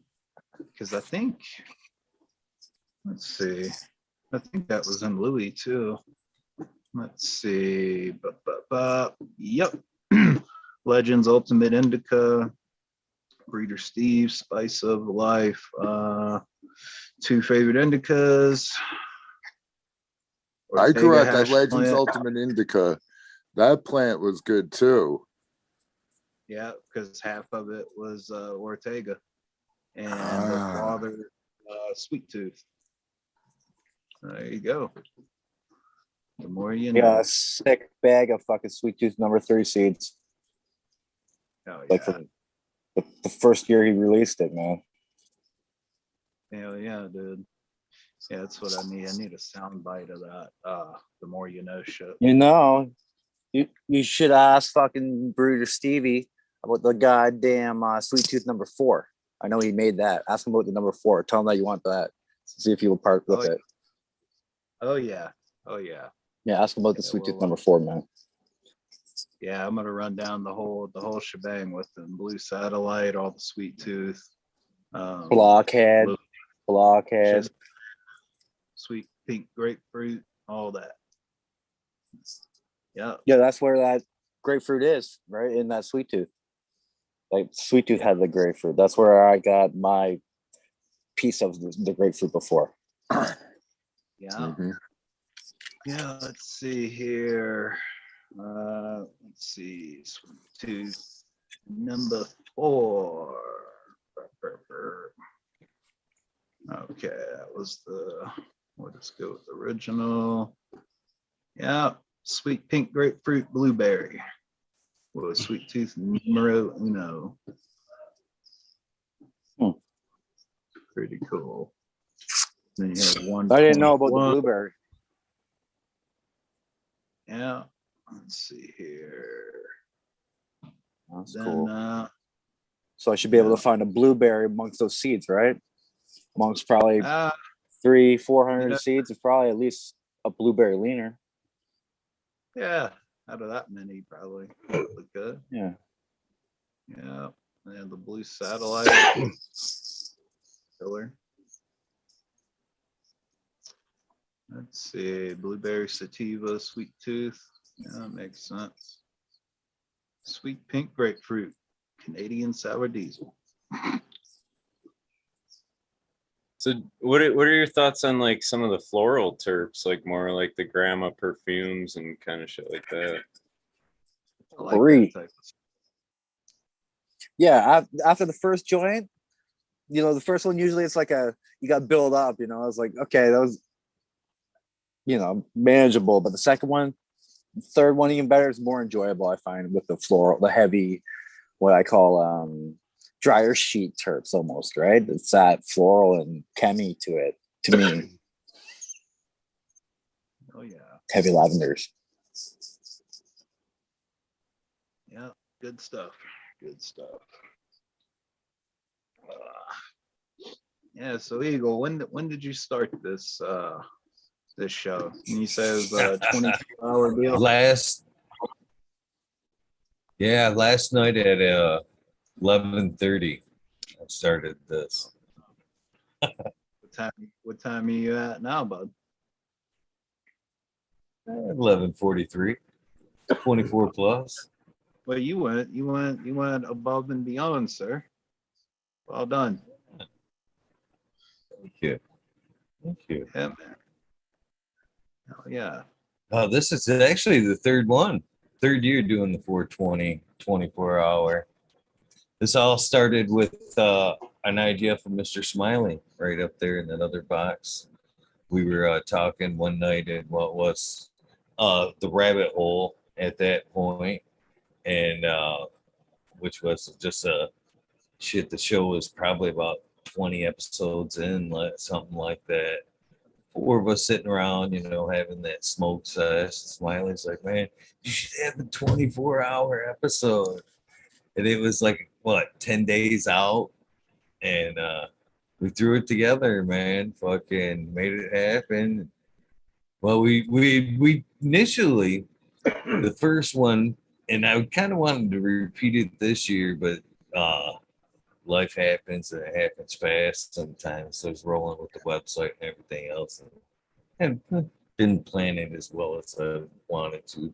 But the first year, we wanted to basically show the community and not just the community, but public in general that 420 isn't necessarily just a stoner holiday, but we could do something good with it as well. So it was kind of we wanted to do something with charity in mind, but with it being the beginning of COVID, it was hard to line up somebody. Any office I tried to get a hold of wouldn't answer. The offices that I could get a hold of in that short notice didn't want anything to do with cannabis money. So in the end, what we did that first year is what we called show them your heart, not your sack. And we anybody that kind of come on, we wanted them to put their thoughts or their attention towards some type of charity or something, in their eyes needed some type of attention. So one by one, as the guests came on or exited, they made light of breast cancer or, homeless or whatever it was, So cool, man. That's how it all started with that gentleman right up there, and we rolled with it. And this is the 3rd year in. Yeah. All because Smiley. Dude, that was totally a sesh idea. I don't know what. I appreciate it, but I appreciate being part of it. That's it, man. Shit. You put it on, dude. So have you been awake 24 hours, Eagle? Like you've been on here the whole time drinking coffee and powering through it? Slamming these monsters, yeah. I slept till about almost showtime last night, right about 10:30, and powered through it. Wow. Yeah, I was gonna say I was gonna hit the applause sound bite, but I realized it switched screens and almost hit something pretty fucked up. So I'm glad I caught myself. Yeah, Eagle, it's over 24 hours now, right? Because you started the one at 11:30. Yeah, man. Well, sorry I didn't get on till later. For some reason, I thought like you were starting it today and like going. I don't know. I don't know what I thought. Brain don't work too good sometimes, Oh man, I'm just honored that you made it, brother. That means a lot for real, not just to myself, but the people on the panel, the people watching, man. That's you. I know what y'all so excited about. I appreciate you letting me in here.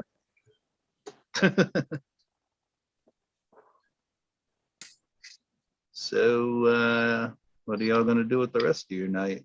What's going on? What's going down? West Coast takeover. Getting high. Getting high with the weed nerds. Yeah, bong rips and joints. Are you guys taking over for the rest of the night? I think mine's got a hamburger helper involved, and probably some more work, and that's probably about it. Yeah, not a whole hell of a lot. It's cool, man, that you got to lay low, jump them hoops, and get it over with, right? Yeah, exactly, man. Exactly. Don't need to go back for, violation or some shit like that. Piss dirty. And yeah, it is, man. Once they got you in there, their idea is to keep you in that circle. And not this guy. I was born on a I got good faith. Friday. It wasn't last Friday though. I got good faith when time comes, you'll come burn down with us. Oh yeah, yeah. Make that road trip up to Michigan and see what's going on. Hang out with you and my buddy Nick is up there. Got another old friend that's up there too. Go out in the boonies, see his crazy ass. Yeah, man, should be cool. Okay. Yeah. Yes, sir. Yeah, yeah, yeah. You in Colorado Cheers. now, Duke, or Vermont? Colorado country? Yeah, down almost in New Mexico, like where the Sangre de Cristos and the San Juans kind of where they intersect, and like there's this little valley right there, and I live like on a plateau right there, so there's just like mountains all around me and shit.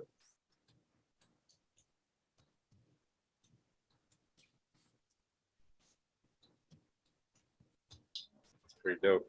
I want to shout out. Oh, go ahead, Ego. Go ahead, Smart. Well, I was just gonna say, man, I want to shout out to some of these people in chat, man, because I've been up, but a lot of these folks have matched my time as well, man. So shout out to a lot of people at fucking chat that's went the gauntlet today. Martial artist, pretty is that him? He definitely won. That's for sure, man. There's still fucking Hillbilly. 101 people are watching right now, hanging out. There's been pretty much that pretty consistent all day, so it's some pretty loyal. Now leaders. let's do the final survey. Are autos okay or not okay? Come on, we nerds. Let's have the final verdict. I think we like ran over the Settle for the autos, major, backed major over it, pushing on it. ran over it again. Come on. So well, I just I need think- verification. I think I could- written verification. Major, I question your creds. If you even have to ask the Weed Nerds that question, to be honest with you. Come on, man. No way, man. Orders are great. Orders are great for the compost pile. Right, weed nerds are Word just forms. accepting No, I'm fence joking. now, and you're gonna push autos on us? What the fuck, man? Rabbit food, bro. I just want to verify that I'm in the right room. I shouldn't be on Fumi's channel right now. Oh shit. Oh, boom, Eagle. Shots fired. Shots Who said fired. that? You did. Who said that? You did last night. I sensed it. Nah. You're like, you should just go see Fumador. You don't belong here.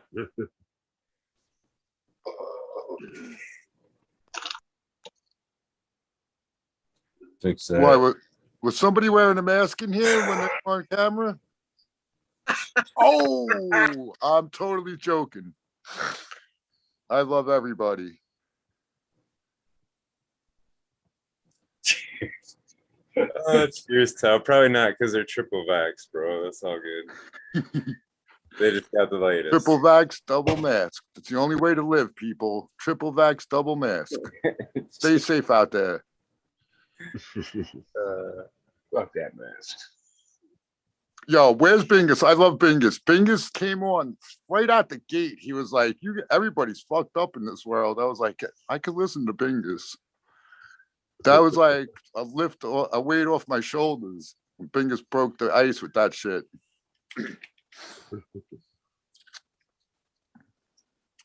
Just saying. All right, let's not go there. Weed is the best substance God gave humans. Let's start with that subject. And autos are the bastards. Autos are the Good for the devil. starter. For the newbie, they're good for the newbie. And with indoor grown just above the autos, right? It's got to be sun grown. Exactly. Sun grown only. Yeah. Electricity brings in the demons, don't you know? Grandma said that. Brings in the demons, Smiley. So Duke, what do you think about grounding pots? Do you think there's an effect if I'm in a concrete floor to somehow connect the bed to the ground? Good question. So like when growing inside, I like to make sure that I got a little barrier between the floor and the pots. Root zone temperature is something that like gets overlooked a whole lot. So if you can keep that root zone temperature pretty good, because like they'll get cold at night, you know, you'll get a lot better growth if you do versus not doing it. Like even just like having a saucer, you know, like a thick plastic, you know, saucer pan versus none makes a little difference, you know. But if you can keep them off the ground, yeah, that's definitely good. No, I think what he's meaning is grounding it to the outside ground with like a ground strap or something. I got you. Like a lightning rod. Like electrical grounding. I got an excellent guy you can talk to about that. One of my buddies was actually putting extremely low voltage and playing around with like low and high frequencies with plants. So he'd be the guy to talk to. Look him up on Instagram. It's The Seed Company, but the company's with a K. So it's like TSK. Check him out. His name's too. Pretty cool shit.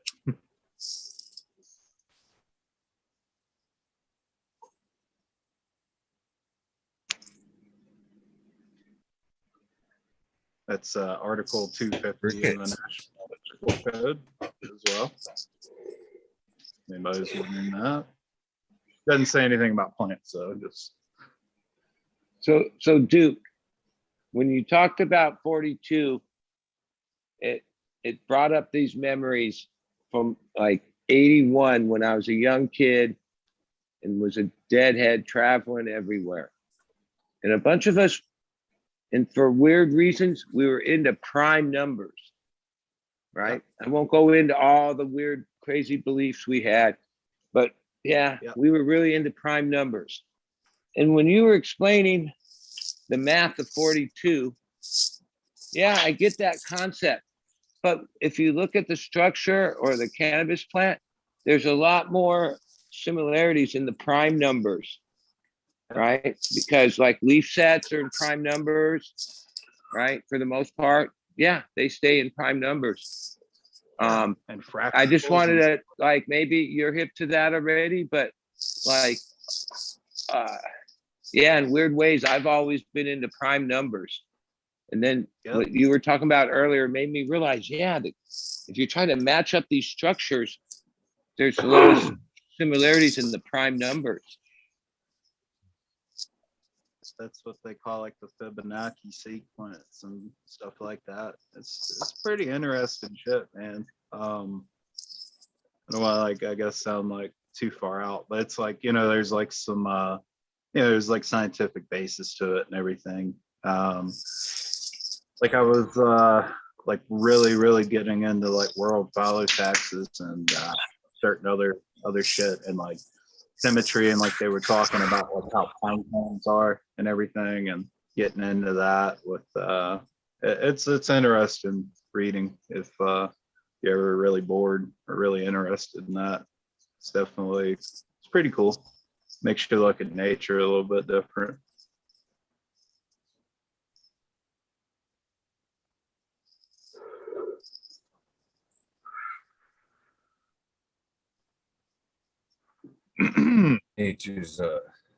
Nature and cannabis go hand in hand, I think, dude. I think more people should be taking time out. Oh yeah. Get out in the woods. Time out and enjoy gold. Yeah, absolutely, man. Absolutely. Yeah, goddamn right. I challenge all you weed nerds. Go claim 50 square feet of America or wherever your country is. See if you can get away, put a plant there. Dude, Find your own on paradise. that kind of same level there, basically, I believe, you know, the plant spirit medicine is basically what happens with cannabis, basically. And especially even more so when you go out into the woods, you kind of wander around with a mindful purpose, you know, of what is doing what and how it can help you. And I really believe that's how cannabis works. As you smell them jars, you're making a bond with that one. It speaks to you. That's the healing one. And just like you can walk through the forest and, you know, find healing herbs laying around, I think the relation with cannabis is much the same, to be honest with you. Yeah, like there's a whole thing about like wherever you find poisons, you know, the remedy is like right over there near it, you know, nature. That was always a pretty fascinating little thing too. But you ever heard of like the theory, like before you germinate seeds, throw them in your mouth for a minute, and you know, they say the plant end up growing and giving you what you need. Always heard that one too. I'm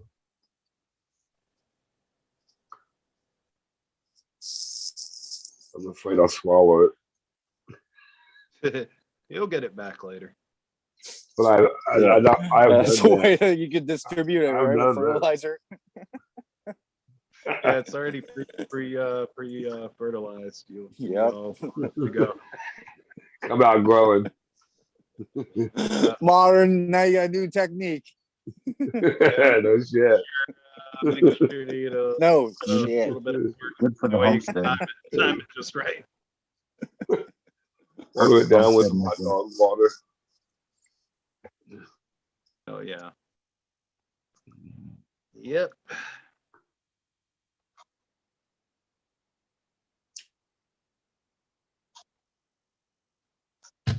So where's everybody's favorite place to smoke? You know, we kind of relate with cannabis and nature. Have anybody been to say Grand Canyon and smoked? Maybe a park? Where's some of your favorite places that you've consumed cannabis? Maybe on a 420. By the river, man, in a van down by the river. But definitely by the river, in the woods, preferably. That's my spot. There's this All the fucking way. mountain in BC called the Chief. It's like whatever, you climb this fucking mountain. It's like only 512s or whatever. Like it takes a bit of skill set, but if you're in shape, you can probably do it. And on top of that, man, that's where you want to smoke weed. For the major, anyways, I want to go back there and do that shit again. Myself, it's a nice little drive up here in northern Michigan, and it's actually called Sunset Drive. And as you head towards this one direction at sunset, the sun's kind of blinding, and there's such a drop off at this corner. So basically, you're heading up a hill, and then there's a sharp turn, but the whole time you look like you're gonna drive into that sunset and just kind of fall off that hill. And it's kind of fucking really a tranquil drive, to be honest with you. If you're fucking super stressed or whatever, burn that J and watch that sunset. It's always a pretty cool drive.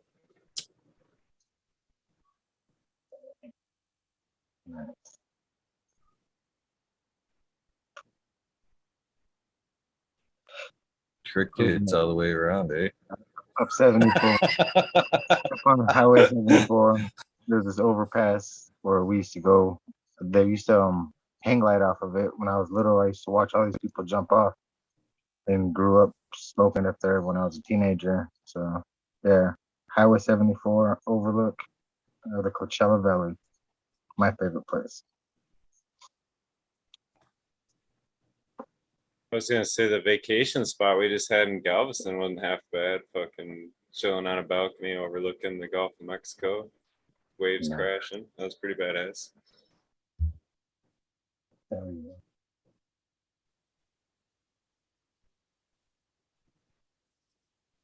What about you, Mr. Tao?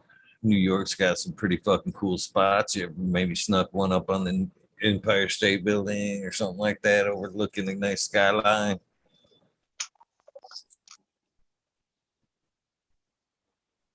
Good Good crickets. shit. Next.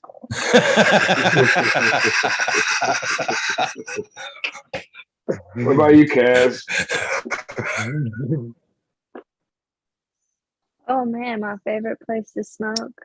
I'd probably say, I mean, anytime after fishing, like when you take those dabs after you fished all day, and especially if it was a cool ass place you had to hike far to, you know, you get back, about to drive, smoke ups, probably the after fishing dabs. Probably are my favorite.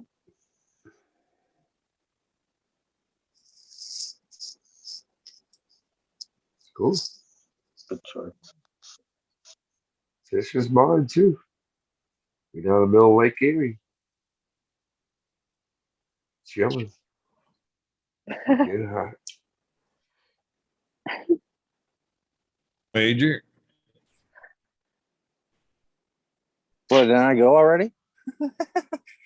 Go again. Did you? Go Oh, again. no, I thought I Go did. again, dude. Oh, I was just talking to myself in my own brain. I think he was. Go ahead. No, I It's said a the mushroom, chief. mushroom you talking. The chief. I'm BC, British Columbia. Okay, yeah. Off a You mountain, can build it British up Columbia, though. baby. Build it up a little bit better. Tell us why. British Columbia. Yeah. Yep. But why? It's okay, Eagle.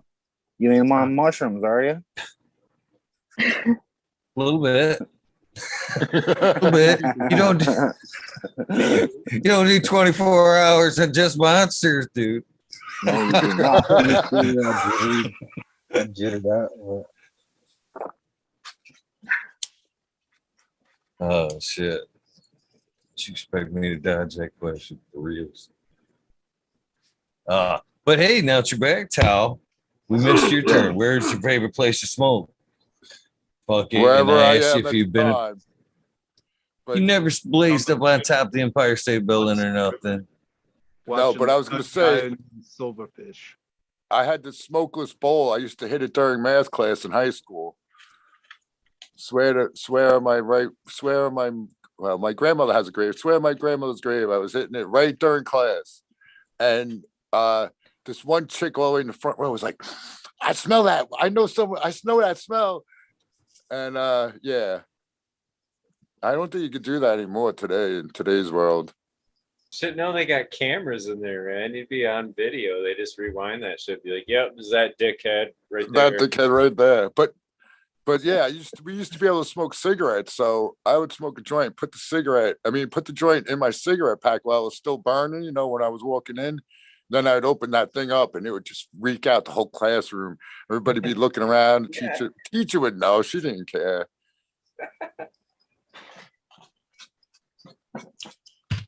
It is good.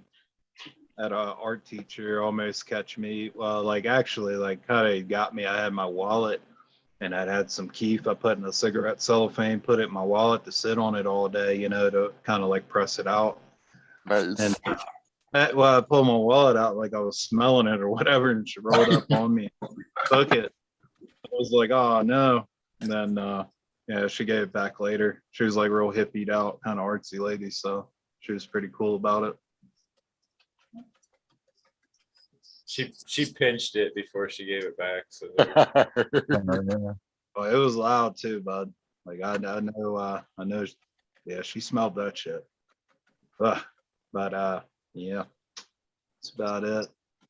Well, it's a little after 10 here, and I promised people I would go into the Discord and do some talking over there.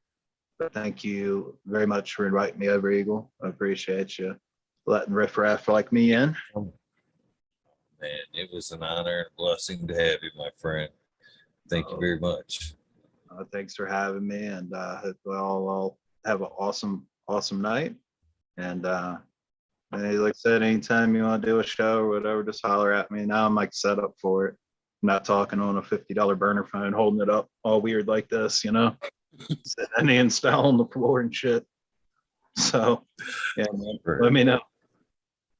Very cool. Good to Have a see you, great one, dude. dude. Thanks for chatting it up with us. Peace out. It's anytime, man. Y'all, Happy 420, and thank you for all you've done for the 420. fucking cannabis community, my friend. Cheers, yeah, brother. good I can. Y'all be good. I'll see y'all later. See you, Peace dude. out, Diff. That's a How cool long are you ass gonna weed go right for? there, man. How long are you gonna go Yeah. for, Eagle? I ain't tired yet. Fucking, you guys are good. I'll hang out for a little bit till at least fall out.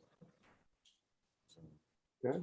Why not? Till you fall down, Unless huh? you get Well, there's 100 till I people fucking watching, fall down. so yeah, we'll hang out. There you go. Like Halloween Party of 420 isn't 100. over until you You go to know sleep. what? In fact, I got a few things to give out. Fuck it. In fact, MedGrow1 was here earlier tonight. Might as well give away some of his beans. I've got a pack. Well, it's one of my testers. I believe it's been released, so might as well give that shit out. It's a pack of Runts times his garlic punch. Ooh, Got fucking sticky 100 round. people in chat. We might as well fucking call it out from 1 to 420. Somebody want to pick that number? Somebody want to pick that number? 420. Oh, I gotta jump out. Just kidding. Shit, man. That sounds like Yeah, I'm gonna call it out like I did earlier. I never have good luck when I jump out on purpose. I seem to have like the worst. So I don't win anyways, so I guess it don't matter. I'll pick a number, Eagle. What's it between? 0 and 420. All right, I got it. Hold on. Got it. I was gonna say, Eagle, you know, there was other 420 24-hour shows, but there weren't probably many that go beyond 24 hours. So it's definitely But look at it this way. It's gonna be like 36 hours and shit. Wait for the start. Right up, right up. I'm just fucking We all know where it started. We all know where it started. With that being said, where is that number? We did get the number, Tal? I don't see it in It's the coming. chat. It's Did I coming. get it? Hold on. Here we go. I got it. Okay. If I can make it send, I'm on a fucked up shit. All right, there we go. Right. I got it. That's a good number. I like that number. Solid. Solid number, Tal. A couple people will like All that right. number. Yeah, get it up. All right, here we go. You guys got a minute and a half. One guess only. Unless you see your number has already been taken, multiple guesses will get you disqualified. You have a minute and a half. Good luck. Cheers, everybody. Good luck, people. I like how people like do their warm up numbers and shit, where they're like almost like they're stretching before the game. Whenever I know what I'm gonna pick, pick at this number. Right? I'm gonna start getting ready. Hey, what's up, Red Pill? You think that's fucking like one of those things like where they're like watching our reactions and shit as they throw them up just to see if we're like, Yeah. you know what I mean? Oh shit, they already got this bitch. Trying to get inside our head and shit. I'd like to see who's actually in chat. Who's been lurking? There's all kinds of people. Lurkers come out. All kinds. Red Pill is in chat. I thought you said that, and I was tripping out. He was tripping. Like, I don't really hear that. Yeah, that was dead. Red Pill sighting. Was there a red pill sighting? Yeah. Really? Yeah. 30 seconds. Red Pill was in. Choose red pill if you're in chat. There you go. 17. Yeah. Oh man. Might as well call it right now unless somebody else has got it. Somebody got their fucker dead balls. Dead fucking nuts, man. Right in the nuts. Yo, dead nuts. And that was my automation is freedom. Cheers to Automation. you. You got that MedGrow1 pack. Hopefully you enjoy that. That's some good ass shit right there. Next up, we have some of SoCal's Mendo Loco. You guys heard us talk about that. I have a pack of that I'd like to send out. Same deal. Who wants to pick this number, Cass? You haven't picked a number today. Would you like to throw a number in the Zoom chat? 0 to 420. Sure.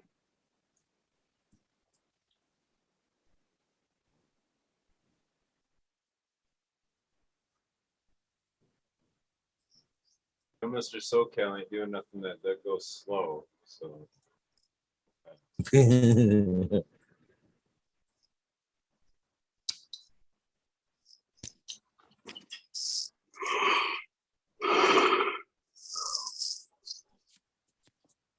and the loco's badass though.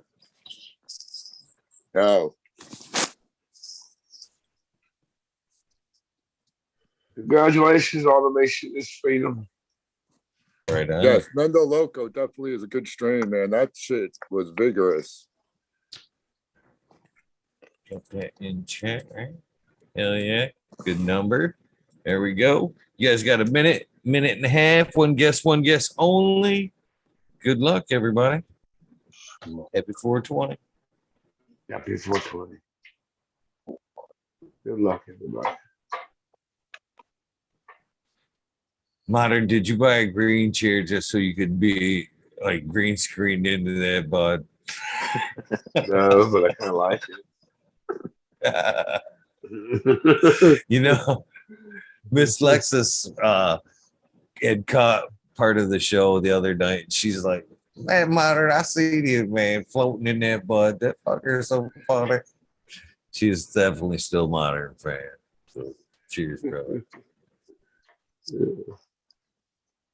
She tried to get, in fact, she tried to get me. We were shopping a couple weeks ago, and we seen this. It was a pocket hot dog roaster, like a pocket pole, fishing pole.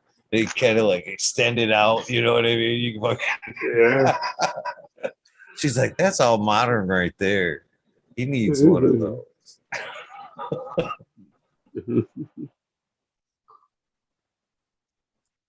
So we got 21 seconds. Are you heading up to I think you said you were that Gems up there, that event in May? What? What event in May? You that camping event, you headed up there? I think you said you headed up that way the other night. Which one? The one up north of yeah. Ain't it May? Just north of Big Rapids. Or it's in Big Rapids, right? That one, Gems and something. I just heard about it. That's up by Country Roots, I think. Oh yeah. Yeah. We were talking about it earlier. Caught wind of it. I know there's something going on down by my place. June 2nd, and Mendo Dope Boys are going to be there. Yeah. Is it big something farms? Yeah, I've got the stuff. You got the then I Rustler, if you're in chat there, you can type that in chat. yeah, I'd like to go to that. Yeah, I want to go see that one. I think there might be camping that night too. I'm not sure on the camping. But I think I'm the only one looking for the winning number here. The winning number was 400. So the closest I've seen so far is 20. Unless you guys see it wrong, right? Yeah, it's pretty good number. Nope, I got close to that thing. Yeah, it was Buddy Lee split, huh? I mean, Buddy Kilowatt. I did that 369 for him. Bam. But I want to say shout out to Johnny Candace. Happy 420, dude. Because you're not up on panel today, but I hope you're feeling better, boss.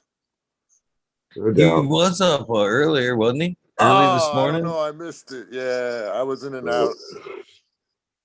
Fuckers are trooper, man. He is. And he's awesome. I He's think awesome, it was dude. Christ, unless somebody can prove me wrong on that method there. All right.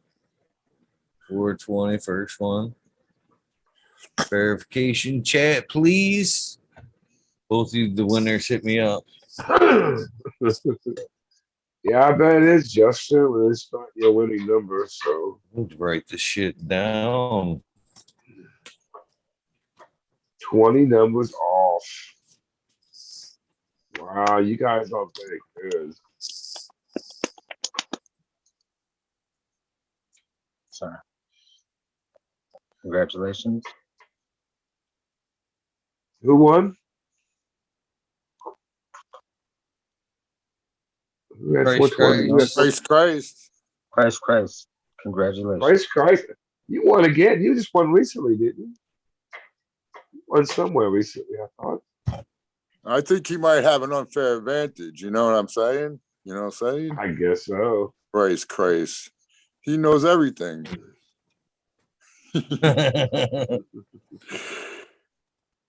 Wait a minute. I did feel kind of led. Ooh, greenfingers. That's pretty cool. All right. Next up. Damn, Eagles on a roll. What's next up? Hey. I know it's the last of the season, but you can still wear it next year. One of the last WEedNerdWorld hats until next season. Is up for a win. Who's picking that number? I'll catch it. Smiley's got one. Smiley, you want to pick that winning number? Same deal, 0 to 420. We're actually cheating them at that number. 113 in chat.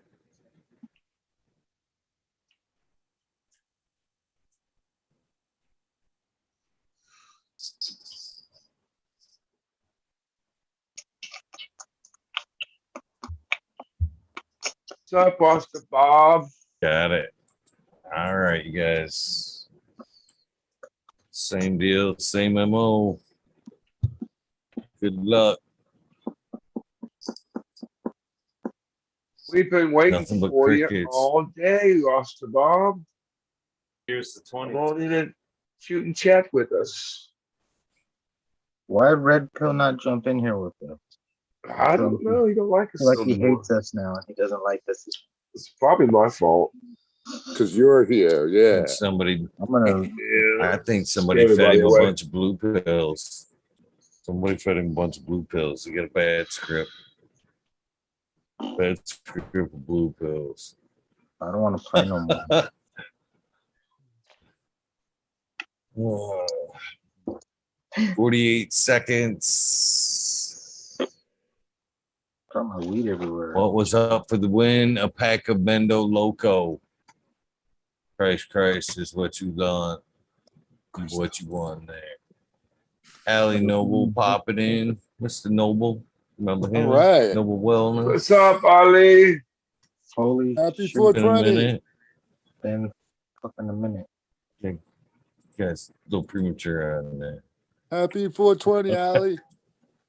Oh, happy 420. Cheers, bro. Stranger. Buddy. You doing? What's How up, you man? been? I'm good. Just working hard, brother. Doing his thing. Good to see you. Good to see you too, man. Work is good, man. Buster Right Bob's there. birthday. Happy Red birthday, Pill will Buster be Bob. coming in. Where'd Red Pill go? Yeah, Bob on the job. Peace, Bob on the job. He was. Ooh, He he's popped Red in. Pill. He go. Hello. There he is. Hey, happy 420, guys. I'm happy again. Happy miss you, What's Red up, 420, Red bro. Phil? Good to see Yes, you. man. Yeah, I heard you guys egging me on. Well, you Yeah, no we love did. us anymore, Red Pill. That's not what's going on. Come on. You no All love right. your life no longer? You no love your life no more? Talk like fucking We miss you. Red Pill. You complete me. We miss you. Bunch of slow brains here, except for you, Red Pill. You got all the cool ideas and shit. I don't know. I think I heard enough cool ideas thrown around today. You got a good idea. Smoke more weed, everybody. That just makes it worse. You've been lurking in the background all day. All day, Red Pill? All day, all 420. He's trying to make our ideas come true. He's like, I was just waiting for him to pounce. Been dabbing all day long. Lots of us. That's all right though. We'll take this 20. We just passed the 20. Fuck. Oh man, we stopped. Red Pill's always here. See, we got so excited we all forgot about the winner and shit. What else were we giving away? Oh, Mendo Loco. We're giving away that hat. Gave away that hat, man. Oh yeah, Did you give a star? Did you put a star out there? I'm fucking. Yeah, sure did. And we ghosted him when Red Pill came in. Who picked out a number? A bunch of potheads. Pick a number? Was he? Smiley was picking a number, wasn't he? Smiley was supposed to pick it. Smiley picked a number. Did he pick a number? Wait a minute. No. Did I put start in chat? He ain't even here. Smiley's not even here. Fucking alarms all going off and shit.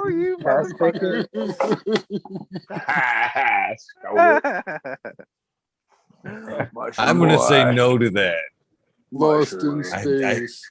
I believe that's a no. Wait a minute. Yeah, I did. Push start. I did. Did you want to pick a number? I did. You did. Threw me off when the last winner asked what was up for bids. That's what I thought he was talking about his win. That's what threw me off. So there was. All right, the number was 221. There was of course a 222. Several. Detroit River Rat was the first and closest.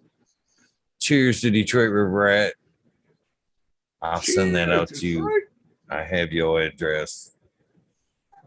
I know where you live. No, just kidding. Your hat will be delivered, brother. Cheers to you. Congrats. I know where you get your mail, motherfucker. Hey, I will tell you this much. Because of the way that the subscription feed goes, and like if a live has been on for a while, it doesn't put you to the top of the thing.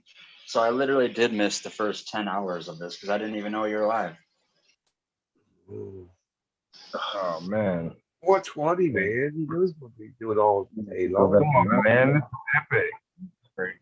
Come on, Red Pill. You're the smartest man I know. Third year.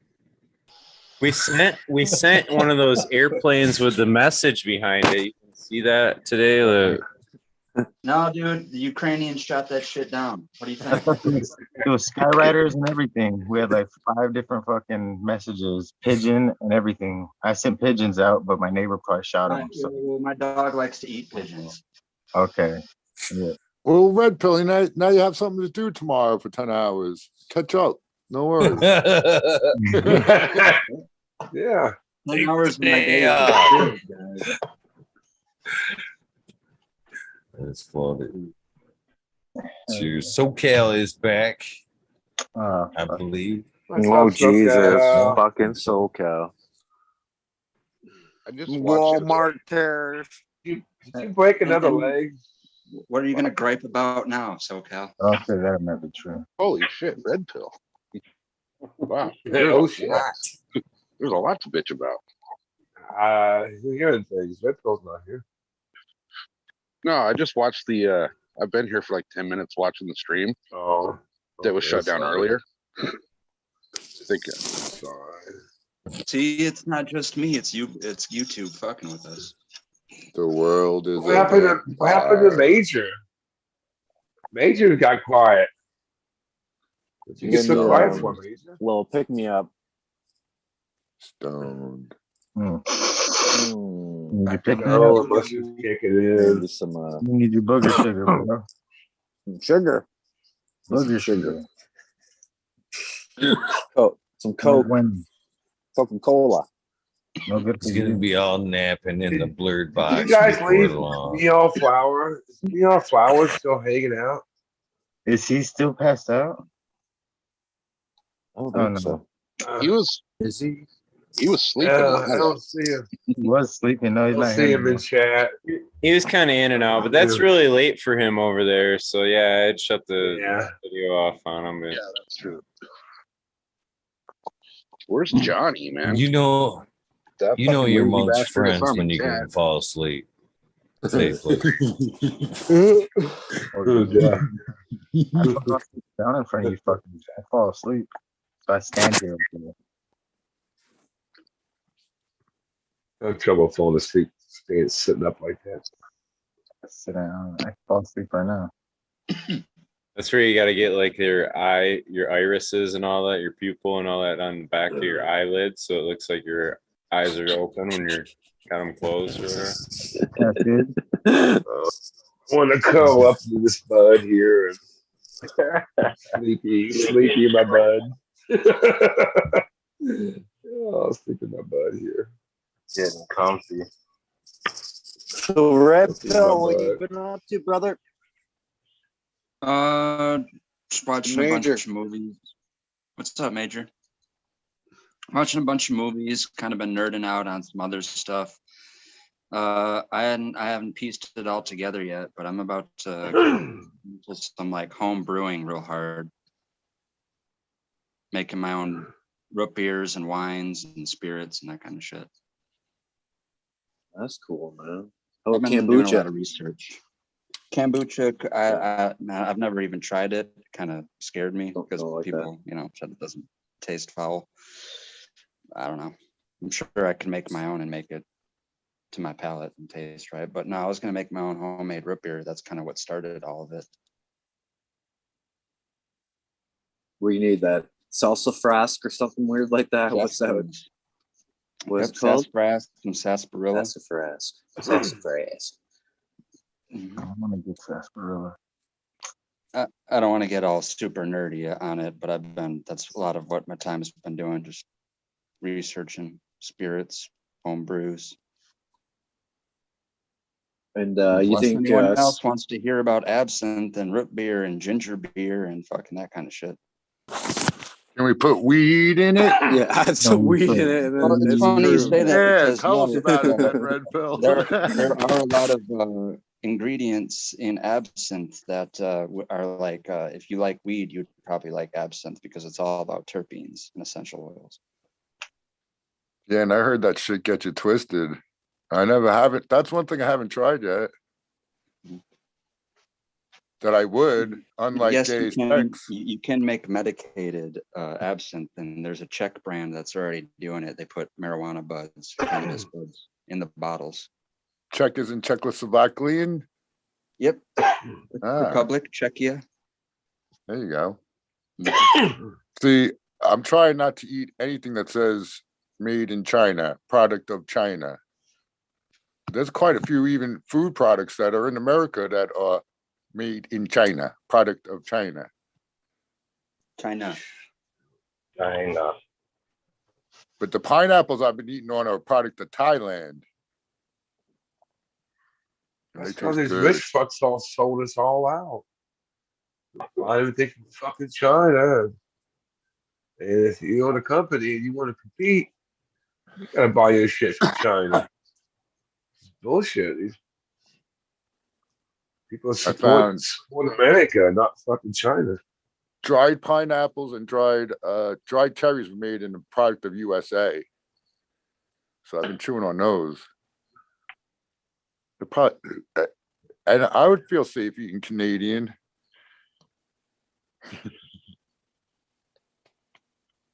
I don't know. It's kind of pushing the limits right there, man. Canadian's like a little brother, you know. Oh, take care of a shit. little brother. That does remind me of another thing, another tidbit of news. Along with, because I'm cheap and I can't afford a lot of the ingredients for a lot of the shit I want to make. So a lot of that actually can come in the form of cover crops, basically. So I'm gonna indoor and actually, well, outdoor and actually indoor grow again too. There's a process to it. No one get it. Hold on. Just hold on. I know what you guys are thinking. Hold The on. first step is to just take things slow. And I'm gonna get a cover crop established. And then if I can find, oh, here we go. General is gonna love this. If I can find some feminized auto flowering freak show Oh my God. plants, feminized auto flowering and freak show. That's be those three criteria. Feminized auto freak show. Maybe, you know, after a few months of, you know, chop and drop, you know, plants here and there, no one will notice this weird looking plant growing in there. And it's not peculiar in any way. No one's going to look at it and be like, oh, I know what that is. So yeah, I could have freak show plants growing in my vegetable and herb garden. No one would say anything. Hey, Red, I know you're like vision impaired or what have you, dude, but how can you go off in the woods and be confident to come back to your same spot that you left from? Is your how like Like I'm for asking grow that growing? basically? Yeah, like can you gorilla grow? Basically, what I'm asking. Yeah. Well, that's yeah, but that's an advantage. I mean, technically, it doesn't have to be auto flowering if that's what bugs you. But my whole thing was in my area, just growing plants that no one would really pay Right. attention to. So this is like a The plain sight freak thing. show. Yeah, I this think is they like do make their freak show auto. I believe they do. I'm not too sure. well, here's my I thing think is I I saw already it knew somewhere. that like 5 Yeah, I seeds thought are I did probably gonna too. cost like $200. So my whole idea was to actually mass produce it, you know, and use it like literally like chuck it everywhere, like what you're saying. Go out to the woods, know where it's at, come back to it, and no So one's why'd not you want to get feminized? You said feminized, didn't you? So you don't have to because worry then I about don't it. want to dick around with males. Oh, I Yeah. thought you said you want to make a ton of seeds so you could spread it Yeah, around. but That's you know, after the okay, fact. that's not where S1. the process begins. Self You error, right? outcross with whatever photo period you're trying to influence that plant with. So I could technically make like a Skittles freak show. I could make a Apollo 11 freak show. I could make a Girl Scout cookies freak show. You know, You could do anything you put your mind to, Red Pill. I have the utmost confidence in you and your work ethics. thank You're you, hired. thank you. And you're fired. What happened to your freak show? Who's You ever freak? finish that thing up? Who are you talking to? Oh, Who you talking No, to? that you? one's for you, Tal. Oh, mine was just Oh. a freak. It wasn't the freak show. And that thing died when I was trying to recuperate it from its poor life that it had. It didn't make But it. but it was fun to look at for a year and a couple months. Oh, shit. It Don't was people definitely just tie- entertaining. Don't people just tie fake flowers on the outdoor plants anyway and make them look like they're like a lilac or something? Tomato, peppers, and Yeah, but I hibiscus. want people to not even know if they're up close. Like Yeah, in if a- you get pluck a leaf off, man, it's Yeah. like the old school marijuana. It's still leaf. gonna look I'm gonna- funny when it flowers, Red. You know that, right? Like week 8, look at that freak show. It still looks like a cannabis cactus I don't think so. like plant, right? It's Not to dumb people around yeah, here. it still grows decent nugs. Yeah, but they still don't look like. Oh, look at you defending autos. No, Huh? man, that's just Yeah, well, the leaf equatorial itself, flora. but the bud. Yeah, Well, that's you just could grow with It's the mullion, same. right? Get some other cover crop, Red. Get some Yeah, mullion that's in what I there. was gonna do because part of this is Get I some wanted to grow. sumac. Well, there's a couple of different varieties of sage I want to grow in lavender too, along with creeping. The creeping lavender is like a, you know, it goes along with the cover crop, but I actually want to grow upright. Actually, it's lavender hybrids. The lavender itself only produces 1 to 2% essential oils, but they make hybrids that are like 9 to 10% yielding, and they almost have the exact same profile too. But anywho, yeah. So yeah, it's going to be intermittent with a bunch of other plants grown for herbs and essential oils. Yep. But the And auto that's what flowering thing is more like a little patience having to do thing, And if I do have to, let's just say chop and drop it, then it's not like I have much invested in it.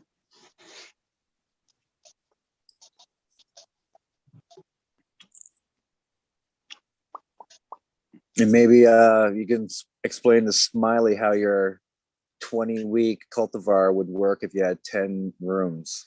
Oh, you like that one? I love that. I can't believe that Smiley got so confused. It's like, what the fuck? What? I don't understand how Smiley's all. I ran this thought process over and over and over again. I can do it in a 2.5 car garage. I can have 4 tables. I have a 16-week variety, and all 4 tables can be 4 weeks separated. So I'm actually breaking down that 16-week variety every 4 weeks. Right. And each one of those tables would have 155 plants in 8-inch square pots on a flood and drain. And they would have 630 watt CMH bulbs. And I would expect about a 62.5 gram per square foot yield per table. So that's about 16 tables harvest every week. You could, but I'm just saying in limited space, I only have like a 2.5 garage. I'm just thinking in what I have to work with space now. And if anything, if I had all green lights go, that's how I would set it up. But yes, in a big warehouse, or the hypothesis started with taking an old school and renovating into a grow where you'd have maybe hundreds of rooms, and then you can run multi varieties. You have you have a variety from Ecuador, you have a Thai variety, a Hawaiian variety, and then you're basically the guy that specializes in true sativa or narrow leaf cultivars. That's what I mean. You bring it to the masses. No, everyone's like, you can't do it. It's only for like someone with the patience to do it homegrown. Well, you just got to chew up the first 16 weeks of flower or whatever the flower cycle length is, right? That 20-hour lag time, right? Or that 20 week, right? Yeah, of course. Yeah. Well, Smart was trying to point out the fact that if you run it 14 weeks, you are spending more time and money on that plant. Well, for the first, there is precedent for this too, because Dutch, they have Cali Mist and other strains that are common 12 to 14 week varieties were pushed out the way whatever you name it strain is pushed out today. Gelato, Runts, Girl Scout cookies, Blue Dream, Gorilla Glue. That's what they used to do. And they used to be 12 to 14 week strains. And to the consumer, it doesn't matter. It's basically virtually the same as an autoflower. If that's not brought to their attention, they don't really care if it's a 14-week equatorial strain or if it's a 60-day autoflowering. It may happen one day. It may just like wine and stuff. This is a finer wine. It aged more. It may come around to get there. People can appreciate it. I read some grow like diary in High Times with him. The guy he just put his light on for 9 hours. And it was crazy sativa, but it would get done. I forget it. I don't even think it was 8 weeks. It was more than that, but still, he only put his light on for 9 hours and to get it done. And yeah. Well, in marijuana botany, they do that, and they went down 8 hours, 8 on, 16 off, and that's when you get a diminishing yield or return on your. That's when it inverses. Right. I wonder if that's different now with the new LEDs, though, too. Red Pill. It could be because they're more intense. You can get a better DLI. You can increase the DLI and bring lights down on other motherfuckers. Fry it for 8 hours. I think that's the answer. If you want to grow a long flowering sativa, man, just kill that light down big time. Hours of light, rather. I love 10. I love 10 14. That's my favorite. 10 14, 10 on, 14 off is perfect. There you go. I wonder how some of the treatments too of like so there's a product from who's John Kemp? AEA AEA makes accelerate, and that's like said to accelerate into the flowering period. And I wonder if that would work for like a long flower sativa to do certain tricks to like shorten the transition period. You know what I mean? Try to get it deeper into flower, into bud set sooner. You know. Well, yeah, they also say giving it 24 hours of total darkness before you put it into flower could shave off a couple days in general. And I think I've heard that more than once. I could think that might be I credible. look at that as the same as cutting the lights off at the end of harvest, and I don't know if it does anything. Well, they're light sensitive, so it has to do something. Like I was going to say. Well, I should say this: if it does anything beneficial, there. I'm going to open up my research facility after my $5 billion GoFundMe account gets filled up, and we'll do some experiments on that too.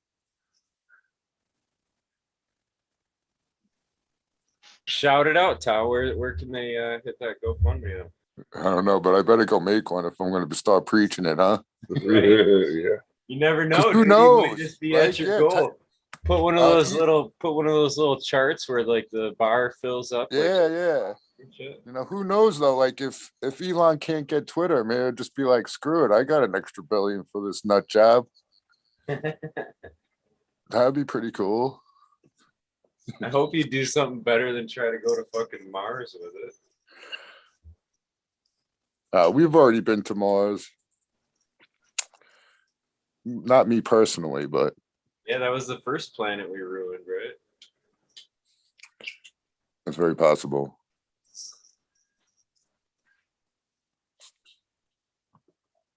Everybody goes quiet. Who knows? I'm not They're all faking oil. I don't know. Elon's just trying to get home, dude. It's just funny because I think it's H.G. Wells or Jules Verne, one of those science fiction writers, actually does have a story about Martian civilization being ran by a guy named Elon, and it's like a 120-year-old book. Hey, reality's crazy, right? Remember, Martians come from Mars. Yep.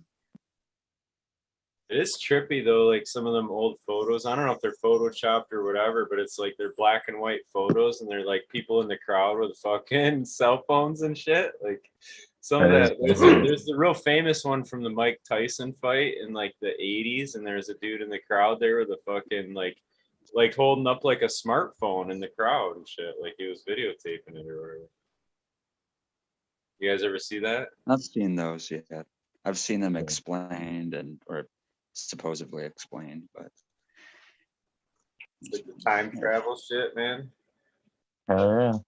I'm not a time travel and Mars are,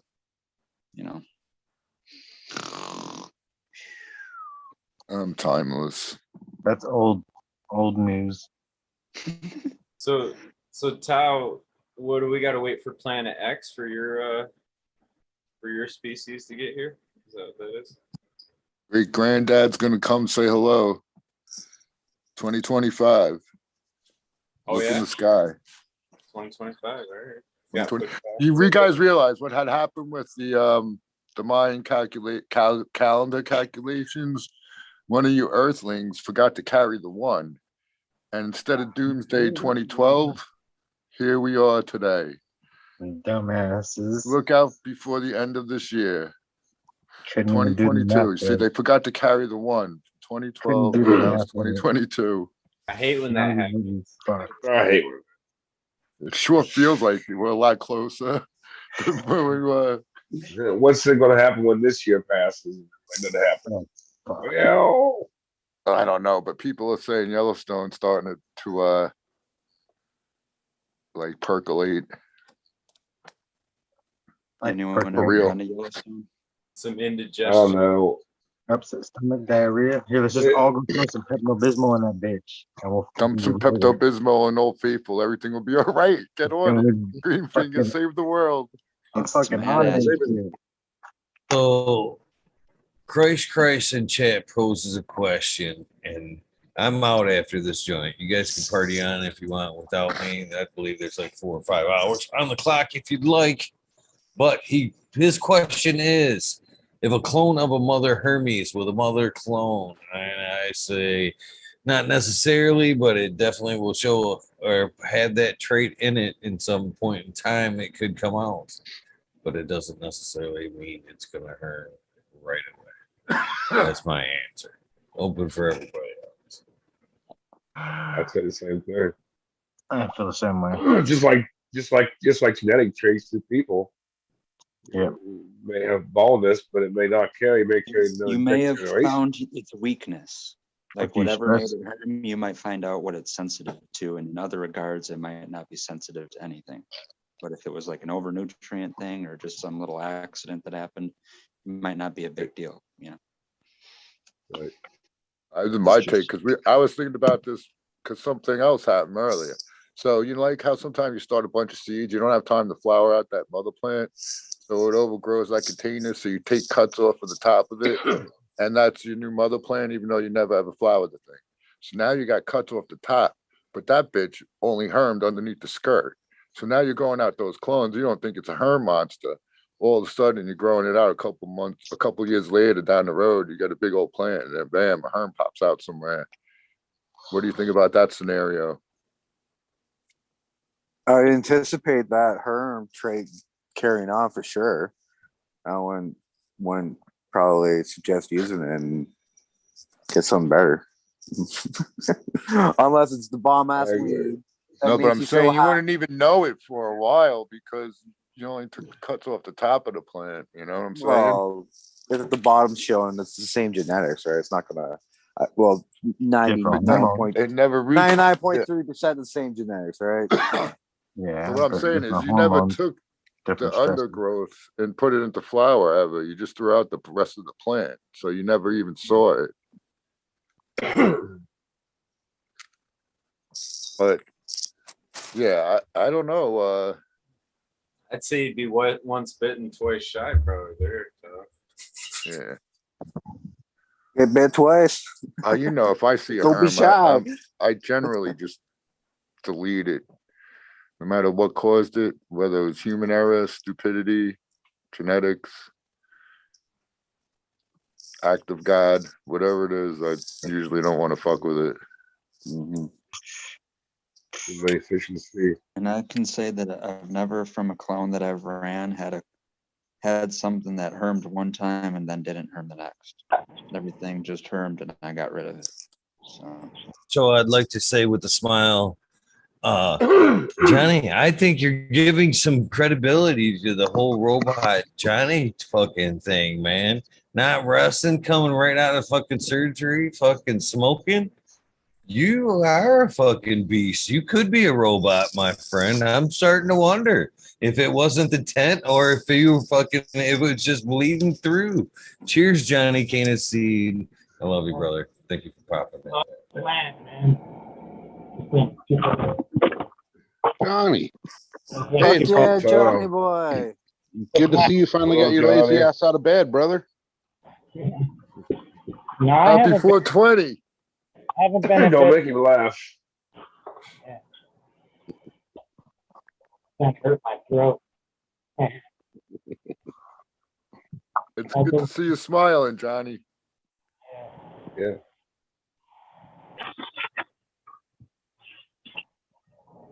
That's interesting. How long you gotta wear that next thing?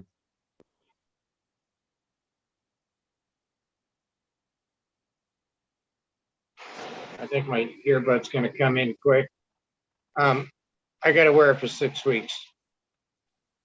6 weeks. Yeah. Wow. Yeah, I got to wear it for 6 weeks, right? There's no driving. And haven't been able to eat any food yet. Can't get it. I can't swallow. It's no. It's just fluids, you know. So I'm doing I can do jellos and some yogurt if it's thin enough. It's kind of hard to push through, you know, because my throat's kind of swollen in the area where they had to move everything around. Inflammation. Can I suggest Carnation Instant Breakfast? It's a drink. Yeah, that's Usually, that's something. It's something I've been I, thinking I about. drink one of them every day. It's like I skip a meal by drinking one of those every day. So I miss it if I don't have one, actually.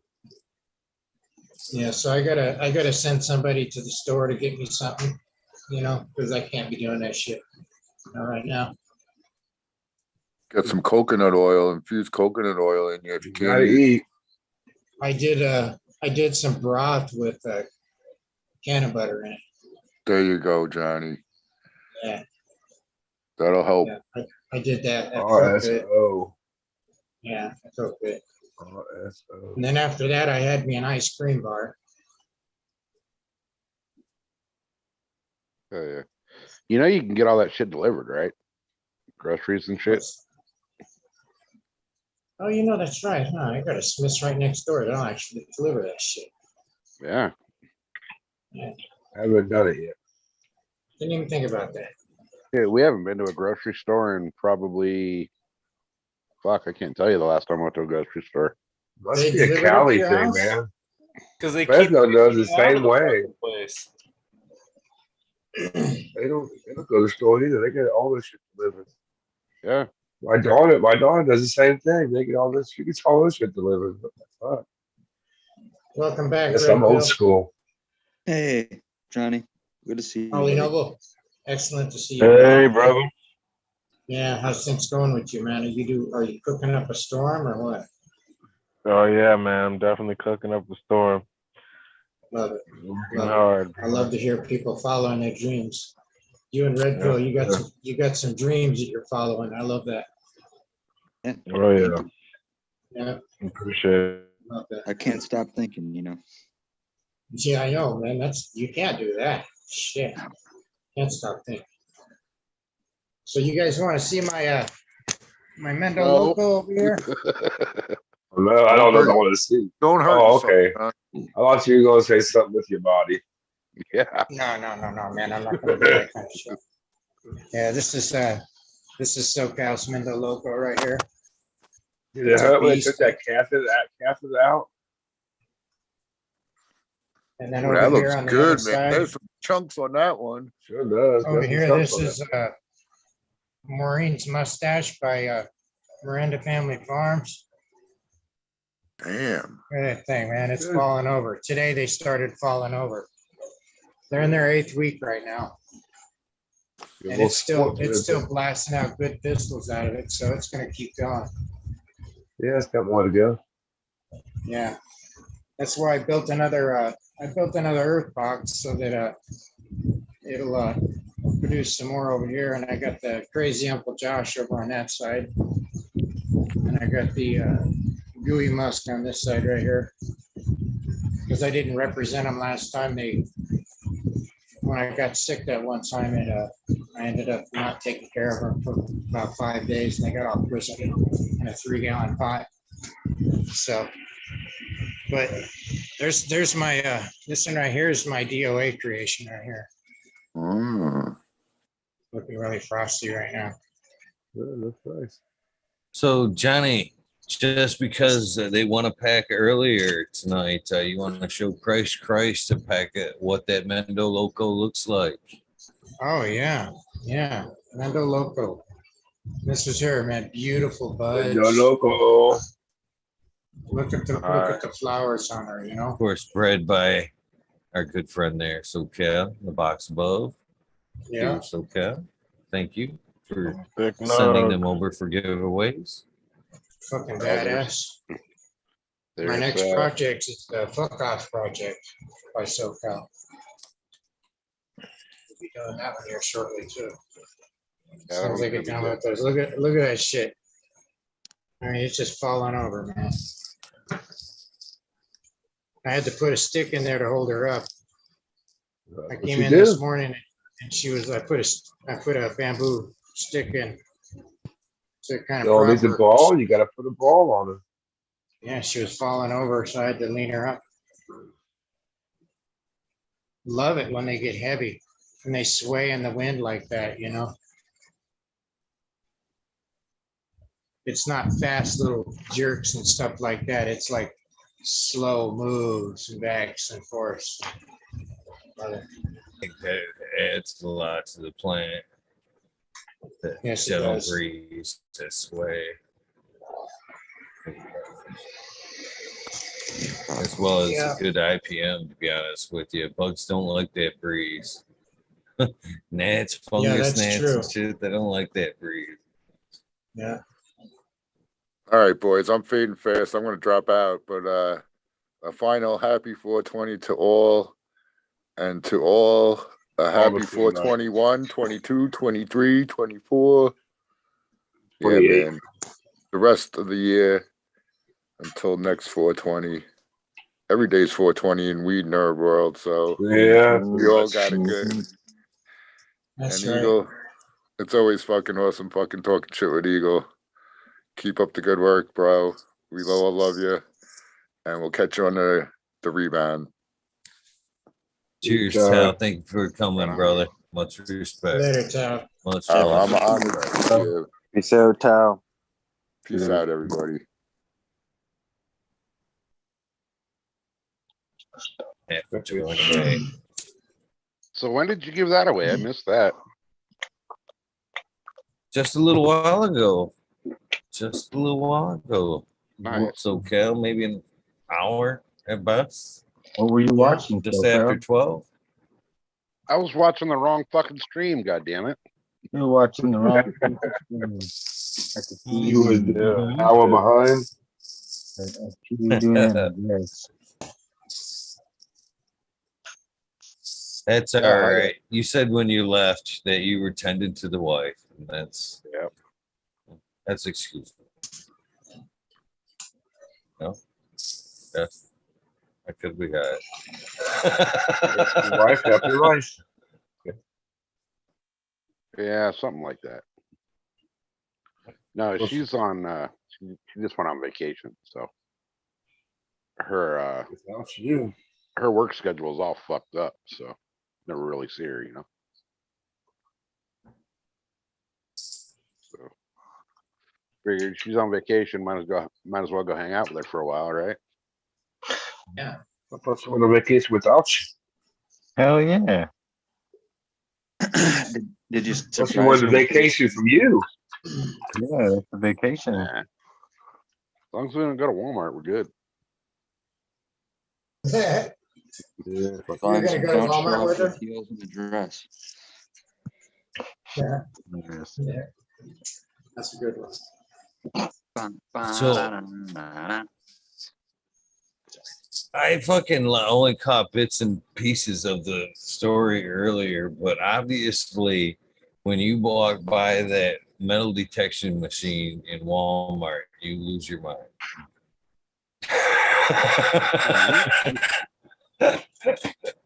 No.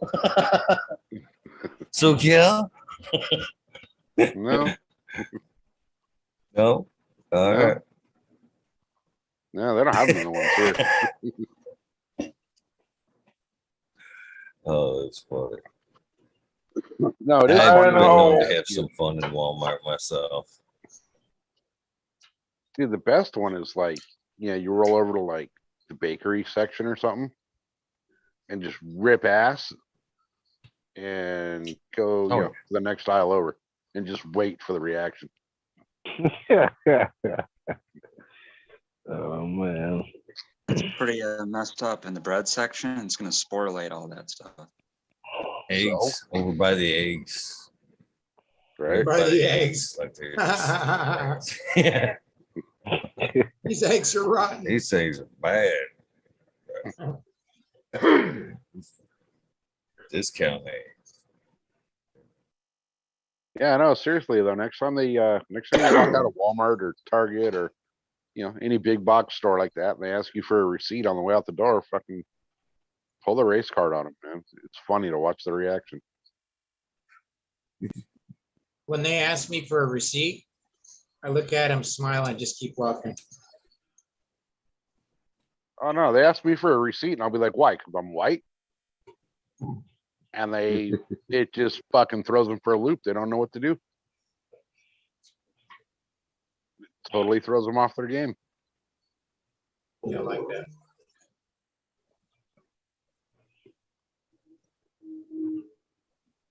I think you need to have a podcast, though, Cal. It needs to be called Walmart Woes. Walk with me in Walmart. I'm not allowed in there anymore. Chef Anybody Anna, ever man, go when to he's like out a there. fast food and roll through with like a normal voice you wouldn't normally use, country accent or some shit like that? Oh yeah. Huh? I do it all the time. Well, this is the banger of it because they do it to you. So this is what you got to do. This is what you do when you pull up to your local McDonald's, whatever. Because if you ever notice, they do this exact thing to you. Have you ever pulled up to a McDonald's, Burger King, whatever, and then you may get, say, a sweet voice that says, "Hi, welcome to McDonald's. Can I take your order?" And then you blam it all out, and then maybe you get a deep voice that says, "Yeah, 1995." You wait a minute. It's not the person I just ordered with. So what I like to do is to reverse that. Maybe fucking order in a nice, "Hey y'all, I'd like to get me a Big Mac." You know what I mean? And then pull around with my normal voice and be like, "Yeah, can I get a Coke?" And they're like, look at you all funny, like, You're like, hey, where's Thunder Dan? I used to scare him today. Dude, I was just gonna say that was the best Thunder Dan impression I've heard in a long time. Holy shit. That did sound like them. I seen a TikTok where the guy pulls up to the thing and he's like, "Yes, ma'am, I'd just like to let you know that there's an old lady out here trying to sell herself for a junior bacon cheeseburger minus whatever pickles or some shit." And she's like, "Oh, okay, thank you. We'll get it handled. So can I take your order?" And he's like, "Yeah, I'd like a junior bacon cheeseburger minus like whatever." It's funny shit. Yeah, junior bacon cheeseburger with no pickles or onions. No pickles and onions, yeah. And then they say, really? Isn't it Going funny after though? that That lady? innuendo, no pickles when you're actually gonna give. Never mind.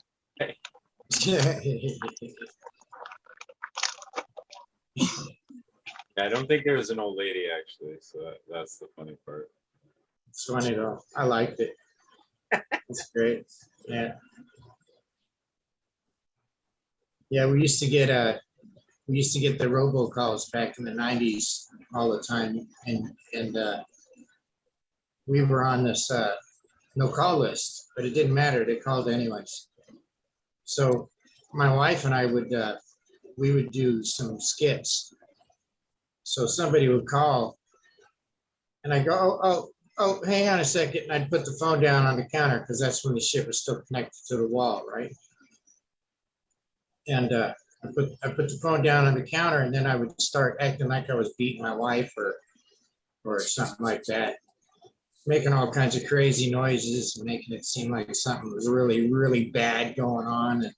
And then I'd come back in and I'd carry it on with them. Hey, I gotta take care of something here. And they'd always freak out a little bit. Is everything okay over there? It was funny. I play them. Then you hit him with the hey Jim, you a married man? No, never did. No, you're gonna go into the whole thing with it. If he's. Oh yeah, I see what you're saying. Yeah. Can't have problems with your wife. If he's okay with it, and he's like, oh yeah, I did the same thing to my old lady this morning. That'd be a salesman right there. He's, trying to make that sale. It's funny though. We're talking about Jim Florentine. There's a whatever you call it, a montage or a compilation of a bunch of his prank phone calls, and there's a couple of them like that where like a person on the phone call is like extremely offended, and they're like prying, and they're like, "Is everything okay right there?" Over there, and then there's other ones where like they're just worried about their sale, and the same thing. And it's like, oh no, I have problems like that at home. So anyways, about the laundry detergent, go right back into selling them the product or whatever. Yeah, we enjoyed doing it.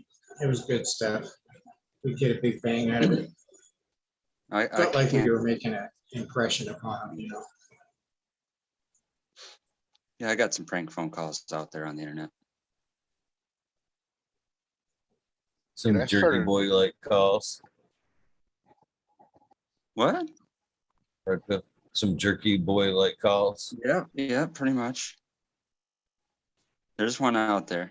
It could be as cool as I am saying, like, look how far back I was on YouTube. Ha ha ha. That's all it is. There's another I way. started answering those. You know, you can tell when you get those spam calls, you know, like the numbers or whatever that show up on the caller ID. I started answering all those. Homicide, Detective Gazinia. And they just kind of sit there for a minute. You do it again. Homicide, can I help you? And they kind of panic. And they're like, wrong number. And they'll hang up real quick. Never call your ass back.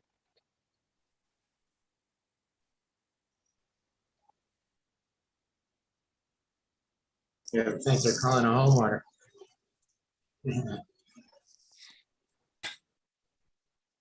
My brother's perfect when he used to when people would call, or he would just call a random number, or whenever. Yeah, you know, he when we get a phone call at the house, he would answer and he'd say, "This is Joe's mortuary or something, or Joe's meat hall or something." I can't even think right now the bills that I'm on. He said, "You stab him, we slap him." I think it was a meat place, you know, he would say. So it's more you stab them, we slap them. Was that it? Yeah, something like that. It's more, yeah, something like Oh man, my eyes are weighing heavy. Now you could switch that to you slab them, we dab them. That's right. There you go. It's like those parody dab mats. Anyone have any of those? Like I had like a Doug, the old Nickelodeon show Doug, but it was Doug and Skeeter and Pork Chop all passed out on the couch with slabs and rigs all on the table. And there's like you know, there's like the Goodfellas movie, but it's the Dab Fellas, or another Rocco's The Modern Dab Life, or no one has any. It's a dab, right? What the hell's this dab? Mm. You don't have dabs in Canada. No. No, we have dabs, dude. None of that steam distillate, though. Don't have any of that steam fancy stuff you make. Oh, dude, hit up Bubble Man. He's got it. Oh, he doesn't have no steam shit. He's just all put it in some water and smash it with ice and shit out some horrible product that you can't separate. So why even try to separate it when they're just gonna put it all congealed into one, from one and what 45 micron to all the way to Whirl it 220 around. Squish it up. What are you picking fights with the bubble hash guys now? Yeah. Bubble dude. Bubble dude, man. Bubble man. Do you use autos? Shot fire. Right? You're Probably, just mad. fuck You're just yeah. mad because he made a way for autoflowers to work. That's all you're mad about. Yeah, that's Found a what it good way was. to wash them. That's right. Now you guys know. We're on to you. Mhm. We're on to you, man. We got you figured. Who you work Saying for, stuff so really? he can know if he really likes. If he really likes Maybe autos. maybe all my shit is auto. Maybe I've been just Yeah, you're toting autos because all I grow is autos. That's You what guys just think I hate them, but I actually love them. The whole It's reverse the psychology. joke of it is Trying to the joke of it is every seed that he gave away that you receive will be autos. A feminine auto. It's an auto. Not only that, it's like auto red, regular auto. Auto world. Indoors with fucking with hydroponics. Yeah. You know, Everybody Binge, gonna watch, take and that man. repeat. They're gonna be like, that fucker got me. I think the next seeds I make are going to be a feminized auto. I'm going to call him the Major General. Oh, you Oh, hell motherfucker. yeah. We should collab on that. I'm willing to collab on that. For the whole That sounds greenhouse like event. collaboration in the starts already. Whew. Well, boys, I am done. Done. You guys can party on if you want, but man, Hey, I Eagle. have had enough. Eagle, hold on. That means I beat you. I've been up longer than you then. You can't let that happen, man. This is your show, not yeah, not the it's major show. happening. Eagle, Come you're on, still what? Eagle, you're still host. Just boot the major out. You're good. There you go.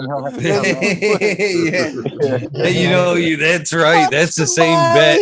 I used to have a boss that got me like that, Major, all the time when I hired in and was like an apprentice. He'd always, the bet was in the morning, and I ain't gonna lie, man, it took me a few fucking fails to fucking figure that shit out. He'd fucking assign that daily task in the morning, like, man, all you gotta do is this and fucking before lunch or whatever. It was always whatever. But the deal was he decided when lunch was. So he always kind of fucking swayed the bet. You know what I mean? He always won the bet. That's what they're talking about here. Yeah. All right, brother. Appreciate All you. right, brother, man. Sleep well, Eagle. Thank you, Eagle. It's been pretty Been a awesome. blast, brother. 3 in a Yep. row. Couldn't do it Thank without you guys for coming, man. Yes, sir. As I look down my DMs, I see a lot of stoners excuses. The day got away. I'm sorry. Whatever. But man, a lot of fucking cool motherfuckers hung out. And even one that we ain't even seen in a minute. Mr. Red Pill. I'm grateful fucking you showed up today. Thank you very much. Hopefully it ain't another few more months before you pop in again, my friend.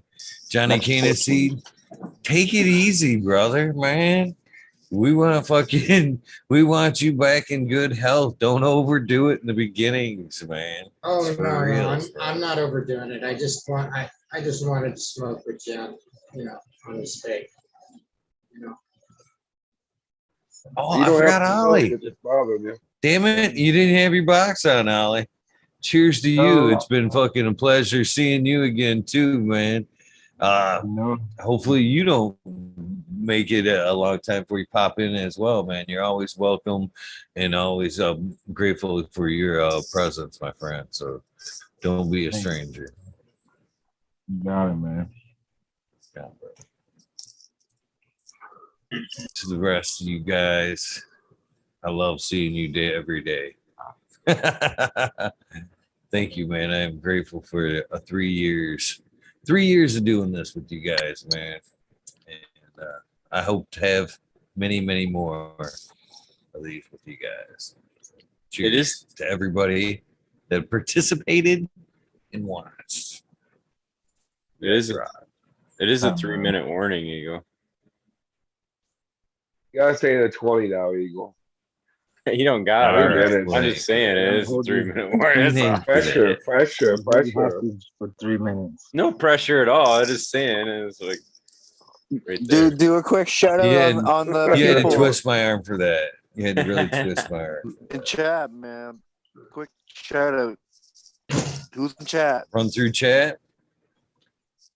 I could do that. Martial artists, disbanded brothers, chat, man. Shrates, disbanded brothers, Pujits on Seeds, Justin Bean, Smoke and Grow Frazier, Automation is Freedom, Eddie Alvarez, Aldridge 25, Supreme Grape, Stoney Rockafeller. I don't know if they got passed through or not, but cheers to you. I seen you waiting in the chat there. If not, man, thank you for your time as well. 710 Connoisseur, Dead Denver, Doozilla, Dankabus Kind, James D. Weaver. Thank you guys for fucking hanging out tonight. So many more. Highlander. Any of you guys want to help me out with these shout outs? Pews. Yeah. Seymour Cut Sacred Roddy, Gardens. Shredder, Aldridge, Southern BT Grower, Eddie Alvarez. Oh, yeah. Donkey Kong in or whatever that guy's name is. He must be the Denver. Donkey. Shout out to the winners. Automation is freedom. Christ, and I forgot the other name. So, a lot of winners tonight. Shout out to you. Fun. I kill. Thank you, brother. Yeah, this was an awesome show, man. Dust Groves. Appreciate that, man. You guys make it happen, man. You guys all do it all. Mount Laree, cause I love it. Blind Cat. You Hell guys yeah. crack- There's freedom. Yes. Cheers, Blind Cat. Wait, is it? What's he been teaching me? DK. So many cool fucking people in chat here. Sterling Moss, Jesse Smooth. I think that Blind Cat popping in. Just to say hi, bye. I should have did the same for Stoney. Sorry, Stoney. Cheers to you. I did kind of peep in on you guys while you were playing on the Future Cannabis Project. Congrats on a fucking Blinded by the Light. Cheers to you, brother. We're just checking out. But I wanted to say happy 420. Brother. Happy 420.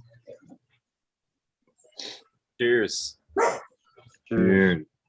Cheers. Merry Weed Christmas. Cheers. Weed Christmas. Bye in the house.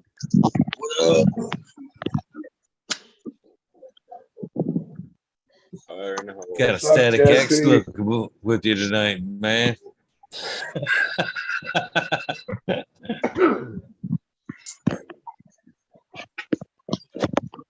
Happy 420, y'all.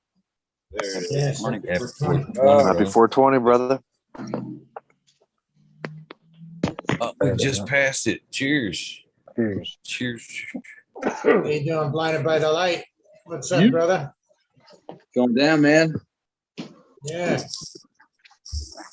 Just made a bunch of Yeah, hash. man. Nice. Nice. Yeah, How's the from weather out Autos. there?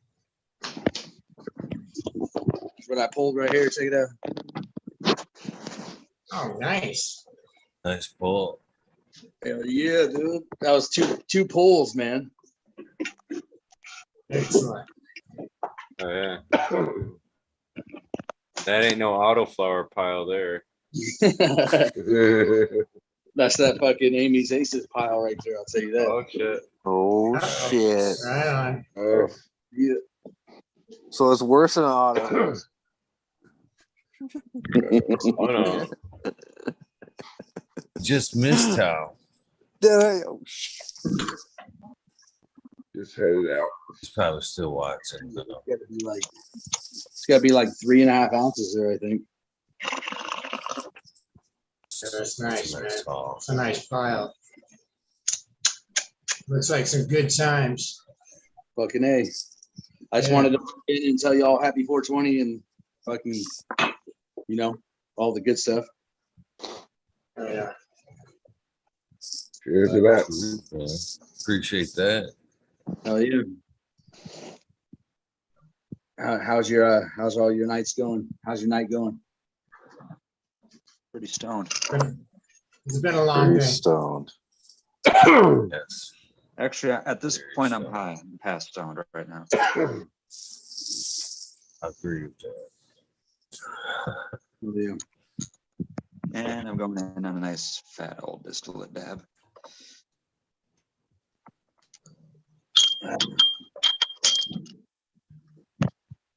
Yeah, that was loud. Are the distillate dabs easier to take without the terps? I've never had distillate prepared with cannabis derived terps, so I wouldn't know.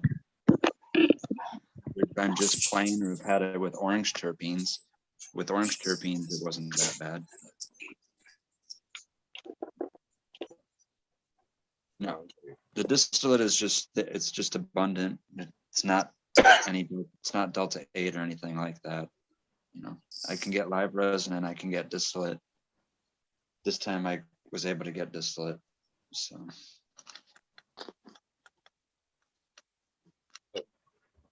How's your dreams coming along there, Red Pill? Are you making that shit happen? yeah, actually better. Last time I lately. heard you were going for a greenhouse or something like that. Well, it's actually just going to kind of turn. I probably will get some outdoor going this year. I mean, but the indoor is actually more likely now than the outdoor is. But the indoor just has to accumulate, you know, the tent again, the light again. I have stuff in a storage locker out in Colorado, but it's kind of be a bitch to go 16 hours. Well, actually 32 hours just to get shit out of the storage locker. It's only a 3x3. Eagle, give them those UFOs you got, man. Those UFOs, all the other LED technology that you have, Sash. Give it to the Red Pill, man. Yeah, well, yeah. I then you don't have to move it. I haven't made a trip out to Michigan in almost 2. Actually, I think it's been 2 years. No, wait. 2 years. I haven't been out there since 2020. So I've been overdue for a trip out there. I was supposed to actually get a hold of you guys like a week ago because I thought me and my dad would have enough time to go out there. Actually, tomorrow would have been the day. He would have been heading out there, but he's got doctor's appointments and work on Sunday. So Yeah, you got to get out, man. You got to get out and visit. but yeah, the dream's coming along good because, like I said, more shit is, I don't know, circumstances happened to where I found a way to garden with things, and if I am whatever pushy with it, you know, probably won't fly. But after a year or two, or maybe not even that long of growing non-cannabis related plants, then eventually over time everything will kind of, you know, settle down and be more comfortable with it. But that's why I had the whole idea with the freak show and a feminized, possibly even auto-flowering version of it, because that's non-conspicuous, you know. That does sound like a Major General, ugly feminized. Yeah, it sounds like right up Major General's alley. Yeah, Right? I probably got that pack somewhere in my tote here, man. Cool, dude. Freak show auto. Oh yeah, but it just goes along with everything too, because like a lot of the stuff I want to grow, because like I said, I've been getting into absinthe lately, and you need wormwood. It's a main constituent with it. Right. And I always was confused, and I thought when they were talking about wormwood, I thought they were talking about like that decorative shit that's like inlaid and cool wood stuff that has all the little holes and stuff in it, which is like a effect of, you know, parasitic insects or worms. Right, but it's a type of wood. Yeah, but it's actually just a herb. It's just like a shrubby herb that you can grow. It's actually used a lot in landscaping because it deters deer. It's just like a normal ass green looking plant, you know, weird, non-conspicuous again. That absinthe has like hallucinogenic. No, that's a rumor. That was No, it's conspiracy. not. The I've had it original, before. this newer version. You think so? The new stuff? No, it was but illegal for many years. You couldn't even get it here. It has less than of that. In America, it's regulated to have 10 milligrams per liter of thujone. Thujone is what got what was attributed to the false rumors of the hallucinogenic properties. It's actually a neurotoxin, and you would die from alcohol poisoning way before you would have any neurotoxic effects from the thujone. Bullshit, dude. That shit's fucking. I had one shot. A buddy of mine made it, dude. That shit. I know, but fucking. you might be susceptible to that kind of shit. Yeah, maybe. I don't know, but it was the like I was in a placebo funhouse. effect even. Yeah, exactly, because it's not. You can look up for yourself right now. It has zero hallucinogenic effect. So yeah, it was all in your head, but Anywho, I'll dispel all that shit when I get around to making it. Y'all can have some. There you go. We'll take you up on that. Mm-hmm. I don't want to have to SoCal you all, but I will. What do you mean? What the hell? You're gonna send me through Walmart, walking through with heels and a dress? That's what I was thinking too. Yeah, send you on a trip. I may have missed that part. No. Dude, that's my highlight. Unless you want to. No, I don't want to. Oh yeah, we're trying to wrap this up. Is that what happened? Yeah, we'll all bounce, man. I'm sorry, you. Shit. Oh, sorry. Kicking us out. Fuck you then. I thought this was the fourth or the West Coast takeover. If you want to take it over, take it over. I'll happily sign the host Midwest to takeover? whoever's who wants it. Who wants it? Taking it? Red pill. Red pill? You taking it, red pill? Take it for full time's sake, sure. Right on, red You pill. taking it? Yes, You the sir. man. There you go. You the man. Party Happy on. 420, guys. Cracking that ball out that Happy park. 420. These next few hours are brought to you by Red Pill. Thank you, Eagle. Thank you, You Here rock, we go. brother. Thanks, Eagle. Good night, Eagle, brother. Thank you guys. I will see you tomorrow night. Peace out, dude. Don't forget, I've been a beauty. Random Hey, Acts Eagle. Kindness. Can't forget that. Yes, sir. Eagle. How long do we have? Oh, the before wind's we blowing this way. kick us off? The wind's blowing this Before way. we go over You the can let 12 hours. you can take it to probably fucking 5 easy. 5:30. You should be all right. Stoney, Rockafeller. There's people rolling in. That's good. About out. They're like, yeah, Oh, I'm coming back. Stoney. We're gonna There party. you go. I'm letting Oh, man. wasn't he gonna play There the you drums? go. What Party they gonna play going. music for us? Cheers. It's SoCal. Good, guys, because I was really stressed out there. I have abandonment issues from my mom smoking crack in the Careful. bathroom instead of raising me. Careful what you want to ask, wish for there. Have a good one, guys.